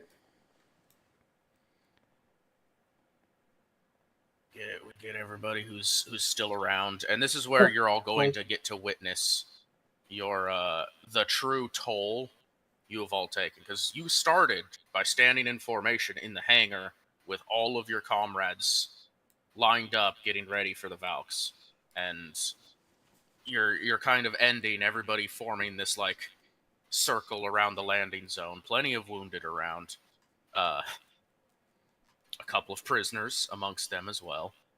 Mm-hmm. Yeah, I can't move the taunts, but or the friendly fodder. Pog them. Here, I'll controlled by all players and controlled by all players because they're capped, and controlled by all players because they're capped. All right. Well, yeah, the Sabiel got the Thorns capture. At the thanks to the Estes, but details. And the Machoans got the other enemy squad. Now, what's going to happen? First and foremost, as the Valkyrie comes in,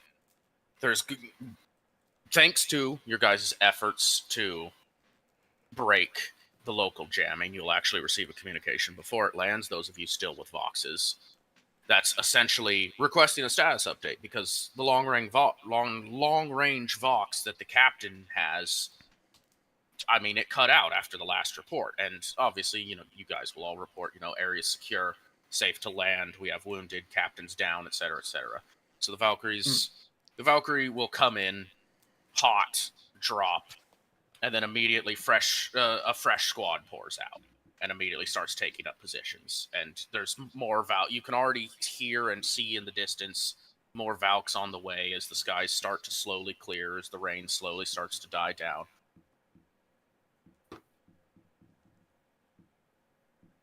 You look amongst your fellows here. You were an entire company of troops at the beginning of this. Some squads didn't even make it here. But standing amongst you, or lying amongst you, there are yet people who survived. And you are informed right away, as squads are pouring in, that you are immediately being relieved. You are not a single man who fought for this position is to stay at this position. You're going back to the transport ships. You're getting fully undeployed and given time to rest for the sacred and powerful act of being the spear point, of being heroes of the Imperium, and starting this war off in a way that was not going to cost an uncountable amount of lives. You are victorious. And the guard refreshing you, they're hale, they're hearty. They've got that air about them of, yeah, I've been waiting for this. I'm excited for this. I've been waiting for the deployment. They're fresh. They haven't seen anything here yet. Who knows if when they'll receive the reports you're all going to write about this. But that's not really important right now. What's important is getting the men who are still standing out of the mud. And on that scene, we'll fade it out. and we'll go to y'all's performance review, and I'll count up everything officially, and we'll start making adjustments. All right. Reach the main continent of Demood. Success. Advance to the rally point at the anti-orbital array. That was camp. Success.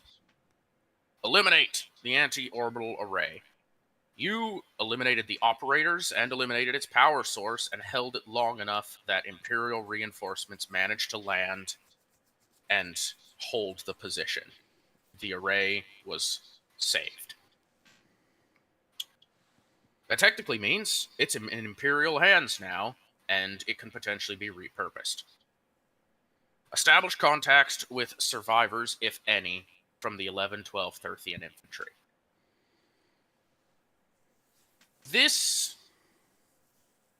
We're on a technicality here.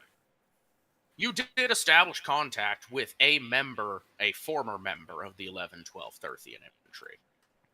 However, you did not encounter any active members. But, as the guy survived and had a few amazing moments, he's now missing a hand, of course, that's unfortunate, I will give you secondary objective 1 for establishing contact and him escaping alive. Hooray! You did, in fact, eliminate the Vox jamming in the region, enough to which communication was restored properly. So you got secondary 2. Secondary 3, keep the pilots alive. Now, you guys said you wanted to perhaps do like a little mini session where we actually have you guys play out the event that happens with the pilots instead of me just rolling some dice and deciding.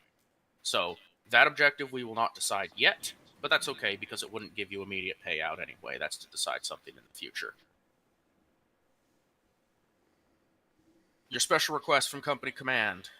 Captain, wanted you to do this job fast and get to the rally point quick. You did manage to do that. That has gained your entire... Everyone who managed to get there basically gained some favor with the captain. I have an internal favor tracker. I'm not going to tell you how much favor you have, but I will tell you right now it doesn't matter how much favor you have. Try talking to the captain. It's going to be a one-sided conversation. The Respectus officer was certain that there would be prisoners and that they needed to be liberated. And, in fact, it's your platoon that liberated them. Liberated the most, anyway. Now, if they survived or not, that will be determined by the pilot. The pilot special episode. But you did accomplish the Respectus officer's request, so you will have favor with Respectus as well. And Chaplain ODC, requested that you consign no allied squads to death. And I believe your actions throughout, there was at no point in which you declared a squad unsavable, and you did your very best to save as many squads as possible. You even saved a sister, who was a trap, effectively, which was a very noble thing to do, and very in line with the beliefs of being an ecclesiarchal-aligned regiment. Only one squad has truly been killed at this point, and that is the Einherjari. Pretty valiant of them, though. They went out fighting, and they didn't ask for help before they died. So I would say that you accomplished the chaplain's request, and the chaplain... Essentially, what these special requests do is, for accomplishing them, each of these officers for your company will receive a minor upgrade of some sort, or a new ability, depending on the difficulty of the request. Crusade Command. Standing order. The enemy overtook countless Imperial systems within minutes of landing. Discover how they managed to do it. Does anybody know how the enemy overtook so many Imperial systems within minutes? I don't think we got that intel. All right. That's Other than that's kind of why I was like more captive for captive. That's fair, Yeah. and that could lead to something. For now, we're calling that Incomplete. It did not succeed. However, that is a standing order, which means this order will carry over to your next mission in addition to any new orders you receive. However, it can still decay. If you go like 3 missions without solving it, I'll call it there, Chief. Mm-hmm. 3 factions are sponsoring this crusade specifically. The Fabricators wanted someone to retrieve an enemy jamming device so that you could forge countermeasures to ignore future jamming attempts. Did anyone manage to retrieve a jamming device? I don't think we From did. what I understand, we never really took out jammers along the way. It was always other members. All right. Unless a compromised Vox counts. No, unfortunately, Okay. that will not count. With faction requests, they are time limited compared to the Crusade command requests, so these, if they aren't got, they're lost. The Covenant Moons do not recognize which group of Tau these are, and wanted a ranking officer captured to be questioned. You Yeah, we got one. did capture a ranking officer, and it was quite difficult, and you almost lost people doing it. In the Crusade scale, you will all receive 1 honor for completing that objective as a special currency. We have not decided all of the uses for that currency. However, you got more of it. More honor, more good. And the Administratum, due to how important this planet is for the Crusades, and the nature of your mission, requested that you do not ask for supplies if you are at camp at any point, because while it's possible to resupply you, more Valks would likely be shot down, and it would be a net negative. While the option was there, none of you took it up. No one made any requests. You accomplished that, and that will be more honors for each of your crusades. I would say, very quickly, that is an incredibly solid, as far as objectives go, that's a sweep. It ain't all the way. It ain't like a strike, but your main objectives are done. Your secondary objectives were basically done. Your special requests, all taken care of. It was just the big and brass requests that there was some struggle to accomplish. But that's okay. You did a lot. Let's talk health. Let's talk life. Has everybody been tracking their own losses? Yes. I've lost an entire fire team.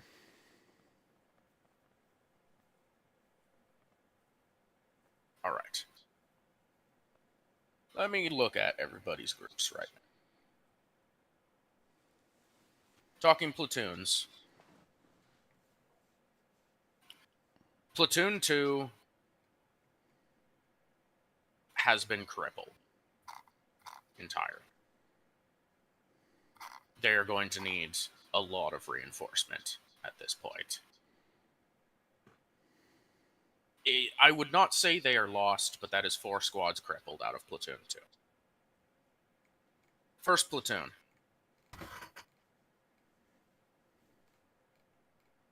It would be accurate to say 2 squads were wiped. 1 squad is crippled, and 1 squad is healthy.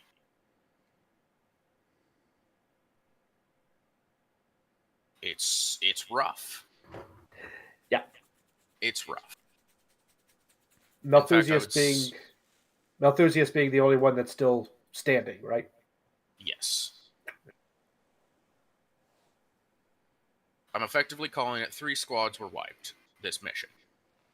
It was the Scory, the Flamburn, and the Einherjari.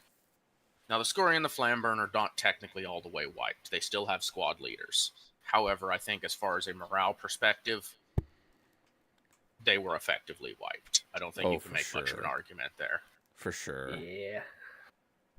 I will not count the White Spears as squad wiped, even though only 1 is still standing, because they are Sisters of Battle, and any of them being alive is a hopeful thing. You do not take penalties as long as a sister made it out.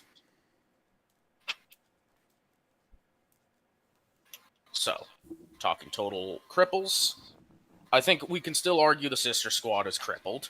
Mm-hmm. Mm-hmm. The Valkyrans are crippled.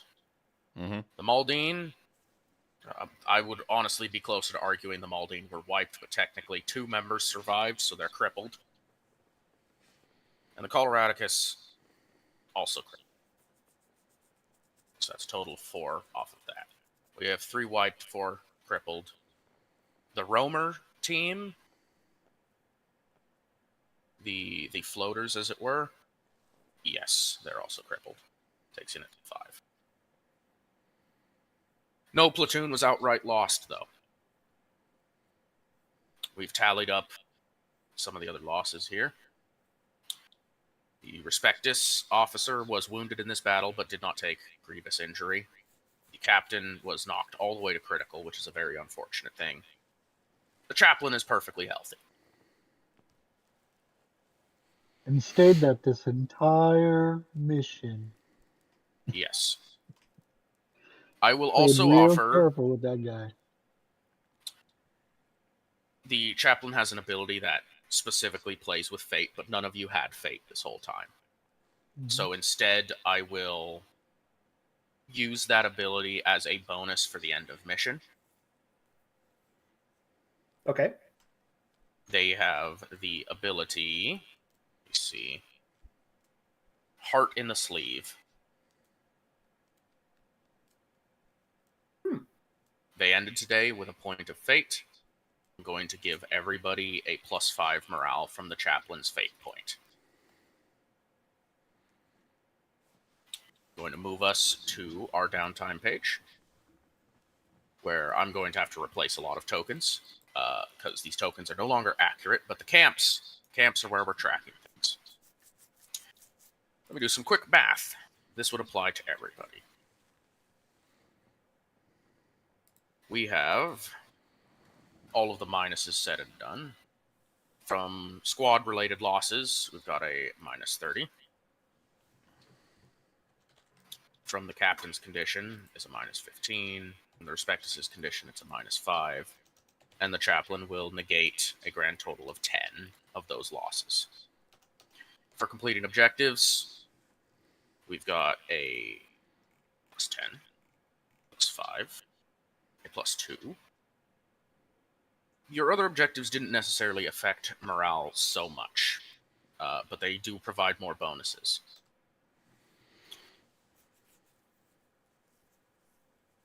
It looks like the only one who's going to take extra penalties for losses will be the pawns, so that'll be a unique calculation for the pawns. Yeah, that's a -25. What is the pawn's color? I'm the green The sickly green. Yeah. No.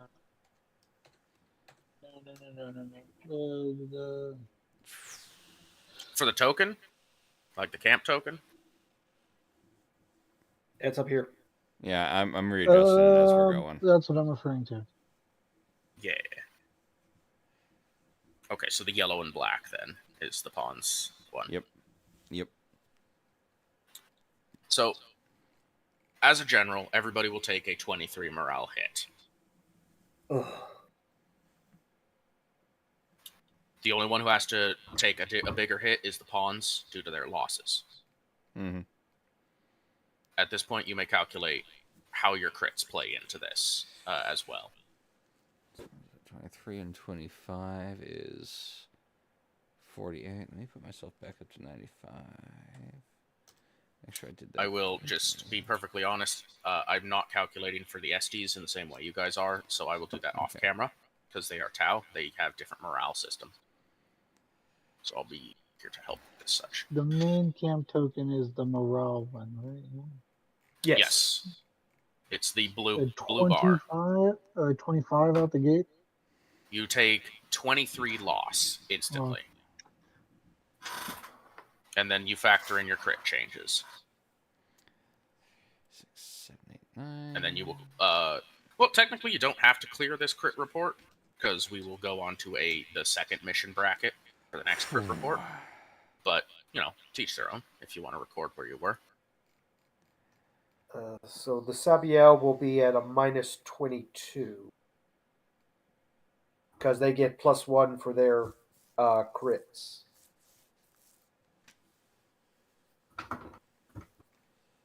Oh yes, if you track your Righteous Furies, you will get a bonus as well. I did post that in the chat. Yep, you let everybody know about that. I did not get a Righteous Fury. So. I did not either. This session at least. Did not. I was Righteous Fury again. You did. Yeah, you got Righteous Furies. I did? Yeah. At least one. Huh. What's the bonus? I kind of need it. I gotta scroll up and see. 1 per. Cool. I go from a 56 morale to 57. And then, yes, if you have blue faith, you get an extra bit of morale depending on how faithful you are. I don't have blue faith. Well, the Machoan do. Yes. I just need to pull up that part. Oh, no, don't do that. Go back. That's too bad. Oh wait, I may have had a Righteous Fury last session.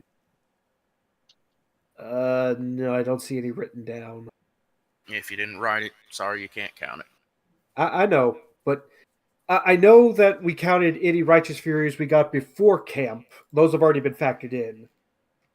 But I don't see anything from after the camp session that was a Righteous Fury. Mr. Nunn, I'll tell you, at least your crit report gives you a nice little boost. Yeah, that's what kept me below 50. That's what kept me above 50. Okay.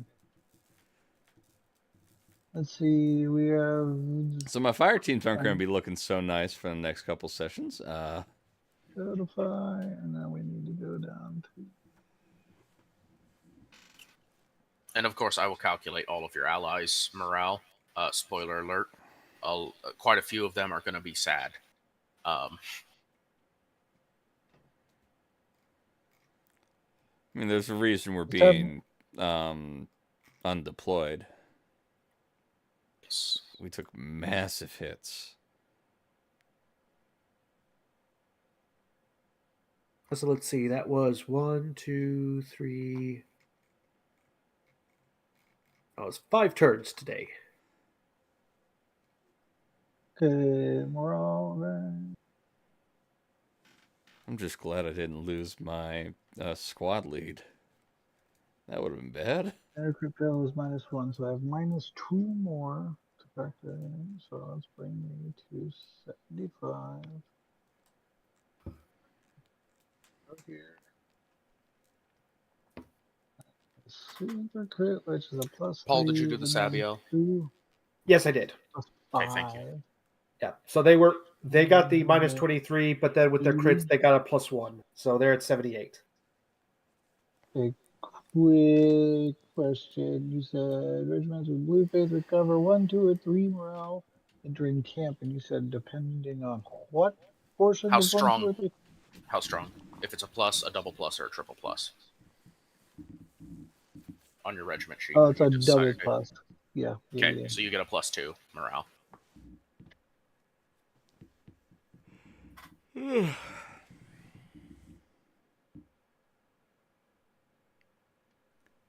For the most part, 3, 4, 5, yep.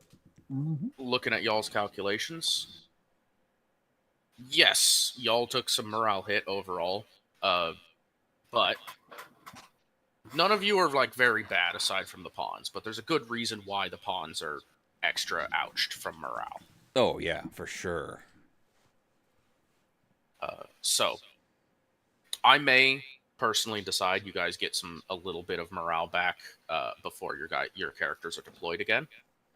But that'll come after I calculate all of your allies' morale and start working on how your reinforcements are going to work too.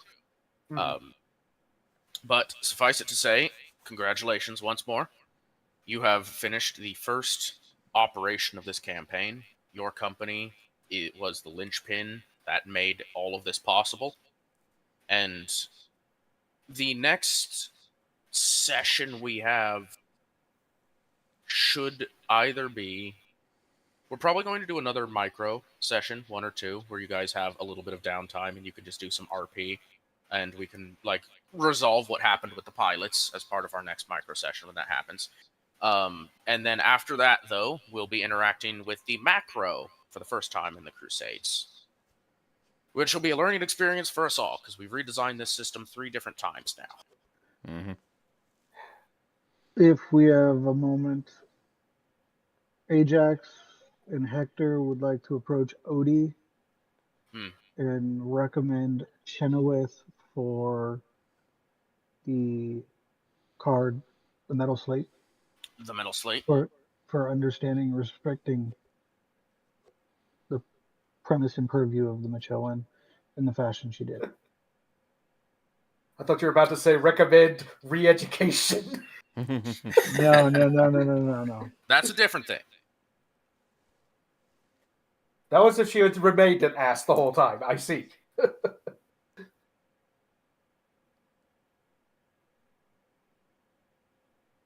Okay, I'll put that in my notes. I will not have the chaplain answer one way or another if there's going to be approval yet. I think the chaplain will have a conversation with Chenoweth in our next session. All right.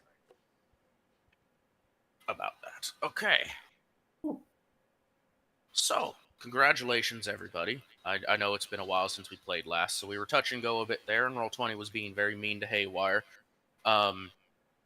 Before we, officially end our session here, I just wanted to, ask how everybody felt about the mission in whole. And, the free comment I'd like to know. Anything about this last leg? I think we did better than I expected we would. Honestly, yeah. I expected to be down 2 squads, or 2 fire teams, I should say, and probably lost at least 1 player squad, entirely. Yeah, for sure. I am so happy that the Sabiel did not take any losses, and just because had to play another players group for a while. I think overall it was good mission. Objective was pretty clear, very challenging, but we were able to make the best of it. Mm-hmm. So Paul was rolling hot tonight, man. Oh yeah. Them thin numbers meant nothing, and I'm just like, man. From what I understand, that is just turnabout is fair play. So. I mean, to be fair, he had poor rolls in his D&D campaign, so you have to make up for it somewhere. Well, I know Valis kind of has pulled off some remarkable low rolls in the past as well. Yeah. So. It's always a story to be told, and the dice are here to help. Yeah, I was getting real nervous about the heals, but it was only because everything else I tried to do, the dice were like, "It's not what you're here for, man." They be fickle. They do. Yes, all right. Well, do. This concludes our very first mission in the Demood campaign. There will be more to come, and more journey to have with this company and the intrepid heroes within. Following this mission, everybody's going to be getting a promotion, and we'll discuss that further in our RP session, how that's going to work with the culture of each regiment. Which means everybody will be getting a fate point from then onward, and every regiment that has a vehicle will be receiving their vehicle. Finally. So this will officially mark all of the players being at what is considered full strength for their regiment. So about that ticking command. And yes, you will all be, since you'll be getting promoted, you'll all be receiving a level up. And don't contact Rasp about that. But again, the actual promotions will happen in the next session, but you may decide on your level ups ahead of time if you desire. In the meantime, that is going to be our session for this evening. Thank you, everyone who is watching, if indeed you still are. And thank you for your support in Tip.